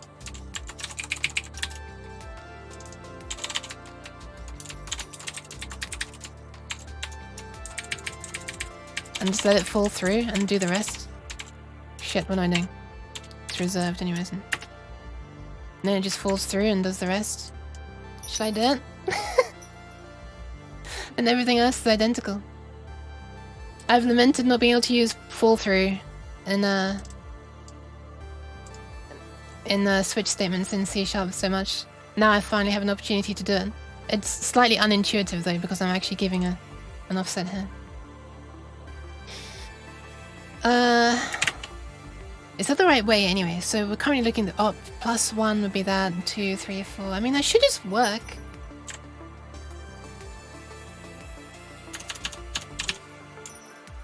Set only the alpha value, then do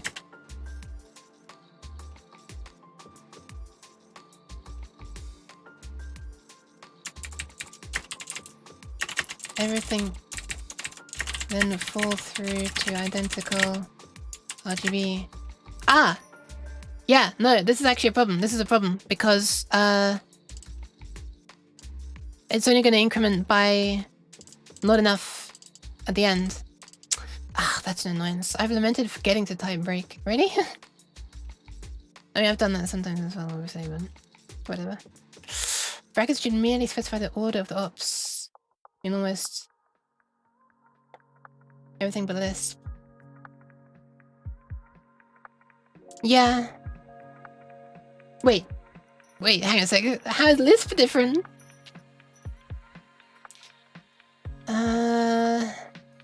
That's annoying, isn't it? It's not gonna move on enough. Ah, that's so annoying. So annoying. Wait.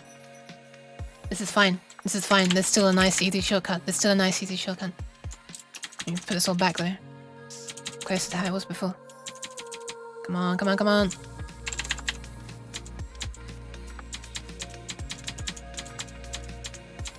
Oh. Is that everything? Okay. All I need to do is for both of these. How do you do it again? Comma that? Oh, that's not how you do it. How do you do, what is it for multiple values?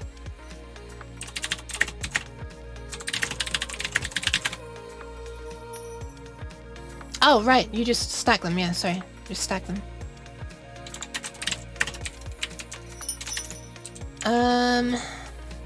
Okay.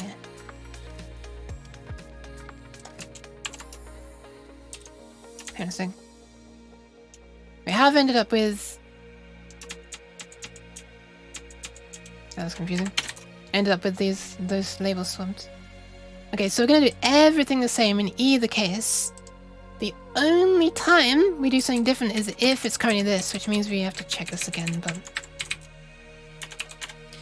If QOI is equal to this, then we're going to do the additional step of setting alpha here.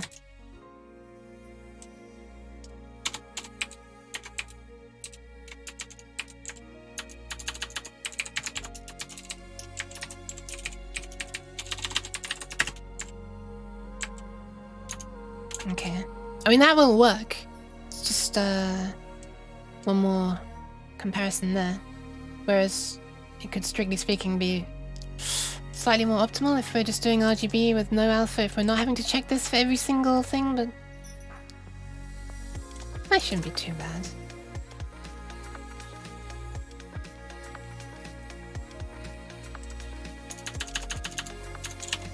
If this is...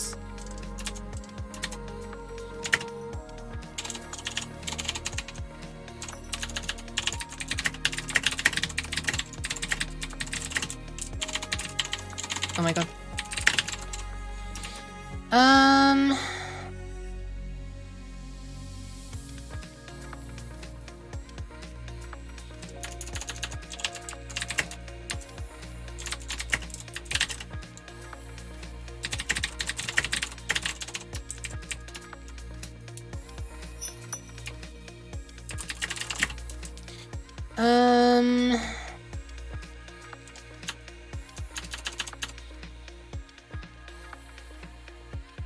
No, wait, that's not advanced person. That's gonna confuse me in the future.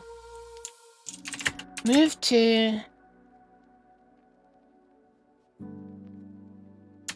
on to each of our GP values and store them.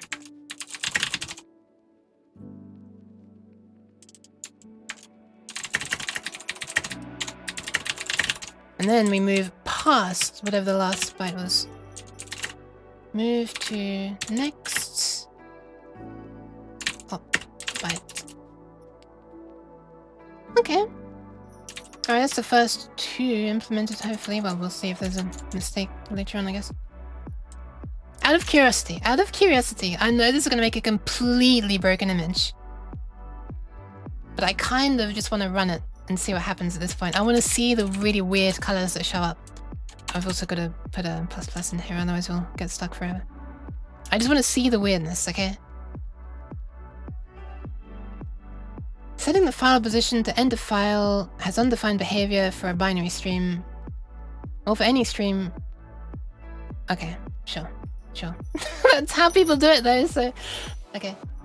Where's my hand? There it is. Alright, hopefully we'll see real weirdness showing up here, assuming it compiles. Which it does. Nice! Okay, this is good. Look, do you see these colors? Do you see how it's like a lot of yellow in there? And like, there are the colors of this in there. You see that? All this yellow and red? It's like, it's clearly actually reading stuff correctly. Mind you, there's actually not a whole lot of red there. There's some green and blue in there though. Thank you for the pads! RGB and RGBA done? It should be. And at the top you've got these like much more like grey and white colours up there. It's probably hard for you to see because I've got it scaled down. That might be easier for you. But yeah, alright. Thank you for the pads today. Alright, let's do the rest. Okay, index. Oh, we want to store it into the thing as well. 1 second. Almost forgot that. We want to store these. Wait, no, we can do that at the very end, right? Although it's only going to be different if it's. Alright, thank you for the posture check. Done. Posture has been corrected. Spine made a sound that possibly not everybody wanted to hear. Alright, let's see. Is there something mentioned here?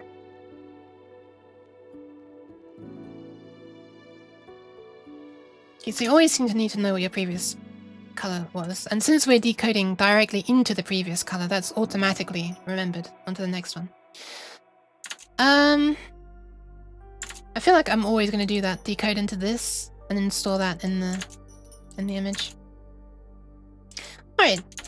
But you also need to store this, right? Each pixel that is seen is put into this array.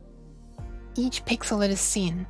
So does that mean the final value of every pixel? So yeah, it must be, right? Otherwise you could never get these diff things that ended up in the array. Each pixel that is seen. It's a weird way of wording it. I'm going to assume that it means every pixel after it's been set. Okay, so after we've dealt with the operation, call prev is going to be whatever the hell we just set. Or it's going to be unchanged if it was one of these runs, which is fine because it's the same color. So we just want to store this inside the array.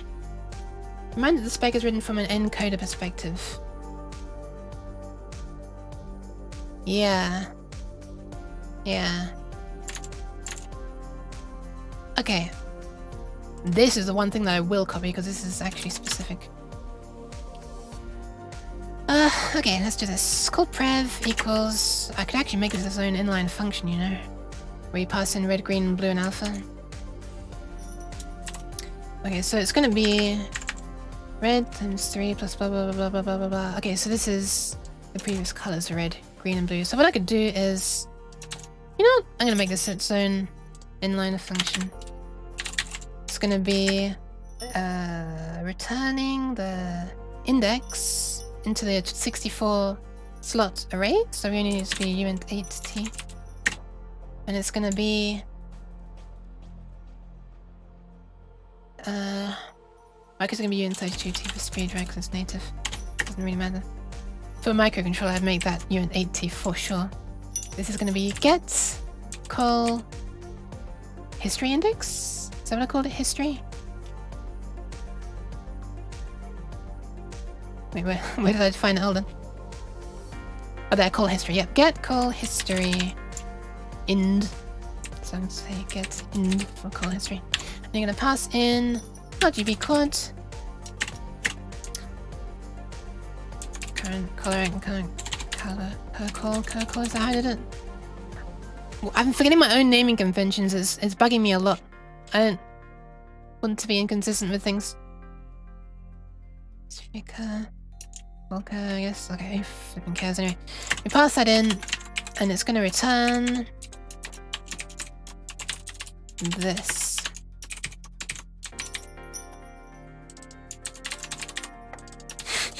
Dot red times this dot green plus this dot blue plus this dot reserved. Alright, that should work. Oh wait, modulo 60. Oh no, okay, that's fine. Yeah, that's what it's doing already. I was about to say, maybe I do need to make this 0 and 8t so that it wraps when it goes past 256, but actually it wraps when it goes past 64, and that's already been done explicitly on that line, so it's fine. So, right here, after we've decoded this op, we're just going to store the color into call history at this address. Oops. Okay. Remember, this decoded color in our array of color history, I guess. Alright, nice. Okay, so now OP index can actually be used for something. You can actually, you know, obtain the values from here now. Let's do it. Here's how we do it. I'm guessing it's as simple as ANDing this with all those bits and looking up. Yeah. 6-bit tag 0 to 63. A valid encoder must not issue 2 or more consecutive. Okay, I need to worry about that when I'm encoding. So if you want to store 2 of the same color, then you store... You can get it from the index, and then you can, after that, say, repeat it 1 time if you want a second pixel. And looking at this, I remember this. The values... This is really badly worded, by the way, in my opinion. The actual value is not 1 to 62, it's 0 to 61. Which means 1 to 62. It's interpreted that way because of this. Because it makes no sense to, say, repeat this pixel 0 times, right? Anyway, I'm just picking at the author here. Perhaps I actually do something. Like invent my own image format and then I can complain. Okay, so call prev is going to be grabbed straight out of the history array. Oh wow, there's a whole bunch of... Wait, holding control makes that go semi-transparent? Wow, I never knew that. From position, which is the op itself, ended with 0 0 1 1 1 1 1 1. That is beautiful. That is actually beautiful. That is actually beautiful. That's actually beautiful. This is making me realize how nice this format is. 1.62 would be the range of 1 to 61 inclusive. Okay, it's still wrong because it should be 0 to 61. That's the thing, Sloader.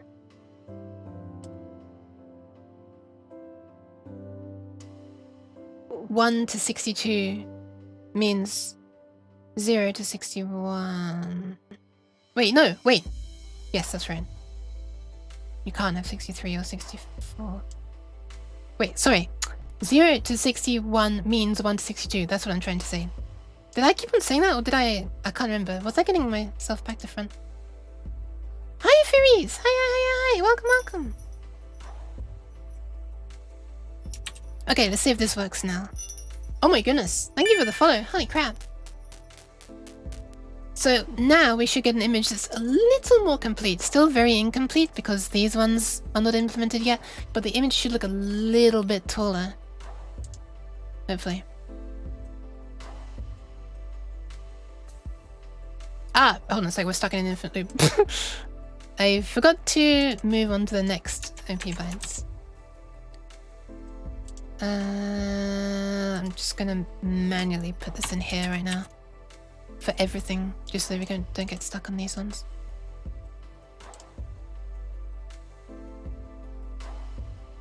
Looks kind of the same. Okay, let's be honest. It's probably not going to be super often that you get a hit and see a match inside this, I guess. But whatever. Also, I just realized there's probably going to be misinterpreting a whole load of stuff if we're only moving on by 1 byte. Because these operations are like 2 bytes and 3 bytes long, right? No, 1 byte and 2 bytes long, right?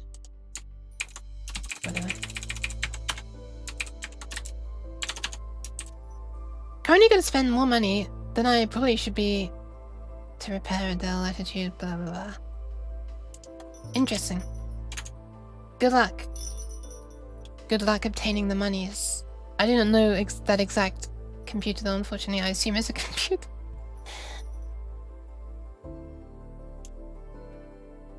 Try the black transparent image with the all black backgrounds.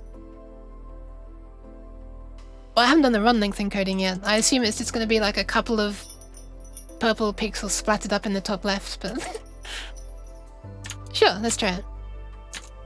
Let me just correctly increment by the right number of things. This one is going to move on by...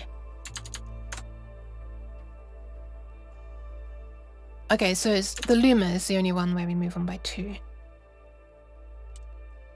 So I might as well just put an extra thing in there. And then put this at the end.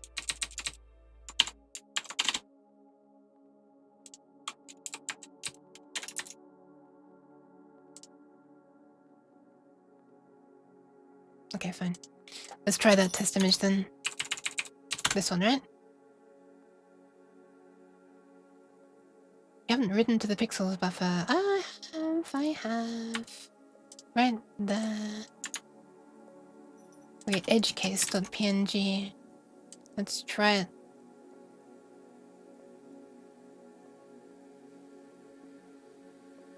Wait, where's my code that does the thing? Where's the thing? Okay, file in. Oh, there it is, right. QOI there, not PNG. Boop! Should get black with a few pink at the top. Oh my god. Can't see anything up there, I'm gonna be honest. Let me zoom in a bit.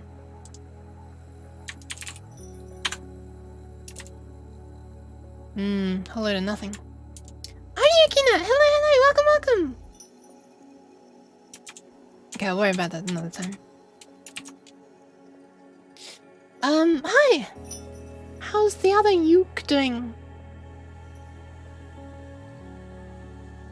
Ah! I haven't output it.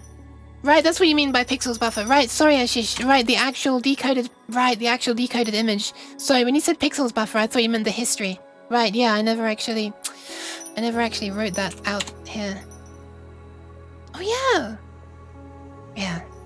When I do this, then this might actually be enough to decode just this one image, right, Stewie? I see why you're saying that now. Okay. Okay.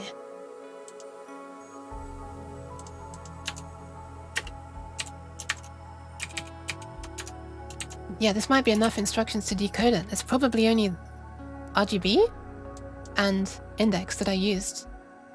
Imagine it's oh, it runs, right. Forgot about the runs, yeah. Right, sorry. Just came back from a little stroll? Nice! Oh, Tranquil as well! Hi, Tranquil! Look at you cutie lurkers. Okay. Let's see if we at least see some purple up there now.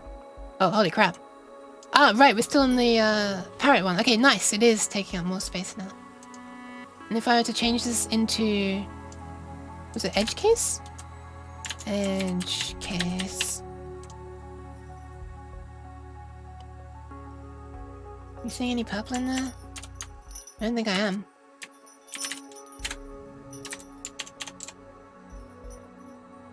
Still seeing no purple in there.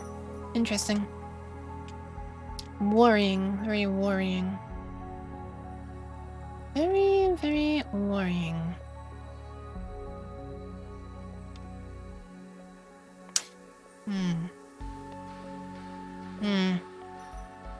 Oh well. I wonder if it's to do with the fact that when I'm drawing the picture, I have the negative height and it's drawing like... Is it like an off by 1 error where like the first row is appearing above the window or something? I don't even know. Okay. Grab a past pixels RGBA values from the history array. Okie dokie. Next up. I'm just gonna implement all the rest of this before I try it. Diff. Right, let's do it. There is a section in this. I think it's in this section. Sorry, there's a bit of text in this section that is confusing to me with how it's worded.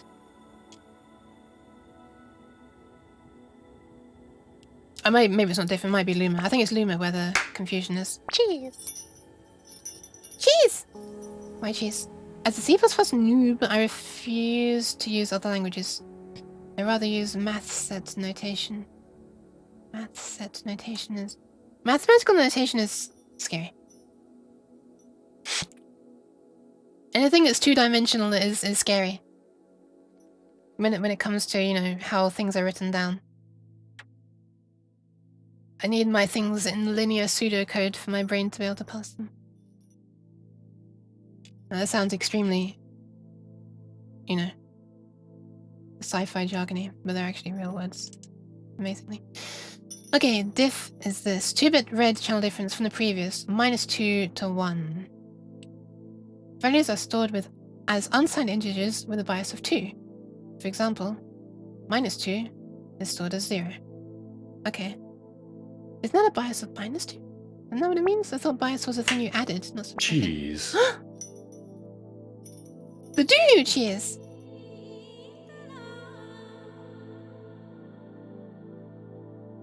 I don't know, if someone's used to something slow, it's probably easier for them already, but for me it sure as hell isn't easier.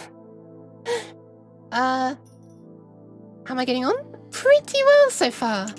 I've implemented 3 out of the 6 operations, although 2 of them are basically the same, just with one tiny single line of code done in addition. The stored value is +2 of the diff. Ah, right, I see. Okay. My hand, there it is. Wasn't tracking. Okie dokie, so we got the red, green, and blue. Oh, this is gonna be a fun bit shifting challenge. Oh, not really a challenge, man. Call prev dot. I swear to God, one of these days I'll remember the keyboard shortcuts. Red is gonna become whatever the previous one was. And it says that they loop round, right? There was a thing about wrapping round, yeah. Values are using a wraparound operation, so 1 minus 2 results in 255. This should just automatically happen in C, shouldn't it? You should just automatically wrap back and forwards.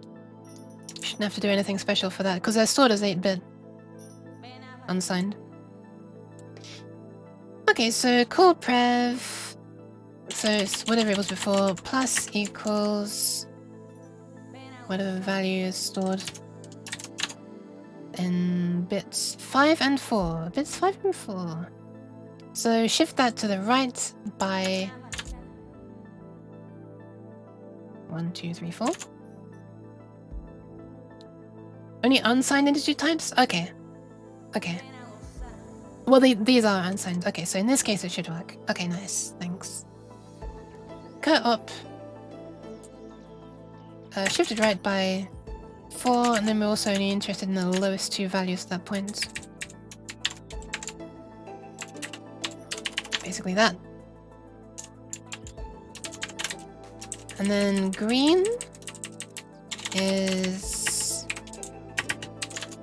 bits 3 and 2. So shift it to the right by 2 values, and then select the rightmost 2. Right, I need to offset the... Yeah, I will. I just realized, right as I saw your message appear. Or a fraction before I saw it appear, to be honest. Shift it right by 0, that'll get compiled away, but it just makes more sense in my head if I keep it that way. It helps to see the pattern. Whoa. Holy crap, my bell just made a lot of noise. Oh god, wait.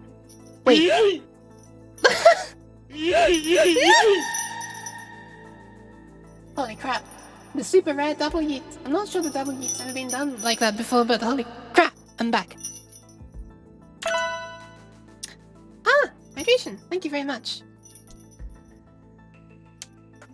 Thank you, Stuart. I've worked up an appetite or a thirst being yeeted.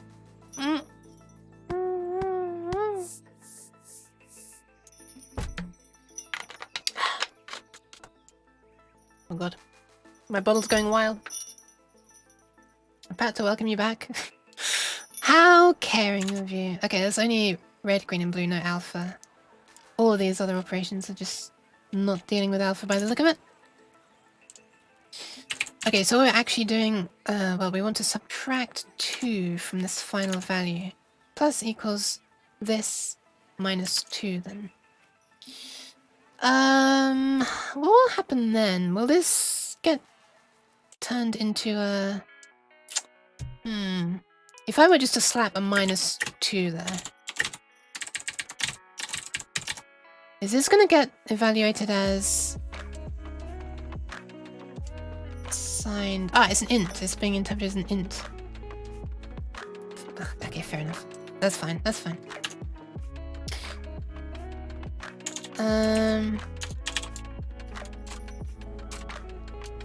Red difference minus 2 is stored in bits 5 and 6, right? No, 4 and 5. Green difference minus 2 is stored in bits 2 and 3. And then just blue difference minus 2 is stored in bits 1 and 0. Or 0 and 1, I should say. Stored is plus 2. Yes, but the difference minus 2.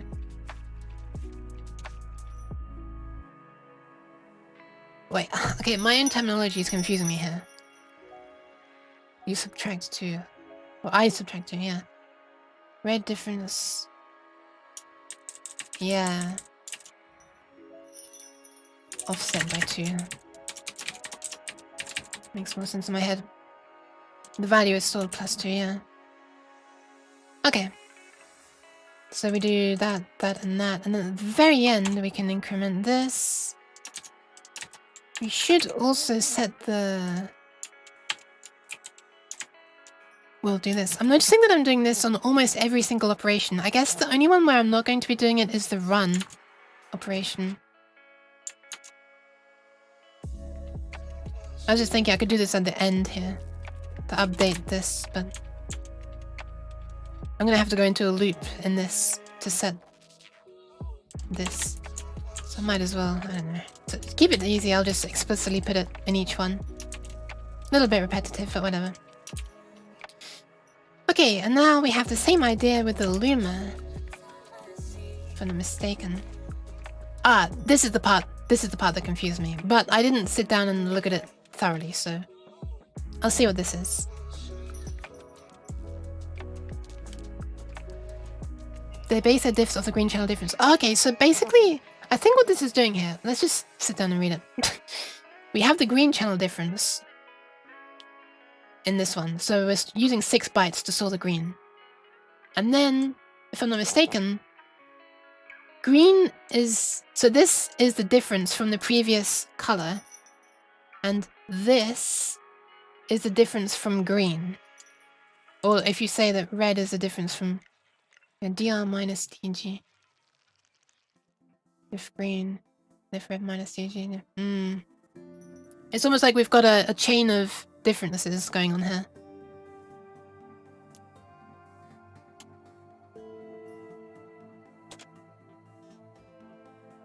If all values change, will change in the same direction. Well, it looks like it can handle different directions as well, right?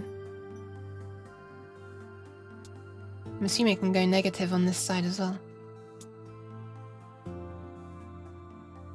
It's one of them, and the other ones are relative to that one. Yes, yes. But it shouldn't be if they all change in the same direction, right? Or am I mistaken? Let's have a look.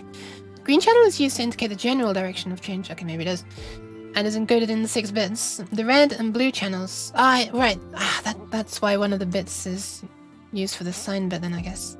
I mean, not literally the sign bit, but the fact that you're halving your range, right? Or the range is staying the same, but it has to be split between some negative and some positive, so another bit helps you make up for that loss in plus or minus, I guess.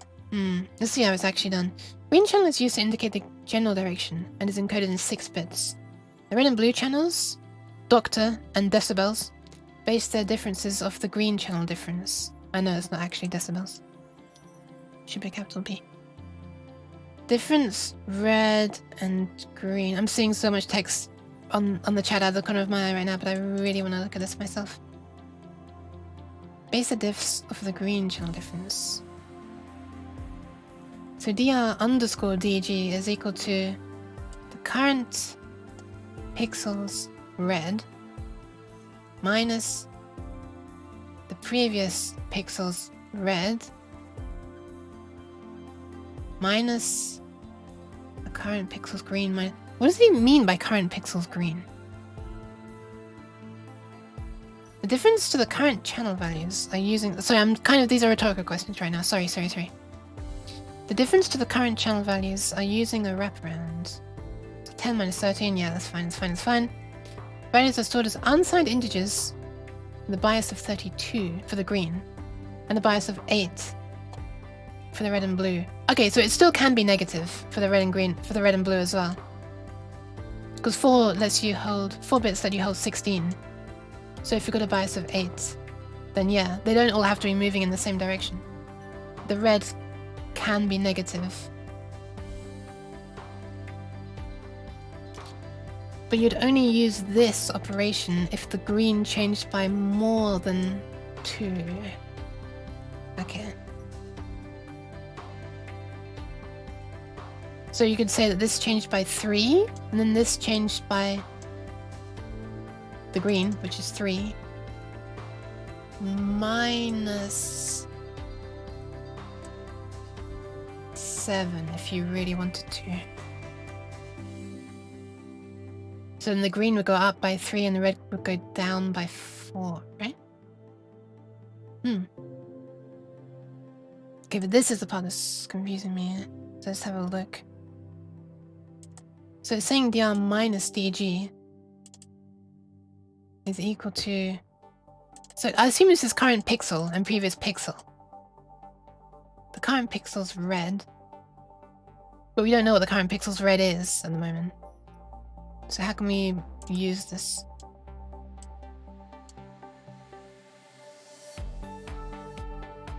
Pixels red minus previous pixels red. Minus the current... Oh, right. Right, because it's an encoder's point of view, yeah. Current pixels... So I need to, like, think about how the fuck I do this from a decoder's perspective.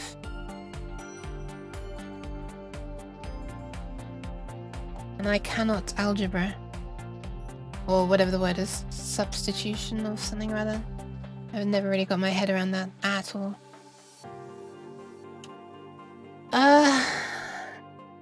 Okay, so I'll just try to ignore this, and I'll just try to do it based on the descriptions. We'll see if that works. I feel like I probably have enough information. I feel like this is just hugely confusing. I feel like the rest of this text makes enough sense to me that I can probably do it. Okay, so if it's B10, then it's Luma. So in this case, the color's green.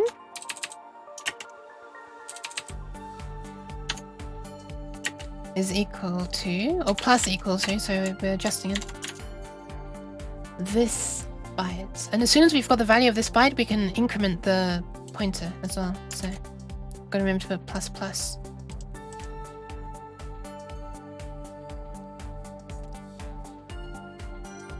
Actually, there's not really a point to doing that, is there? I guess I could.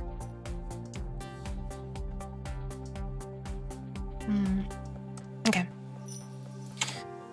Okay, so it's equal to the current operation if you look only at these bits.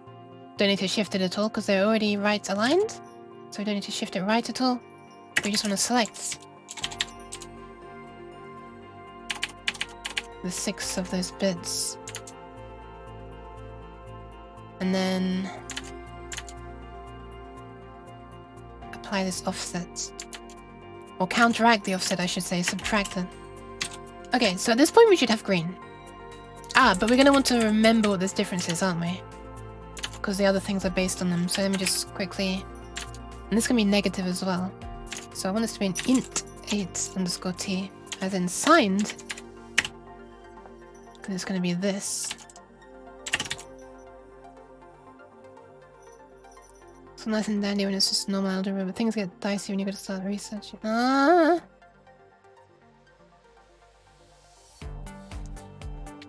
Oh, sorry. Also, no worries. I understand you like maths, Stu. I will not forget that. So green is based on this. And red is based on this. Well, red is based on what it was before and blah blah blah. Okay, so let's just see. Red and blue channels base the differences on the green channel's difference. And I assume the green channel's difference is after it's been converted into this signed format, right? After you've subtracted that. Otherwise it really doesn't really make any sense. Thank you for the posture check, Snyder!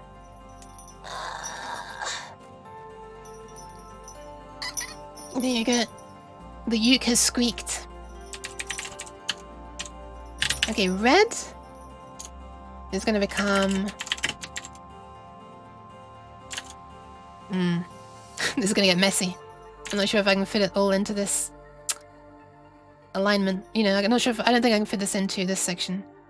No, I can't. I definitely can't fit into this section. Oh, this is going to be a... This is going to be a long line. Squeaky uke? Yes. Why the cheese? Cheese and run? Okay, bye bye bye bye. Thanks for stopping by. Okay, red. So red minus the green. Which means I need to add back on the green because I want to know the change relative to the green.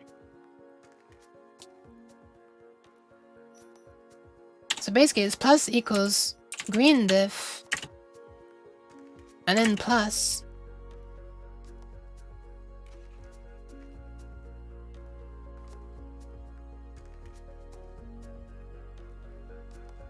I wonder if having this as 8-bit rather than 32-bit is going to be a problem. Could make that just a normal 32-bit int. But no, it's meant to wrap around, so...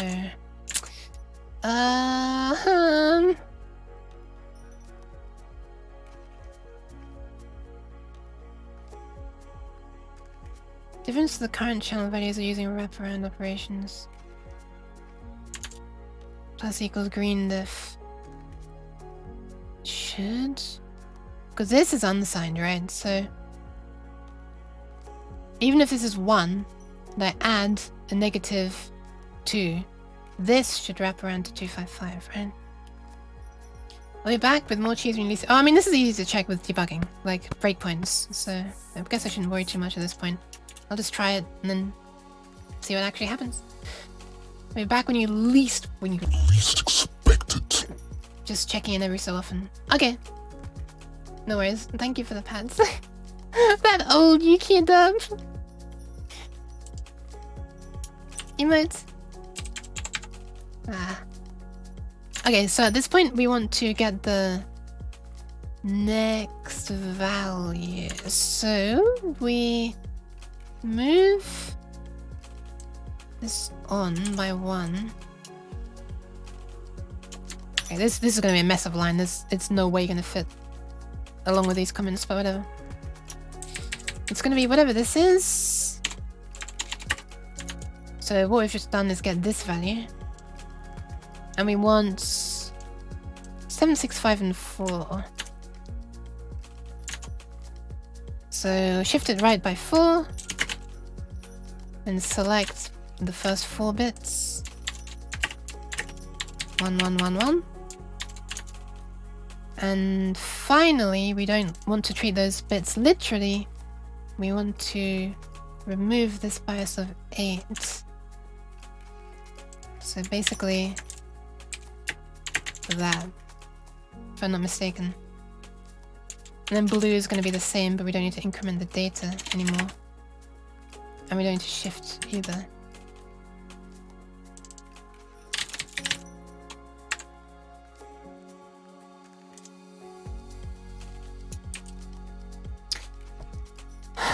Okay. I think that's what I want. Oh, you can increment it afterwards, though. It's gonna be confusing. I should probably keep this consistent and just do it this way. Okay, so let's see. Green difference offset by 32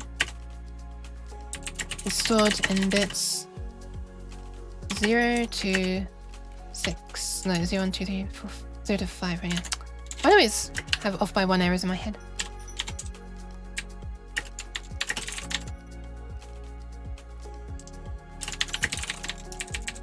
At first glance, I can look up and see, okay, those are 2 bits, those are 6 bits.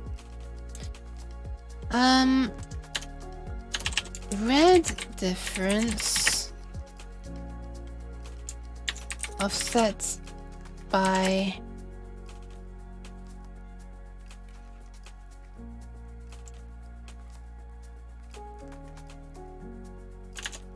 minus green diff plus 8, right? That's basically what it is.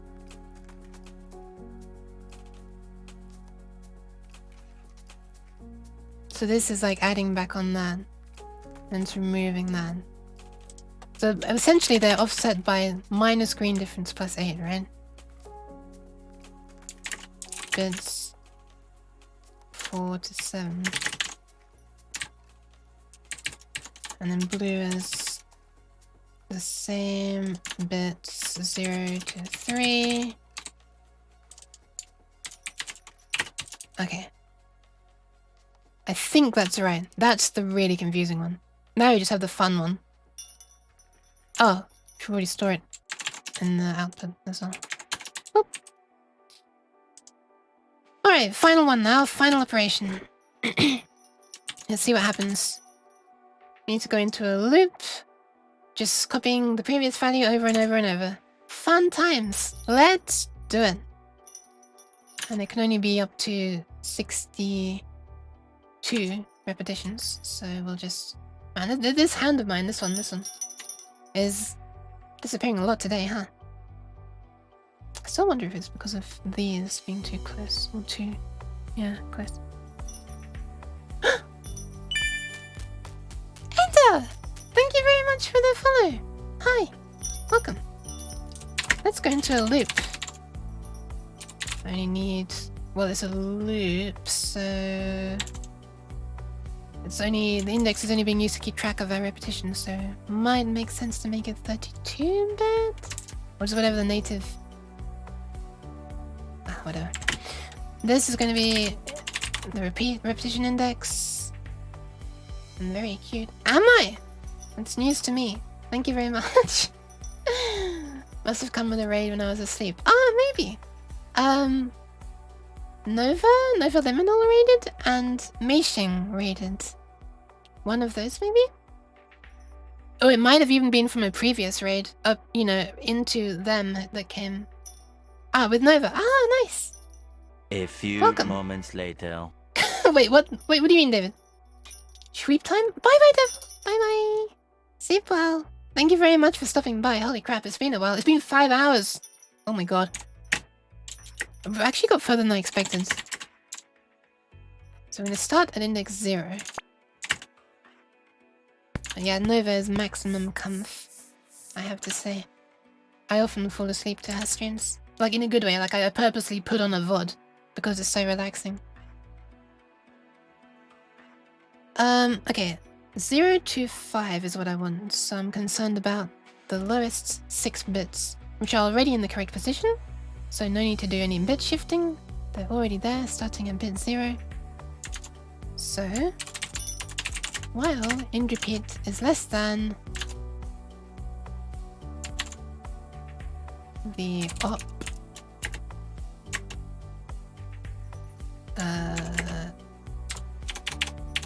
the lowest 6 bits, and then its bias is -1, so you need to add 1.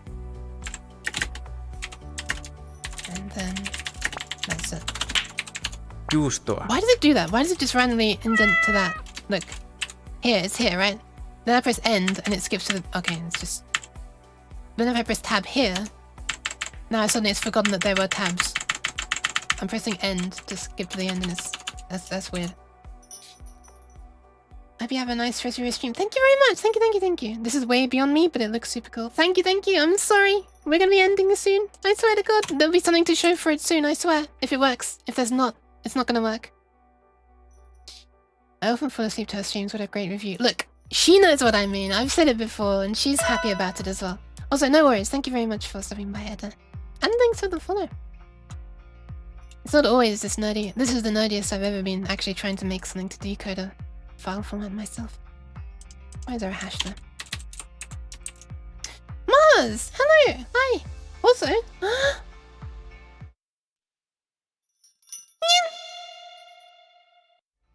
For the Mars. There you go.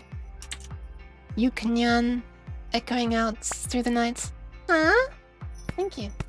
Thank you for the Mars. Okay, so we just want to copy them over to...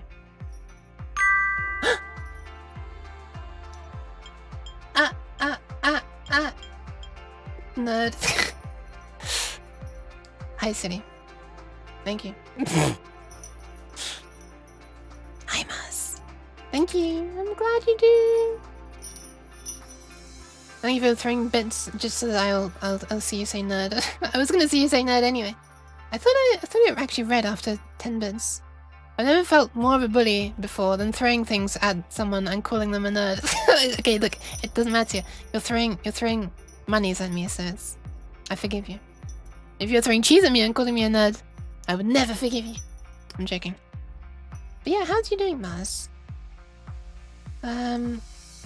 Okay, so this is simply going to be used to count the repetitions. This is the... Cheese. No, it's not the cheese. This is the number of repetitions, so that's good. I can afford exactly 1 cheese. Don't do it. Don't do it. Don't do it. Ah. Back to work again? Alright, bye. You really are just throwing a slice and leaving. Okay, so what we're going to do is next pixel plus equals... Oh, wait, is that it? That's literally it, right? Because this is already set up. We just... That's it. Store current pixels. It's literally just this. The description's identical. Who would have thought that when the line's doing the same thing, the comment should be the same as well? Oh. I don't think I ever used that redeem. Are you serious, Stewie? Damn. Also, why cheese making? Okay, I think that should be it. So, oh my god, I'm really low on... I might split this into 2 lines just so I can have a comment. Ugh, still doesn't fit. Gross. I mean, I can do this, but... Kinda nasty, huh? I could do this. It's such a tiny thing that I could just... Okay, so this is... Seems to be the general greeting to your stream now. Ah, it has been for a long time, yeah. In data++? Ah, yes, true. I'm not sure if I would have remembered that or not. I might have. So this is... 63 times? How is the white cheese counter higher than my hiccup counter? That's just... Something's wrong there. I guess I haven't had hiccups on stream for a while. I suddenly have them in Discord chats.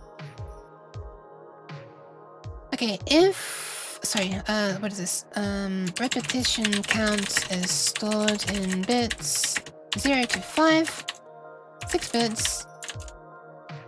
I think 63 and 64 are illegal as they're occupied by RGB and RGBA tags.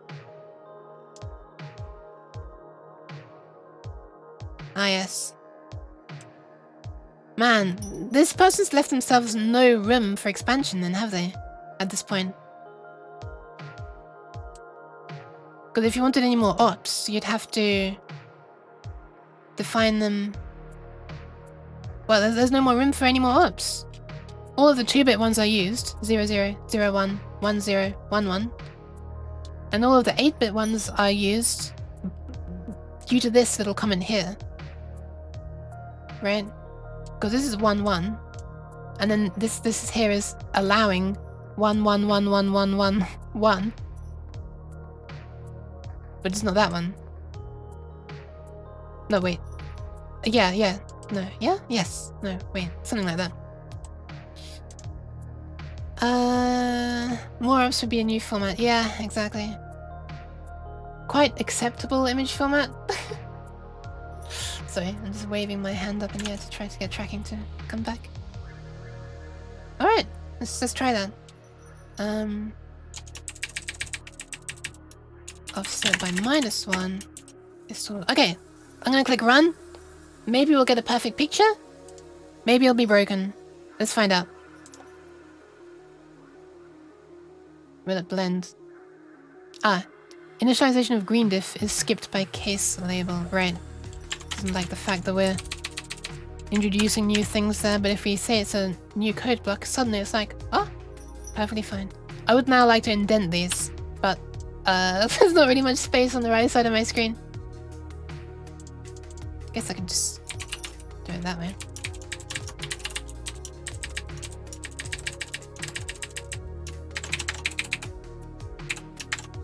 Sure.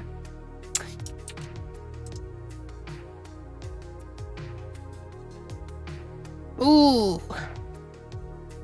Exception thrown. Wait, where? Where? What's the flipping call stack? Wait. Wait, there's a problem when trying to close it? Okay, this must be a problem somewhere else then, right? Imagine closing a file.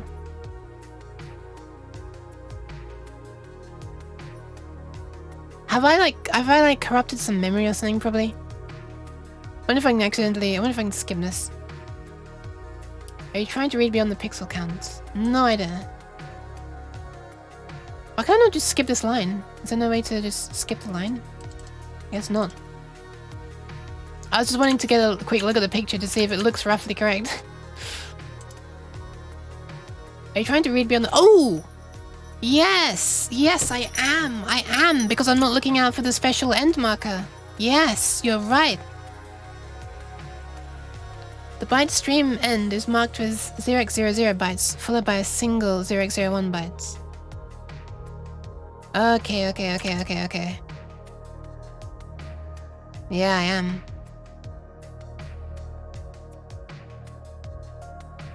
And yeah, you're right. I could probably just go by pixel count. Yeah.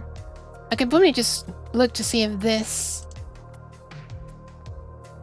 You know, the number of pixels, or the address of the next pixel is less than or equal to the address of the last pixel. If I had pixels read, that's what's suspectfully encoded. It ends when all pixels are being encoded. Yeah, true. Yeah, true. Fine. But also, it looks like you should just be able to mark the... What is the point of this then? What is the point of this then? I wonder. But okay, whatever. I'll just... Okay. So if int data is less than QOI data... So what I'm doing right now is trying to go over every single byte of the input. But what I really want to do is go over every single pixel of the output.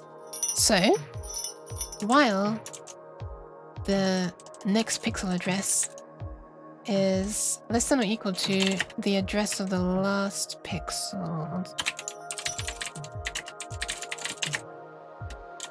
which is stored at SPD, which is the address of image, data, this,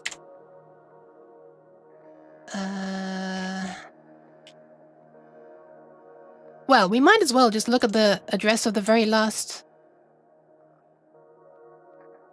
byte. We're adding like +1 each time. I could add a new thing which is just num pixels, which is num bytes over 4. Well, num bytes over num channels, of course. Yeah,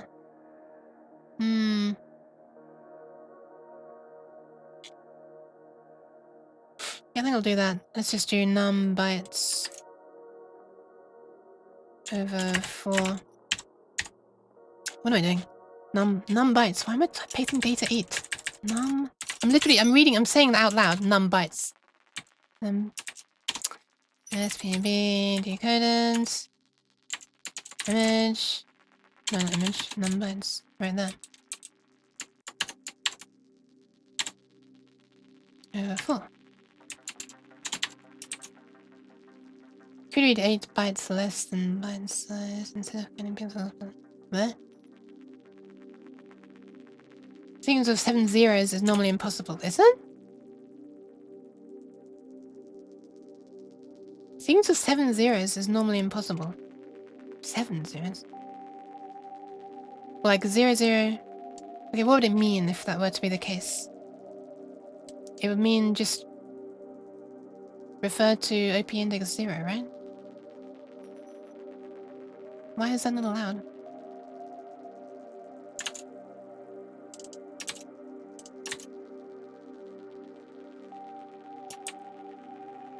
Okay, let's see if that works. Address of last possible pixel in decoded SPB's image.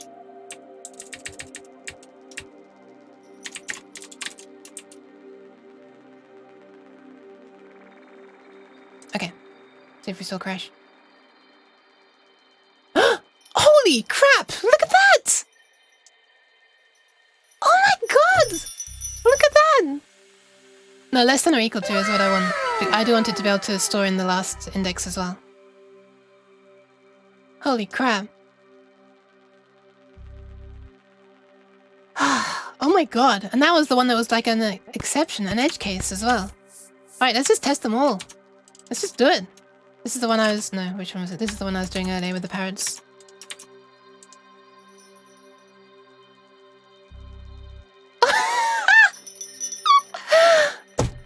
Oh my god! Gee. I'm so happy! What the hell? Cheese. That is amazing! Oh my god! Holy shit! Thank you for the celebratory cheese! Holy crap! Look at this! I've never been so happy to see a pair of parrots in my life before. I'm just gonna do a quick, hacky comparison of this. Give me one sec. Just gonna paste this into the top of Paint. Microsoft Paint. There we are. And now, I'm going to... What is happening? And now I'm going to open up the PNG, which is a reference, and copy that. Now I'm going to paste it here.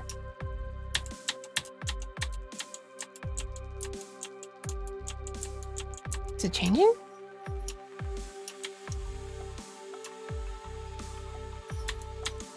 It's not changing. Nice.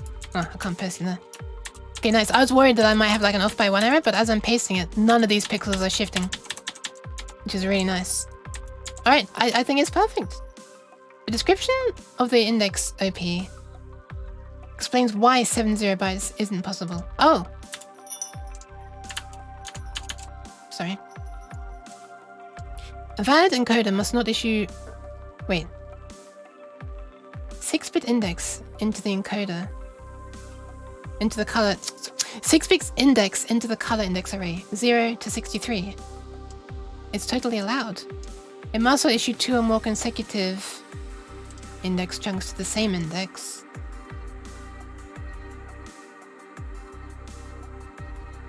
Oh, 70 bytes! I thought you were saying 70 bits. I'm sorry. Right. Wait, why 7? Surely just 2 shouldn't be allowed, right? Surely 2 0 bytes shouldn't be allowed. Or none. Okay, what would it mean if there were to be all zeros and all ones? That would mean array index 0 and then RGBA. I must be missing something because this... Oh wait, 0 1, 0 1, sorry, 0x01. Which would mean index 1.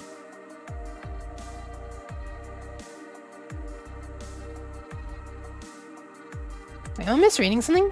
Must be misreading or something. Oh, 7! 7 of them. Why am I blind? Why am I actually blind? 700. Okay. Why 7 though? Why not just 2? 2 should be impossible, right? Oh well. Surely 2 0 bytes. Ah, wait. No, I understand why it might be possible. Because you might have one of these, which is defining red, green, and blue, and alpha. That's 4 bytes.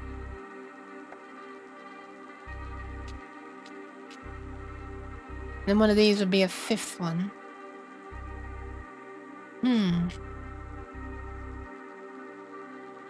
That'd be 4 and 1 index after. Yeah, I don't know.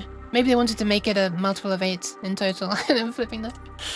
Oh my god, I'm so happy about this. Let's just look through all of them at this point. By the way, I'm ignoring alpha at this point, and I'm just... What you're seeing on the screen is only the red, green, and blue values. So, if there are some like this, which have transparency, which are, you know, have weird colors outside this range in the low alpha range, they're now going to show up when I render them. But yeah.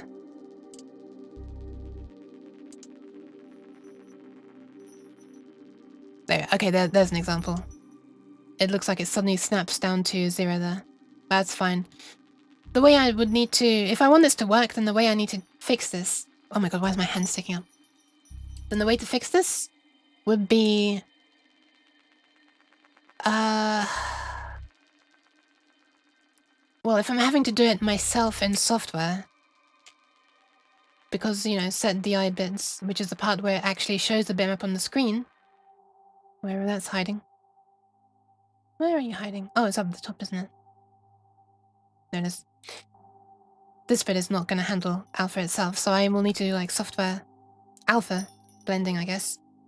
So instead of directly setting the red, green, and blue, I guess I would pass it into a function. Wait, this doesn't seem like too hard. This doesn't seem like it'd be too hard. But essentially, instead of setting this directly here, I would set it to equal to like a function that takes this as a parameter.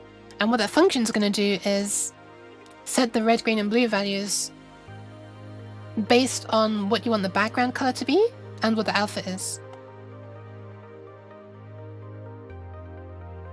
And if we're being really fancy, it could actually just take the current pixel color, right? This feels like it's within range. I'm gonna do it. I'm gonna implement alpha stuff right now. I'm doing it. I'm gonna make it so that if you decode... Wait, no, it's not gonna work if you're defining a new... If you're defining a new one there... You know what? I'll make a composite function right now. I'll make it so that you can just decode one QRF to this, one QRF... Why am I saying QRF? One QOI to one picture box and one QOI to another picture box, and then composite one onto the other. That's what I want to do. Let's do it. That's a better way of doing it. I don't even need to touch this at all. Because strictly speaking, this is correctly decoded at this point. The alpha is still stored and reserved. I still can't believe it's correctly decoded. I'm so happy. What the fuck? I got it done in one stream. Damn. When's the last time I got one thing I wanted to code done in one stream? Let's see if we can implement alpha stuff as well, just for extra brownie points. I think you can easily save it to a bitmap file. Yeah, probably. That's not something I'm caring about at the moment.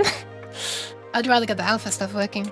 Alpha, composite, or SPB. Alpha composite, I guess. SPB,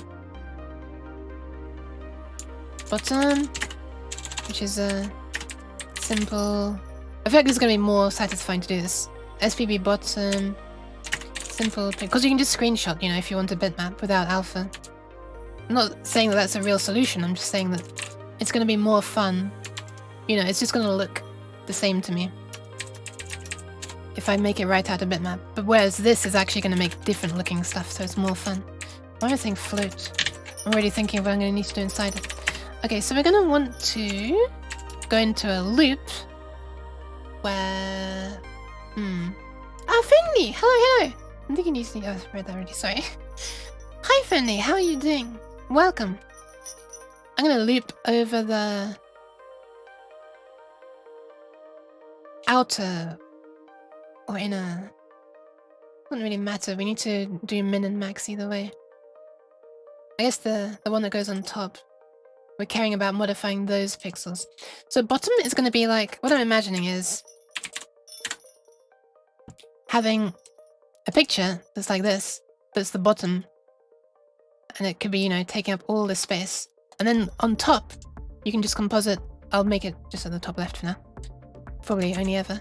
I'll make it just be at the top left like this. I'm imagining something smaller like that. Then this will get mixed correctly with the black underneath. But,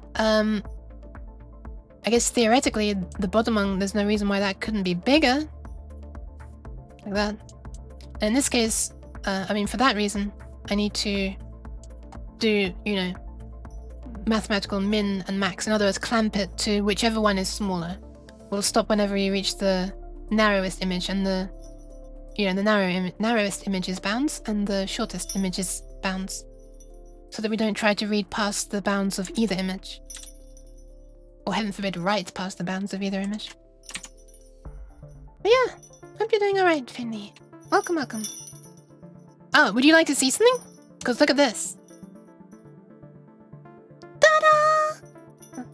This has just been decoded from a so-called QOI file. This stream, just maybe 5 minutes ago? Implemented all of this. Which is like a new, relatively new image format from like last year, I think. It says right there, version 1.0. January the 5th. There it is. So,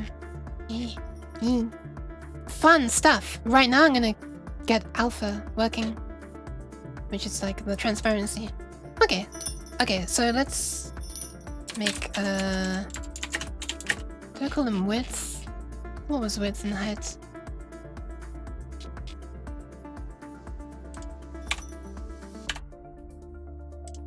Come on. Width and height are longs. What is a long? A long. Thanks. Fine, I'll just define it as a long, I guess. Width. Width equals min. You have to do... Wait, what was I complaining about? SPB bottom. Also, I probably want to pass these in as my reference, as I've been doing all the rest of the time.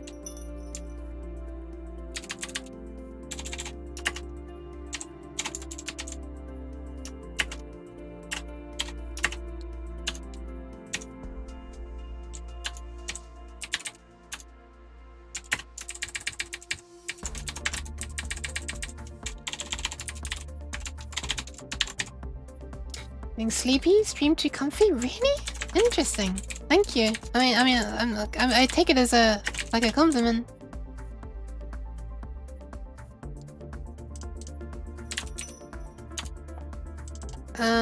But I'm also happy if you are actually able to relax. Where is this thing that is complaining about? What?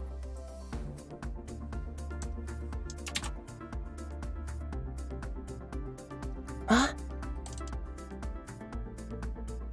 What? Syntax error this. What are you talking about? What are you actually talking about? Okay, it compiles. Oh, I swear to God. Signed / unsigned mismatch. Yeah, this is a little bit what I was worried about. Wait, what? Oh, I see. It's less than this, +1. So int repeats. So co-op is uint 8. This is the thing, and this is +1. Why is it signed? Where's the signed? I think that error was from a key you pressed while searching for long. Right. But it never forgot about it? Holy crap, Visual Studio holds a grudge. I'm a lurker as well. Take a nap. BRB. Okay, no worries. Have a nice nap, Fendi. I'm gonna be ending soon though, so I'll say thanks for coming in advance. No worries, Stu. Shit, sorry, I missed your message as well. Oh my god, I'm terrible. Bye bye, Stu. Thank you very much for stopping by. And I hope, I don't know. I hope you were interested. 1 isn't a long? Are you serious? Oh, it's an int.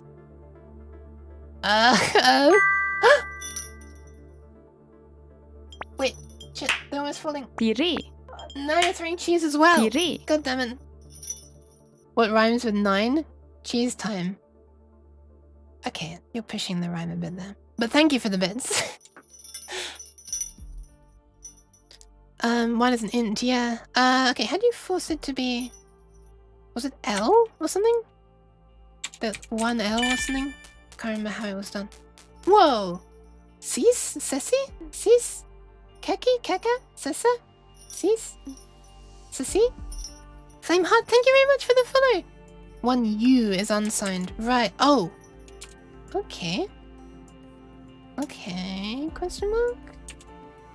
Wait, so all this time that I'm typing this, it's actually dealing with signed? Well, that's fine in this case because I'm subtracting. But in cases where I'm adding, it's going to be doing type conversion to like signed? If I'm like adding 1, I can't actually find an example of where it's happening in here, but I'm sure I've added 1 to a thing at some point in my life. You're telling me I've been adding an unsigned int every time? Like here, you're multiplying this by an a signed int every time? What the fuck? That's terrible. I just want to slap you after every single thing. Sorry, that sounds really bad out of context. I wanna write the letter U after every number. Compiler might optimize it, parser doesn't like it. I see. That's very silly if they're not agreeing with each other. Thank you for the hearts. That's an adorable heart. Emote, I mean, not just the heart itself, but the person behind it. Rosie Bell Moo. Wait, why is that familiar?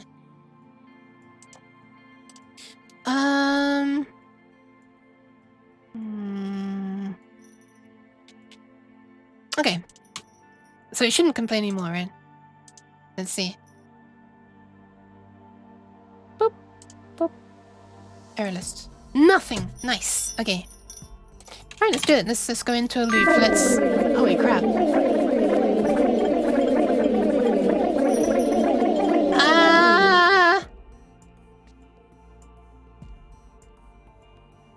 Hi, Exia. Thank you for the bits.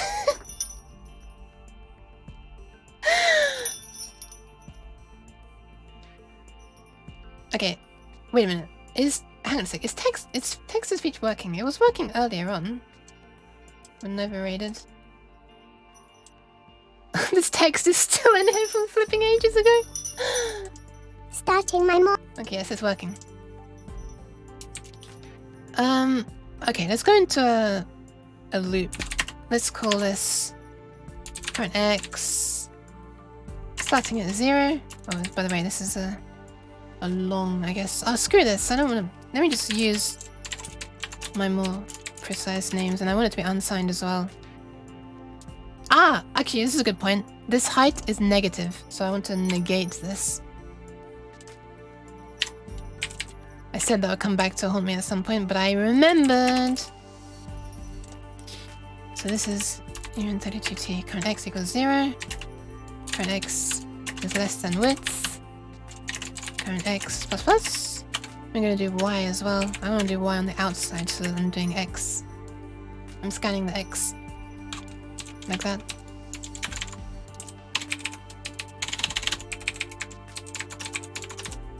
This is going to be y. And it's going to go up to height. Okay.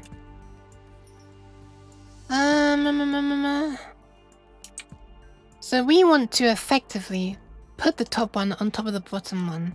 So we want to adjust the bottom one's colors based on the top one's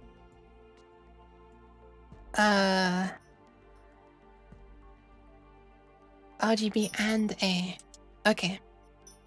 So I'm gonna make a float here, which is gonna be called alpha mult, as in a multiplier. Oh my god. Did you hear that? Something was just trying to escape from my throat. Gross. I got to get prepared for the birthday thing. You have a great rest of the stream. Thank you very much, Kat. What the hell? You are still here? Thank you very much for the lurk or the unlurk or the anything. Good luck with your stream as well. I may well be raiding you shortly. I lurk during the news.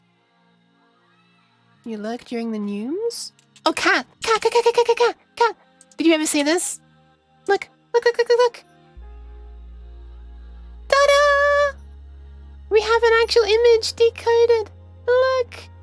It looks a bit rough around the edges, literally, because it's... I haven't implemented alpha yet. I'm about to do that. Anyway, good luck with your stream! Yes. I'll probably be passing people on. It's like... This image was like some other weird, brand new format, and I made a thing to be able to read it. That's all. Oh, it's not your stream. Oh yeah, right. Oida's stream, yes.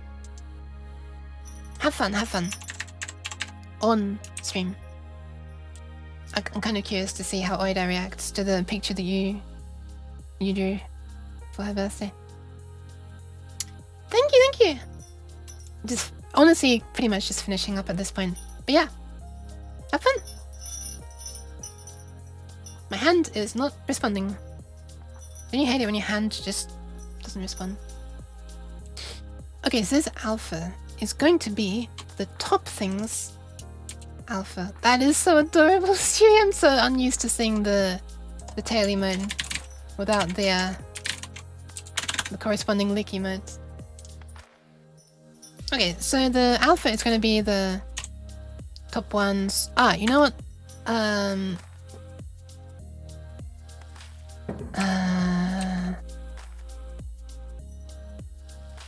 This is a bit annoying, isn't it? We're actually going to have to...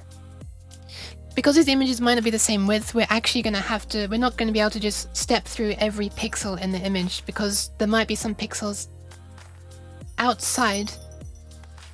How to explain this?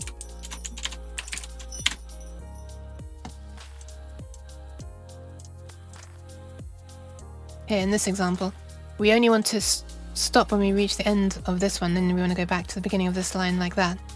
But, which is fine, for the red picture we could just increment like blah blah blah blah blah blah blah blah blah blah blah blah blah blah blah and keep on incrementing past the end and it'll wrap around to the next line. Problem is, you can't do that on the black one, because we also want the black one to just go along up to this point and then wrap. But if we were to keep on incrementing the black one, we'd go blah blah blah blah blah blah blah blah blah blah blah. Oh shit, we're out of the area that's underneath there. And then we'd wrap around like this. And so, unfortunately, I'm actually going to have to keep track of, or explicitly find the right index for the X and Y, which is going to be different for both of the top and bottom images. Possibly. The Yuko, the fluffy tail. It's kind of interesting. Unfortunately, my tail is... Oops, shit, sorry. My tail is not too fluffy. It's a little bit... There's a little bit of fuzz, I guess, but it's not thick. It's also got no bones in it on this one. Well, sorry, it has got bones, but it doesn't have dynamic bones. It's not moving around much. That is due to complete laziness. My VR chat avatar hasn't. I've just never been bothered to add them back on here. The long uke. Tentacle uke. Okay, so this image dot data BGRA at position was it SPB? What was the thing that got the index? Oh, maybe it's not in here.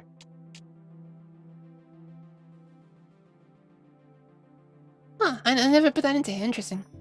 Isabel San from IRL. Hi, Emo. It was originally, but right now it's not. In other words, I recorded it and it's now being triggered based on the acceleration of the bell, which means I can slap it if my hand tracking wants to work enough. That one doesn't. Let's try this one. That one doesn't. Let me just move forwards. Okay. Hand tracking is not cooperating super well right now. Actually lucky now, but it was fun. And congrats on finishing the decoder in one stream. Thank you, thank you. Any plans for an encoder? Yeah, I'd quite like to make an encoder. Where's the CPP file? There it is.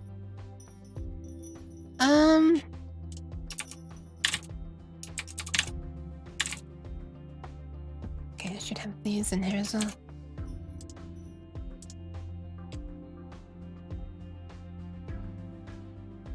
I could slap these here. Call it SPB as well.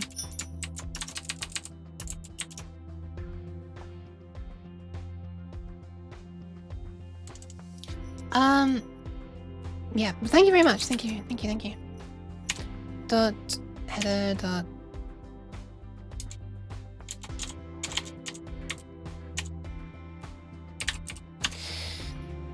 It's just occurred to me how inefficient this is going to be. I almost do want to just have width and height stored by themselves, so I don't have to go through this procedure of getting this and then the BI and then the BMI header and then the width. Oh, this might all just be compiled away into like one address lookup, but still. Cheese? Cheese! Hi, new Joker! You can make an encoder in C# for Unity or decoder. Yeah, I could. If I could use unions. No, I know I don't actually need to use unions for anything that I've done today.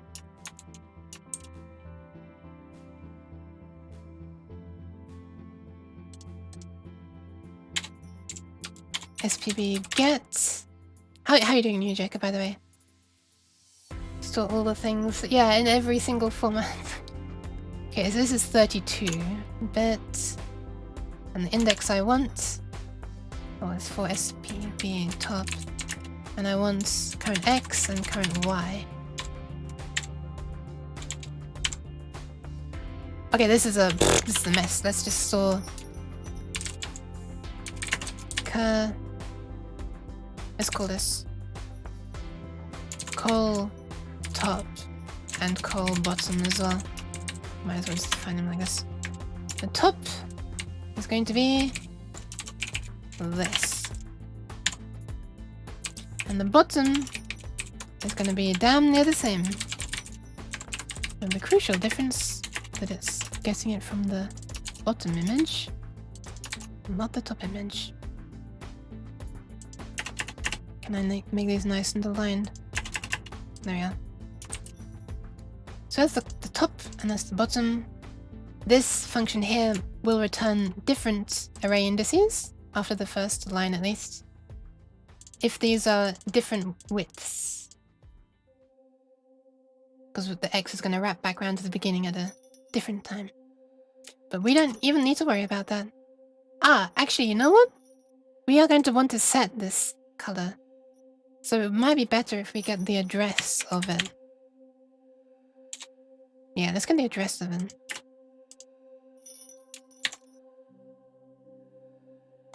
Wait.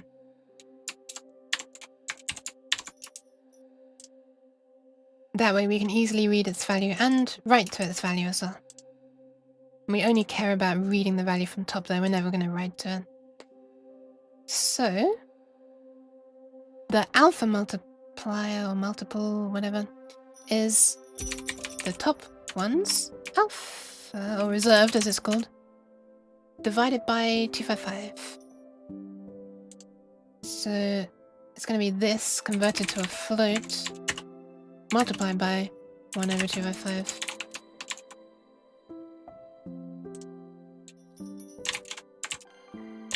I'm doing multiply because I always thought that division was slower. But I'm going to be honest, the compiler might just be able to optimize that itself. I'd be fine, not excited for the day, but if I don't do them, nobody will.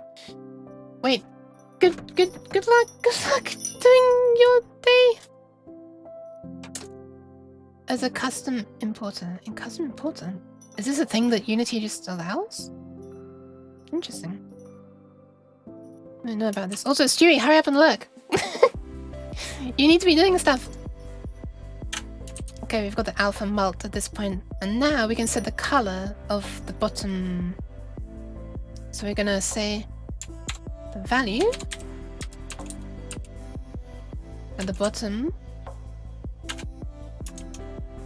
What's going on? There. Dot red. Oh my god. Red. Red. Oh, really? It suggests it highlights green first before red, even though red is the one that's got a star next to it. Visual Studio, please. So red becomes... What's the problem with that? Wait. What are you complaining about? This or this applied to RGB quad instead of to a pointer type. Oh, whoops. You're right. Wait, can I not? Does that mean I can do this? Well, I can. Okay. So red is equal to... Why was my head completely forgetting about that? It's not me, it's my head. Okay, red becomes its current red. So it becomes itself. Oh, a better way to say it would be it becomes so the bottom turns into the top color completely if alpha is equal to 1, right? And it remains itself completely if alpha is equal to 0. So if we want it to remain what it currently is, then we need the alpha to be 0. Thank you for the bats! No. I'm gonna make something here called alpha mult inv, the inverse, which is simply 1.0 minus the alpha mult. And so its RGB red is going to be the inverted version of the alpha, plus the top colors, the red, multiplied by the non-inverted color. And that should be that. We can do the same for green and blue. And blue.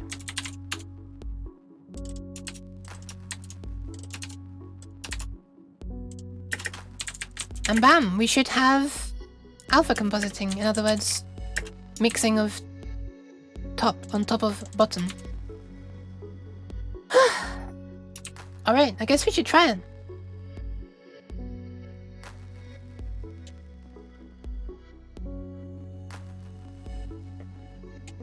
So we're going to need to decode 2 QOI files. I should name this to QOI decode to SPB.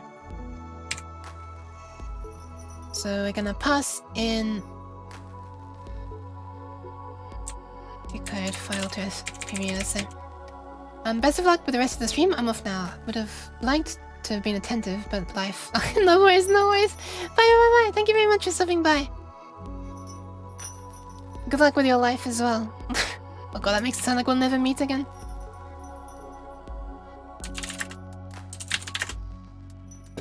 File QOI. So file name controller equals rename symbol. Huh. Interesting. Alright. Thanks for the info. I'll try to remember that.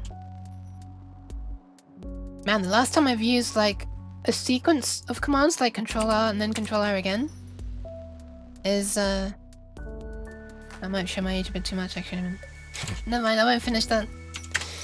And then it's gonna output to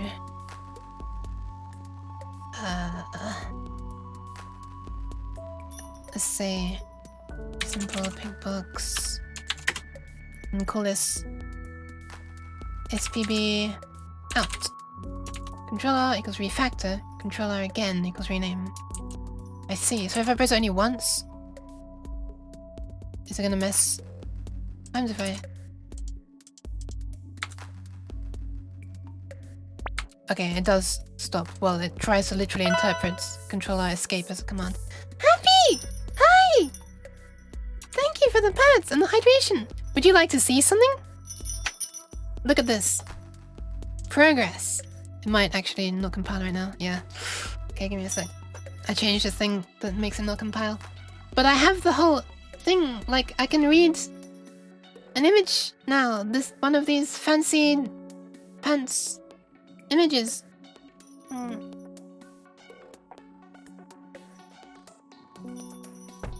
There you go. I thought I'd just pour some of that nyan juice down in front of me. I can read? I can read? Who told you that? Okay, let's name this QOI test. And all this is gonna do is call this. I don't know if you're here fully happy. But if you are, I'm gonna show you a thing. This comes here. This goes there. And then this goes here. I accidentally closed the stream, so I don't know what you said. Welcome back. Don't worry, I've done that more times than I'd like to admit. Especially after I've raided someone, that's the worst. You ever do it when you raid someone and you accidentally close their stream?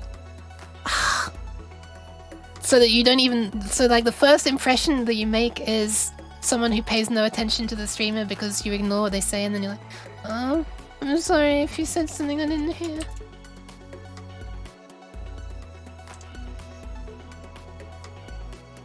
Ta-da! Look at that! Fantastic! Welcome, welcome! There we go. That here. This was read from this file. Which is like something that I don't have anything else installed that can display it. But the thing I just coded can. Science cat? At that point you could just say you had ads and didn't hear. Could do. That makes it sound like I didn't even check their stream. And this is what it should look like. Wait, no, it's not. That'd be very clever if that was... Wait, which one is it? Oh, dice, probably, huh? It should have alpha around the edges. Doesn't yet. It's about to, though. Don't you worry.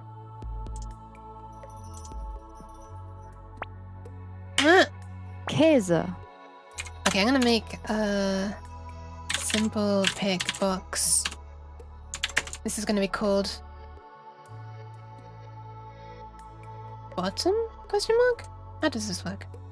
Oh no, it's not a... Sorry. Bottom. Simple pick box. S3 top. Yeah. How's the Nyan doing?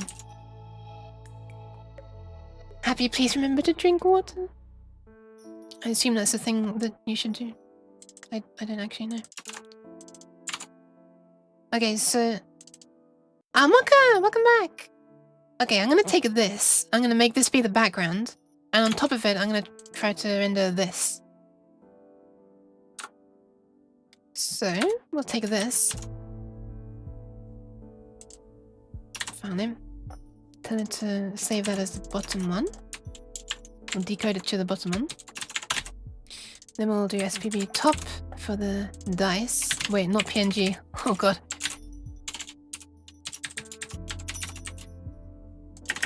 And then we'll call this alpha composite thing and see if it works. Right now it's throwing some warnings at me. It doesn't enjoy me directly referring to it. Which is fair enough.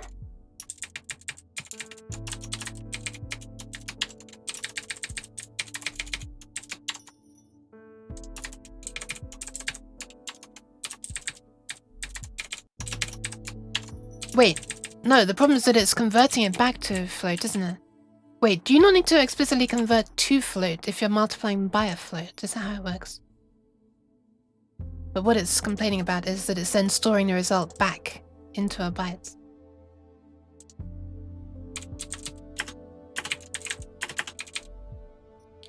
So I'll just tell it explicitly to do that and it'll say, ah, okay, she knows what she's talking about. And it'll be completely fooled.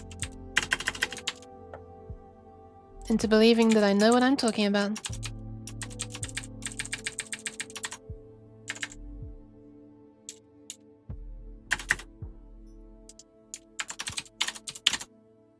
How's that? These are compiler errors, maybe? Wait, source is being shown. Oh, there's build. Yes, okay, they're build errors. So it should go away when I run it again. Okay. So now, I'm fine. At the very end, I'm going to... Let's call this SPB main. And then wherever that was used, here.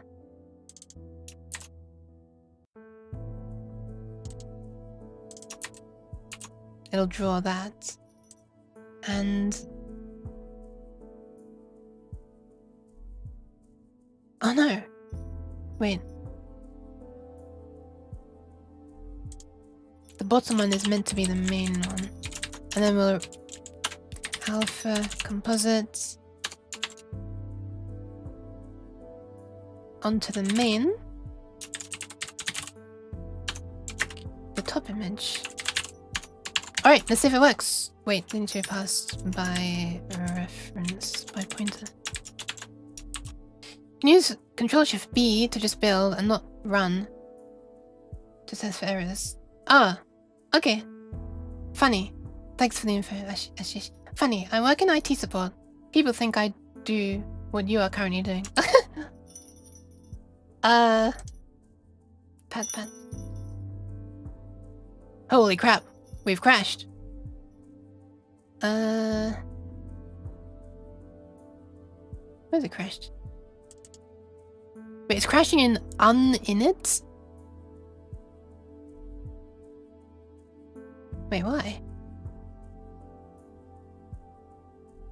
Was I not defining this as a thing? Oh, I wasn't. That's bad.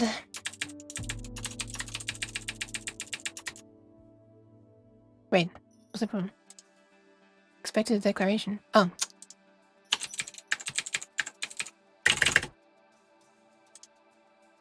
Wait, now what's the problem? Union can have at most one field initializer. Ah, fair enough. No, that's fair enough. But hi, Oveknacht. Okay, alright, that should be better now. So the problem was that, yeah. Things. Alright. Oh my god, it just fucking worked! Look at that! What the fuck? It actually composited this image of the dice with alpha on top of the boat. Oh my god! Holy shit! Look, you can even see the 5-5 on the sail of this boat showing through the blue dice. Oh my god, that's beautiful! Thank you for the Patnian and Mokatek and Exia and Doc. Oh my god, okay, nice. I can now confidently say that this is like, I've actually got alpha, like, you know. But it's weird, the red is blending with yellow dice. Oh yeah, that's just how it originally was, I think. If that's what you mean. Why is it taking forever to open? Cheese. But yeah, before you wouldn't see through the red dye onto... Why am I having stuff thrown at me right now? What's happening? Also, hi Rose! Cheese.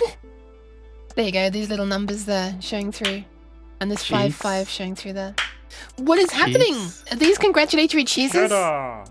Ah! Cheese. Hi Rose! I'm sorry, Cheese also thank you for time. the pats emo. Cheese. Skaseraki. Stop! Cheese. Oh my god.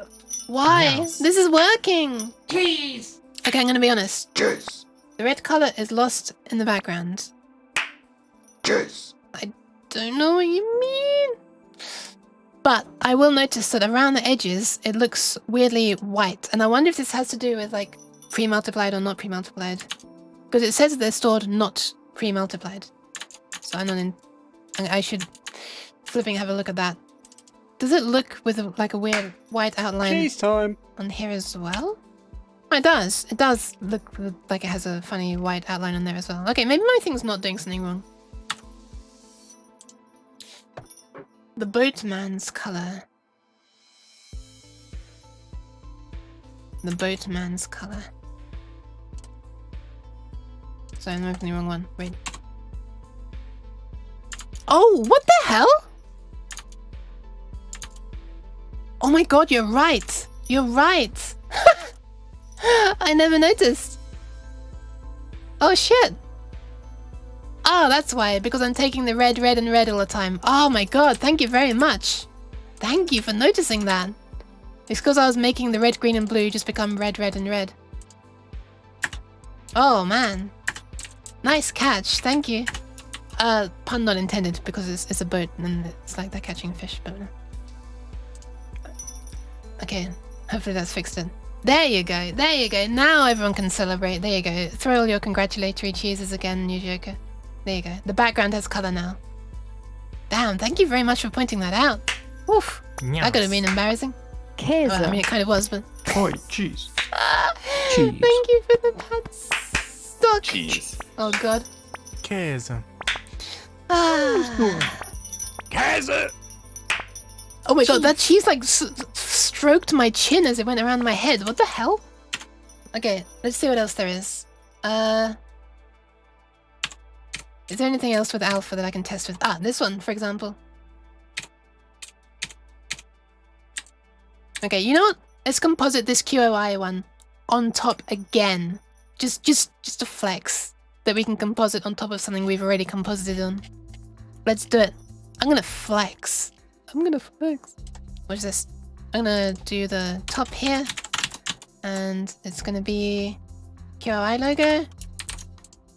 We're just gonna reuse the top one because at this point we don't need it for anything else.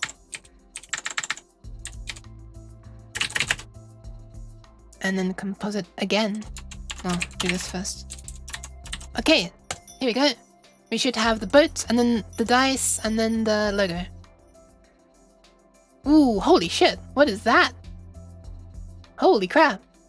Heap corruption detected. Oh my god. That doesn't sound good. Wait. Why? Why though? This isn't good. Why the hell? So it wouldn't be a problem if I tried to flex too hard and messed around and found out. Yeah, I guess I did, huh? Shit. Alright, where's the problem? Oh! Well, there's a problem. This is a memory leak, though. This shouldn't have caused a problem. I forgot to delete the QOI data after decoding it. But that shouldn't have caused heap corruption. That should have just caused memory to be infinitely wasted every time it decodes. What happens if I run it now? Yeah, same. Okay. So we get as far as doing this. Then there's an error somewhere. I'm guessing it's not able to abort, retry, ignore. Can you actually ignore it? You apparently can. Interesting. And there's a part somewhere in here where I'm forgetting to go onto a new line.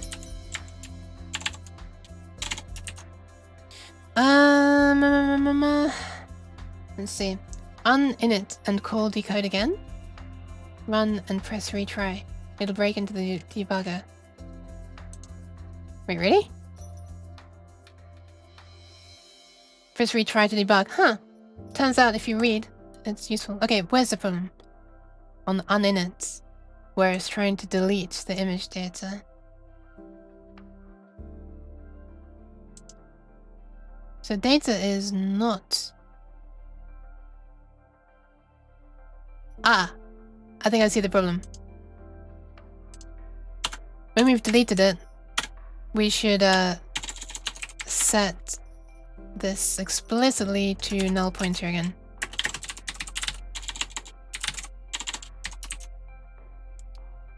Yeah, but that shouldn't matter if it's getting called twice. It should never be doing it if it's null pointer. That's the problem.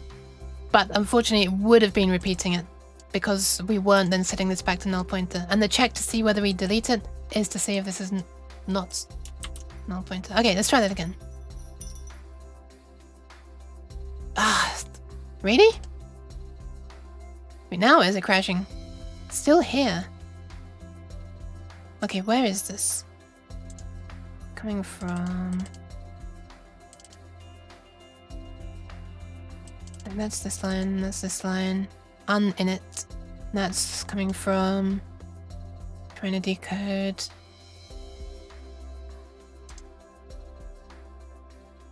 Which is coming from... Here, yeah, which is coming from... Wait. Oh, there. That's the one I was missing.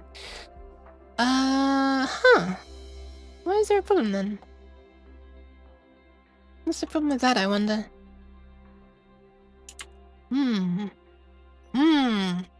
The plot thickens. Let's just look at everywhere where I'm doing new, I guess.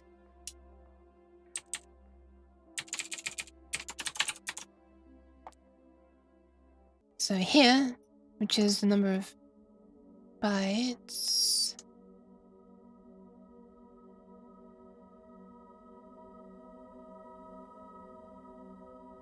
Wait, when I do uninit, what am I doing? Oh, I'm just doing that. That should work then, right?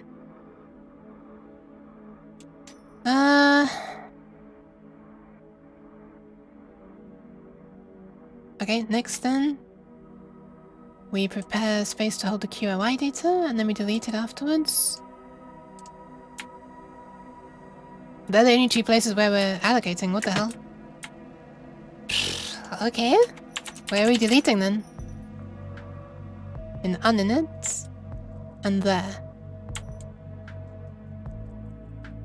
I hate to say it, but I'm not sure that's where the problem is. Or is it? It shouldn't be this anymore, right? Wait! It totally is! It totally is! It is!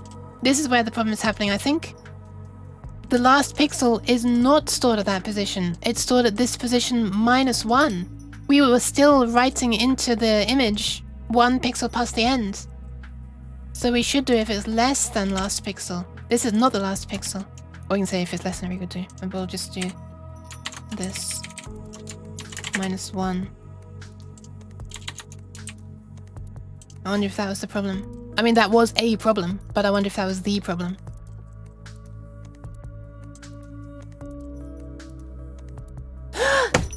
Got it! Got it! I flipping got it! Squashed that bug!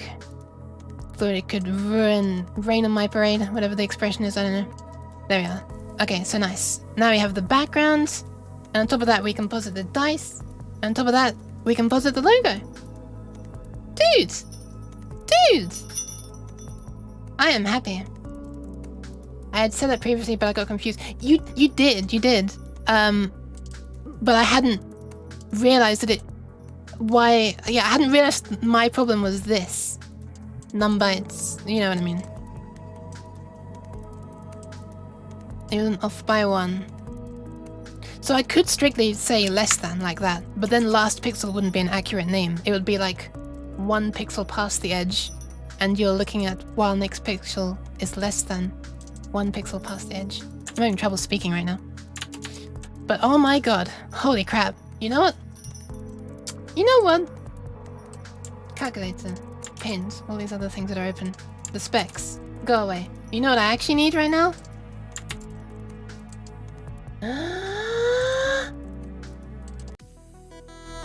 Some celebratory music. Maybe image end rather than last pixel. That could work. Damn, you noticed the corruption so easily? Ah, thank you. I tried. It really helped that there were only 2 places where I was doing new and delete, and it's like, okay. Maybe it's one of the parts where I'm messing around accessing by pointer and stuff. But anyway, Weird, but Nisty libs to do that. In C++, last end is used to represent one past actual last. Really? Oh, you know what I can do though? Num pixels. There we go. It's better, isn't it?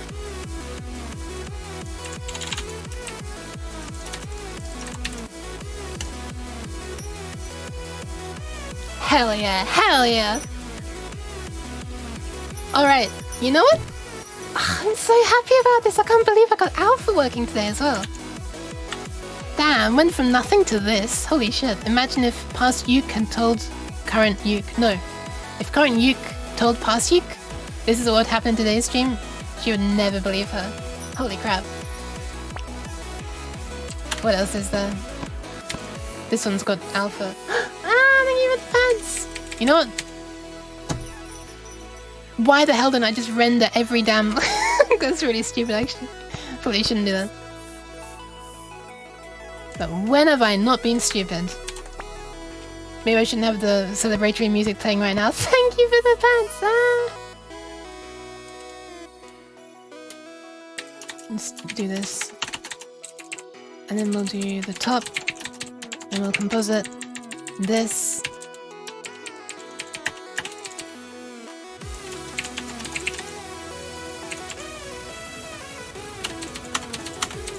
And just at the very end, we'll composite that test card. There we are. Composite all of the images, not literally all of them, just one wider image at the beginning and the extra test card at the end. Dude! That's all of the images, including the ones with alpha on top of those ones. Oh my god. Okay, I'm so happy right now. It just works. Should tell past Uke she is way better dev than she thinks even today. I guess so. When I said past Uke, I actually meant at the beginning of today's stream, or maybe even yesterday, or like as soon as Crazy Stew put the knowledge of QOI into my head, or more like reminded me of its existence. Oh my god.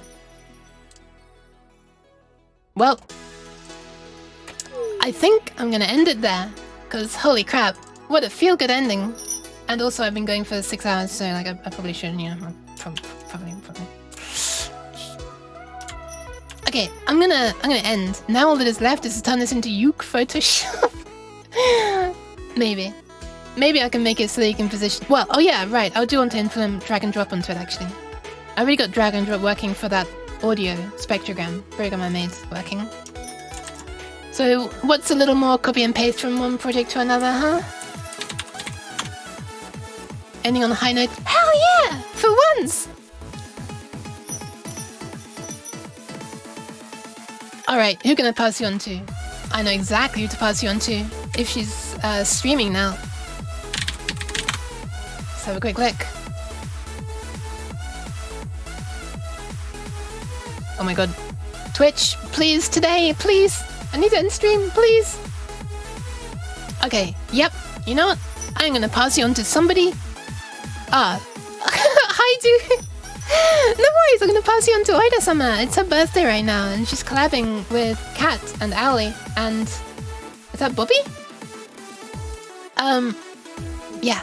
I somehow always seem to come back right at the end. No worries, no worries, no worries. I mean, don't worry about it. It's fine. It's archived. It ended on a high. I'll switch back just for a moment and show you what we've got. Look, all of the images decoding and compositing on top of each other with alpha blending. Look at that.